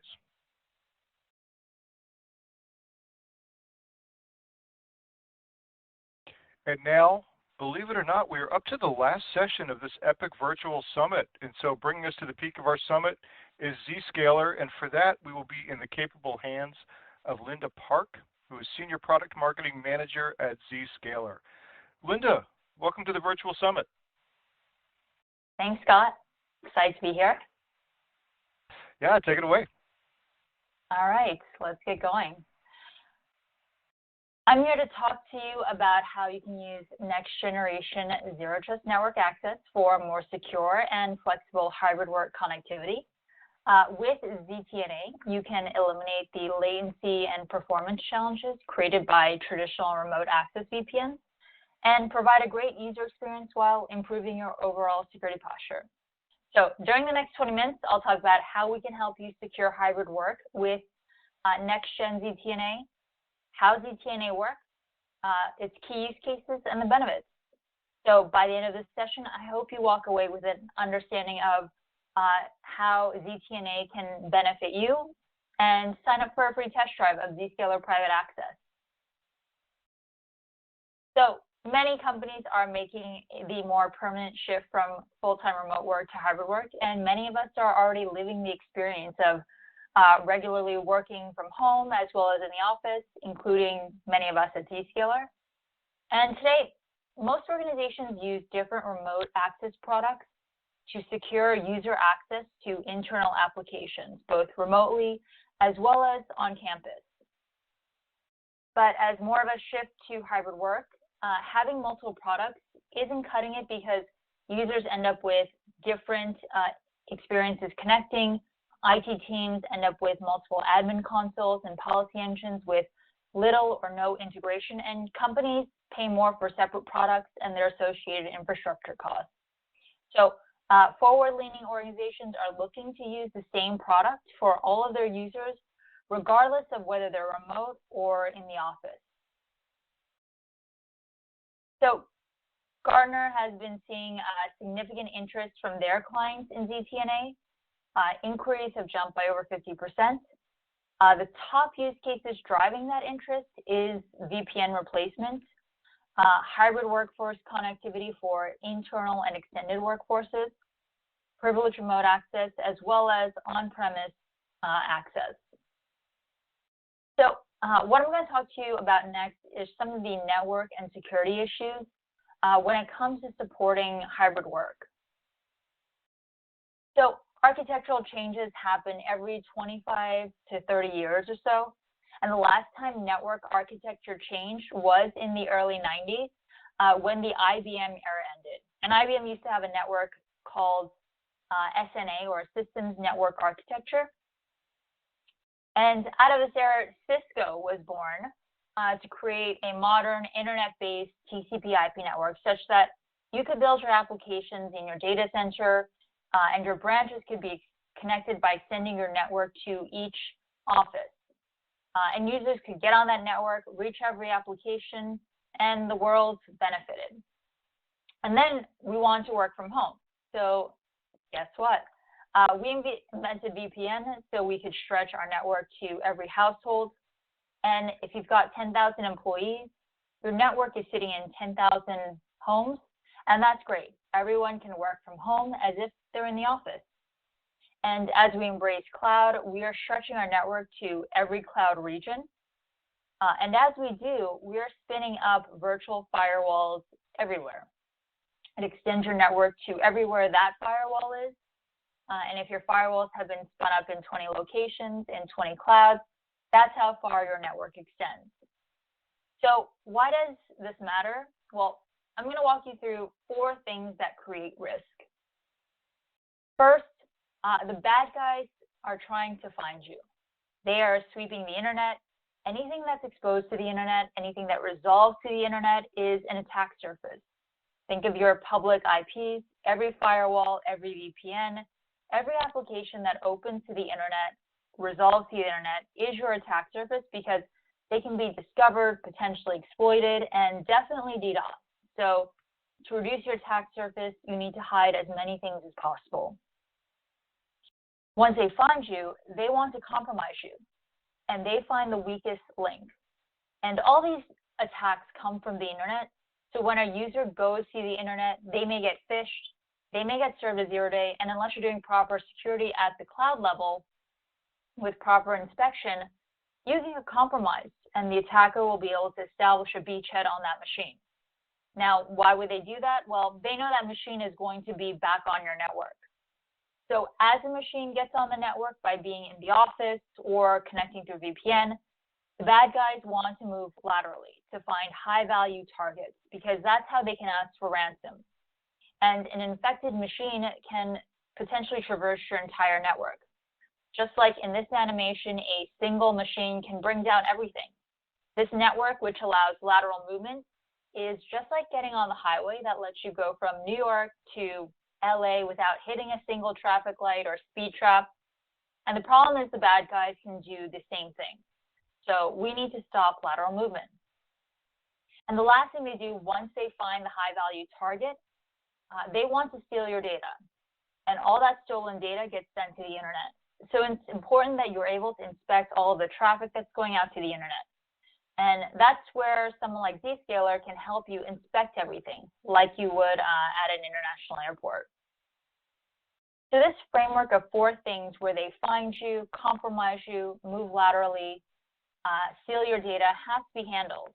And perimeter-based firewalls and VPNs can't quite help you with this.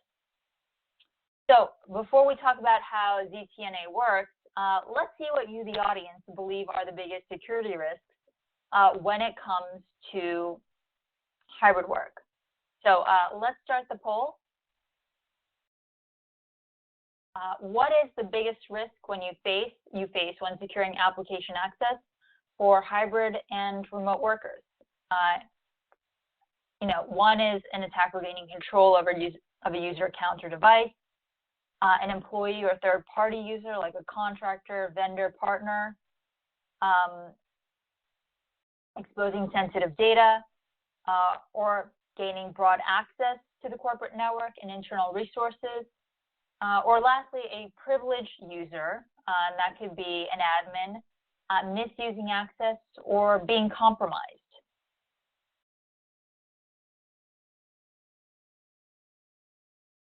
All right, so we'll give everyone a few more seconds here to respond.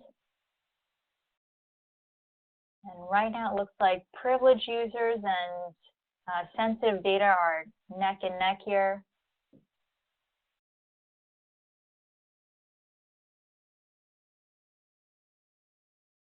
All right, I will count it down.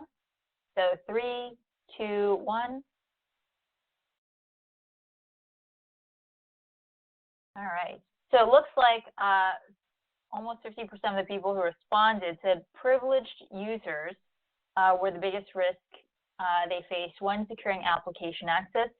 And that is a really important use case that we are seeing more and more of as we talk to customers at Zscaler. All right, great. Well, thanks for participating in the poll. I'm always interested in seeing what those results are. So next, I'd like to take 2 minutes to explain how Zero Trust Network Access works. And to make it easy, we've come up with an analogy that we call the unescorted visitor. So let's say I came to see you at your headquarters. You've probably got a campus with a main building and internet-connected buildings. And when I get there, they're going to stop me at reception. They're going to check my ID. They're going to give me a badge. Now imagine they said go to room 22, no escort needed. If they did, I could go to any room, room 21, room 19, go to the adjacent buildings since they're interconnected and snoop around. Now, do you know any company that would allow an unescorted visitor at their headquarters? When your users go to HQ or a branch office or log in with VPN, this is exactly what happens. So they can move all over. And for some of you with a techie background, you can run a very simple command like nmap, and you can see all kinds of things out there on your network. So how do we solve this problem? Well, with Zero Trust Network Access. To continue with our analogy, I have removed the names of the buildings so that nobody can know what these buildings are. Also, I've disconnected them and they become independent. They essentially go dark, so nobody knows where they are. Reception moves farther away. They're still going to stop me, check my ID, give me a badge, but now they're going to essentially blindfold me and escort me to room 22 and room 22 only. And once my meeting ends, they'll blindfold me again and escort me straight out of the building with no time for me to snoop around. So in this example, think of your data center like the building. Think of your applications like the rooms. Think of your AWS and Azure like the adjacent buildings. Each application is a destination, and you are given access to a specific application. That's how ZTNA makes it happen without connecting users directly to the network, but simply using the network as a transport, essentially as your plumbing. Okay, so that is ZTNA in a nutshell. Now, before I talk about next generation ZTNA, I want to start with a little bit of a history with first generation ZTNA, which was really quite revolutionary compared to the remote access technologies that existed at the time, because it provided two very important capabilities. One is making applications invisible to the internet, and two is segmenting access for users to specific applications. Earlier, I talked about how every firewall, every VPN, every application that opens to the internet or resolves to the internet is your attack surface, because those resources can be discovered and potentially exploited. ZTNA reduces that internal attack surface by hiding as many things as possible and making the apps go invisible or dark. So can't attack what you can't find. With ZTNA, every application is a destination, and you're given access to a specific application. User-to-app segmentation is what enables you to connect users directly to apps without connecting them directly to the network, again, using the internet as transport. And this minimizes the risk of lateral threat movement that is typically a prerequisite for attacks. So these are the hallmarks of first generation ZTNA.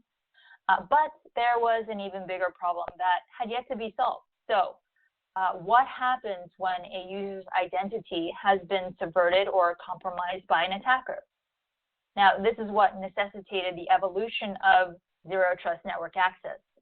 And with the latest generation of ZTNA, we connect, segment, and protect against compromise, lateral movement, and data loss. So I've already covered the first two capabilities, connect. So I'm going to start with where we've innovated. First, we have brought zero trust to cloud workloads. Just as we segment users to applications, we segment applications to applications in multi-cloud environments across AWS and Azure. Second, we provide that same connectivity we provide for users to apps, now for users to devices, with privileged remote access for RDP and SSH systems. This is designed to control access for privileged IT and OT admin users connecting from untrusted networks and unmanaged devices. Moving forward to protect, we've built inline traffic inspection into our ZTNA to stop the most pervasive web application attacks. We've also integrated deception technology, making it so much easier to deploy application decoys and lures across your endpoints and your environments so that you can detect and disrupt threats and actively defend against attackers.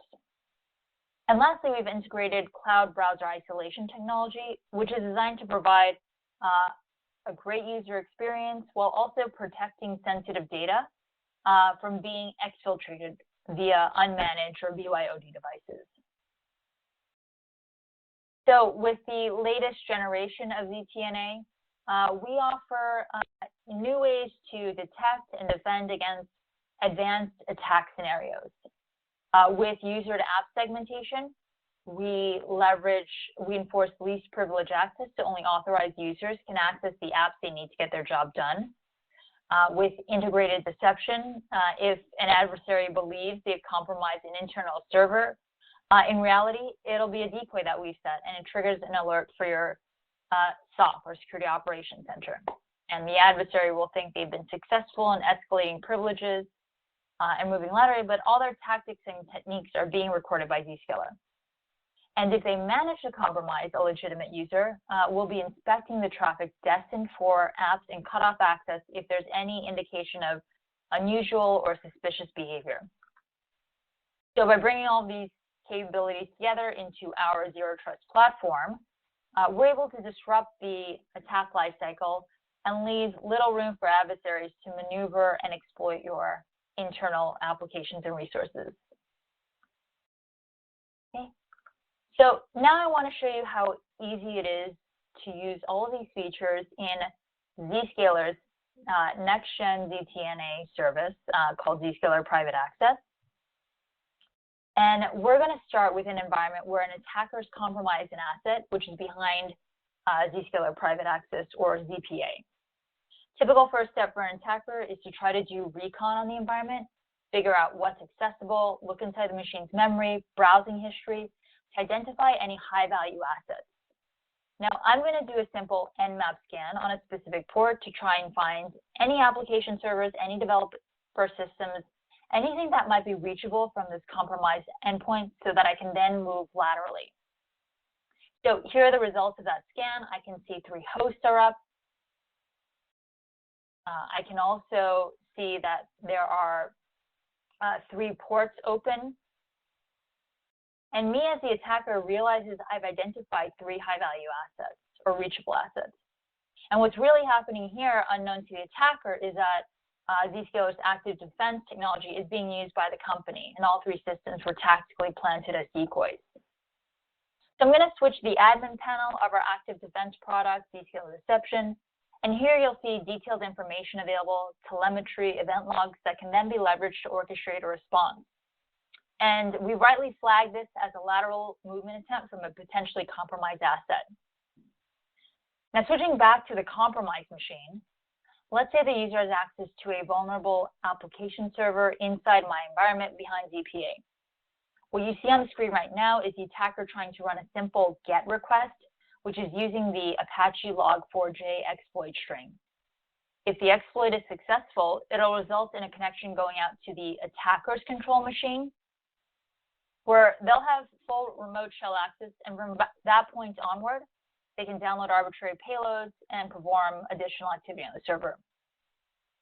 Now, heading back to our admin console, I'll show you how you can add security controls to prevent these types of zero-day exploit attempts. We'll start with our predefined controls. These map directly to the OAuth top 10 web application security risks and give you visibility into user and application behaviors that may be indicative of an attack. We also provide custom controls so you can virtually patch 0 days and security flaws that have been recently discovered. Here, I have a custom control written for log4j, and you'll be able to define the headers that you want to inspect. In this case, we are looking for JNDI. I'm also going to change the action to be taken from allow to block. So then if I were to repeat the same exercise that we just did, where we're trying to exploit an application, I'm going to get a blocked page. The attacker won't be able to successfully exploit the vulnerability. So there'll be an alert that gets triggered as part of our inspection flow, and you'll have full telemetry on the exploit attempt that just happened. And for every violation, we provide an incredible level of detail on the transaction so that your team is then able to take the appropriate action.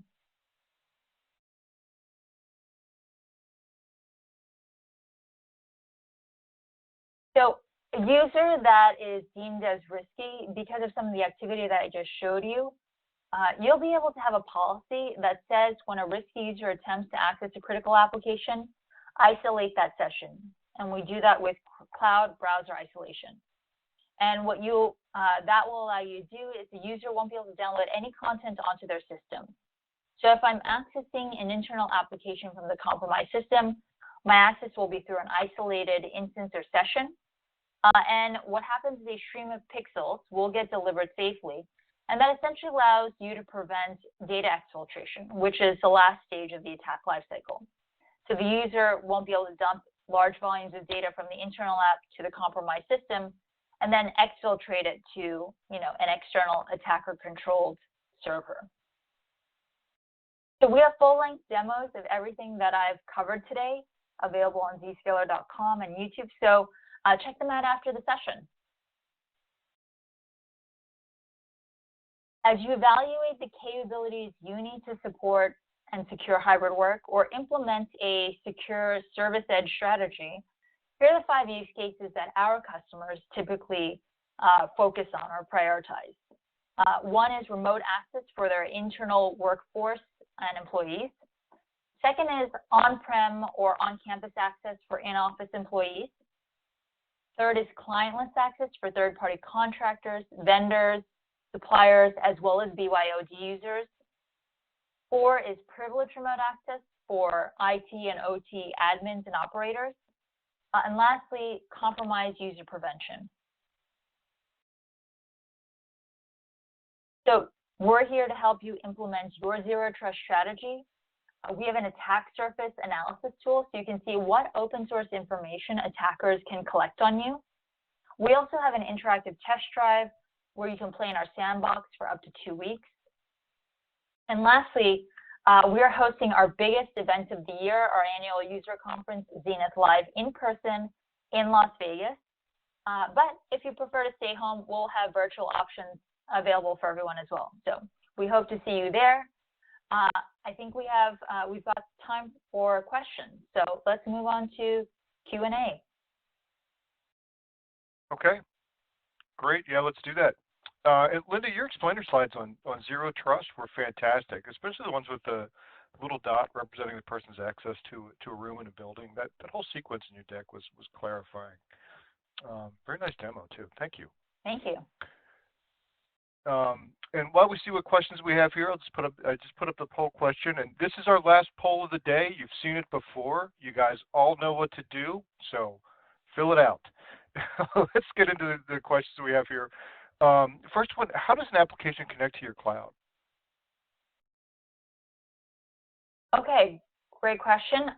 So let me start with listing the components of our solution, our service, Zscaler Private Access. There are 3 functional components, the Zscaler Client Connector, Zscaler Private Access Service Edges, as well as application connectors. So when you set up the service, the client connectors and app connectors establish TLS connections to their closest service edge. And when a user initiates a session to an application, the client connector intercepts it and then forwards it to the service edge. The Zscaler Cloud is the orchestration plane where communications from users get terminated, check for policies, and then an app connector is selected, and we stitch together an outbound TLS connection between the app connectors, which act as gateways, and the user's devices. So this is what we call an inside-out connection. We never put the users on the directly on the network, and applications never get exposed to them. And that's how we enforce least privileged access and basically minimize your internal attack surface. Hope that answers the question. Yeah, that's great. Next question comes from Warren. He's wondering if your service supports Mac. We do, absolutely, yes. I was just going to say, yeah, please visit us on zscaler.com. Our data sheet lists the technical specs, and specifically our Zscaler Client Connector is what you'll want to look for, but Mac is on there for sure. Okay, super. Next one, how do you inspect encrypted traffic? Yes, good question.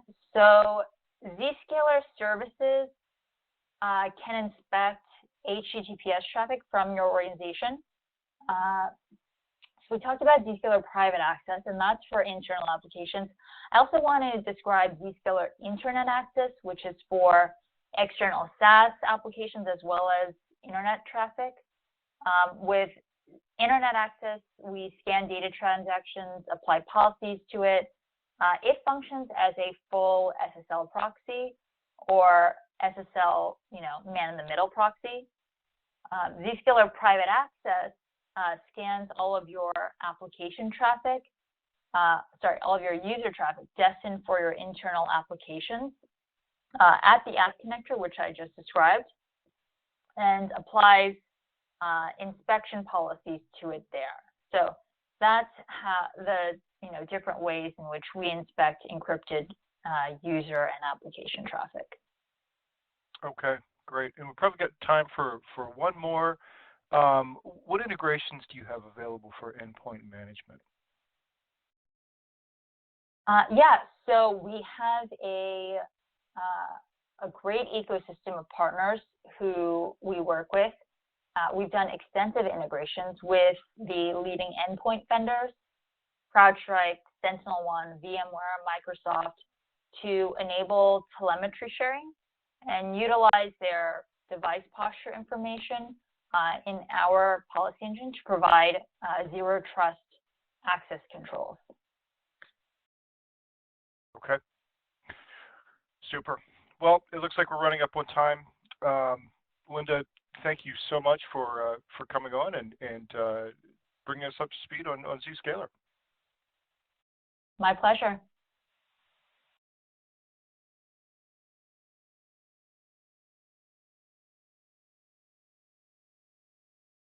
And now it's time for our final prize drawing of the day.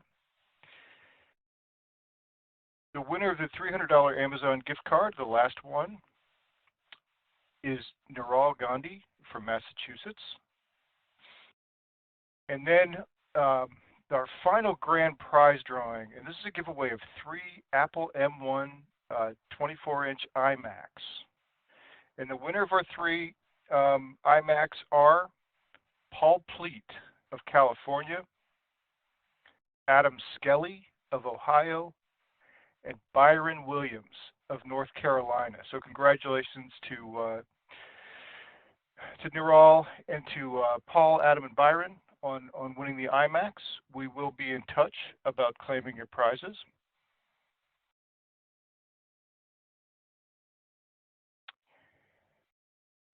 Now, we know this has been a long event, and you may have needed to step away for a minute at various points, and you may have missed some award names. So what we'll do now is post the full list of winners in the Q&A area. So just give me one moment to post that in. First, I'm going to post the gift card winners. There were like 15, so this will take me a second to just get this one in here.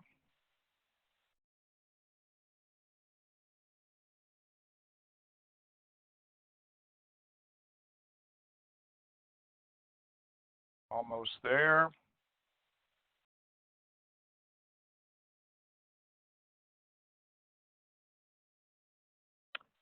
Okay, gift card winners are posted in your Q&A area, and now I'm going to post the grand prize winners as well.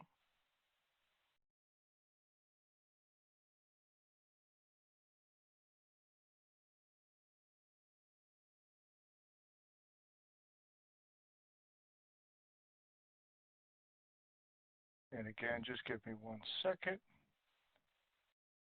Do a little copying and pasting.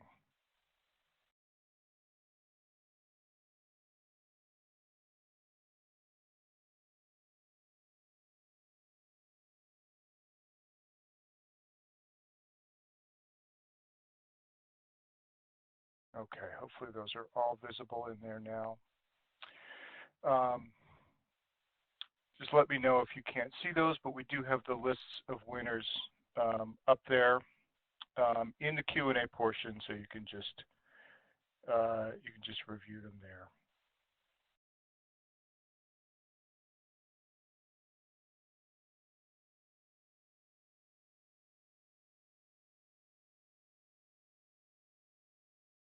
All right. Well, ransomware came up quite a few times today over many of the presentations. We've got a lot more of the information that you need about ransomware on our website, ransomware.org.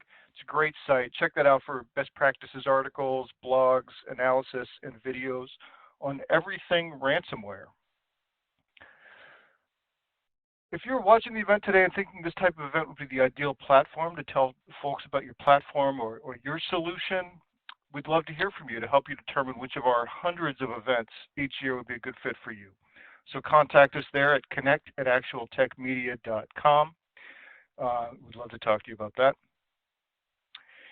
And I did see questions today from a lot of you about PII and about compliance. And it happens that we're really going to drill into that in an upcoming event. It's the Identity Governance Protection and Administration EcoCast coming up next Thursday, May 26th at noon Eastern, 9 a.m. Pacific, so don't miss that one. And with that, on behalf of the Actual Tech Media team, I want to thank all of our presenters today for putting together such great presentations and demos and Q&A, offering their insights. We've gotten details and insights from an incredible lineup of participants, having heard from TierPoint, Couchbase, Veeam, Turbonomic, Zerto, Rapid7, Delinea, Rubrik, Sophos, DataStax, Gigamon, Beyond Identity, Nutanix, Sneak, and Zscaler. What an incredible lineup this has been. So we hope you've gotten some ideas for some new solutions that are going to help you implement best practices and bolster your cloud environments in this summit. And last but not least, we want to thank all of you for attending today's virtual summit and for making it great with all of your questions. You know, we really want these to be interactive events where you're getting the information that you need, and we appreciate all that you did today to get that information and to make this event work for you. So that concludes today's event. Hope you have a great rest of your day, and we will see you next time.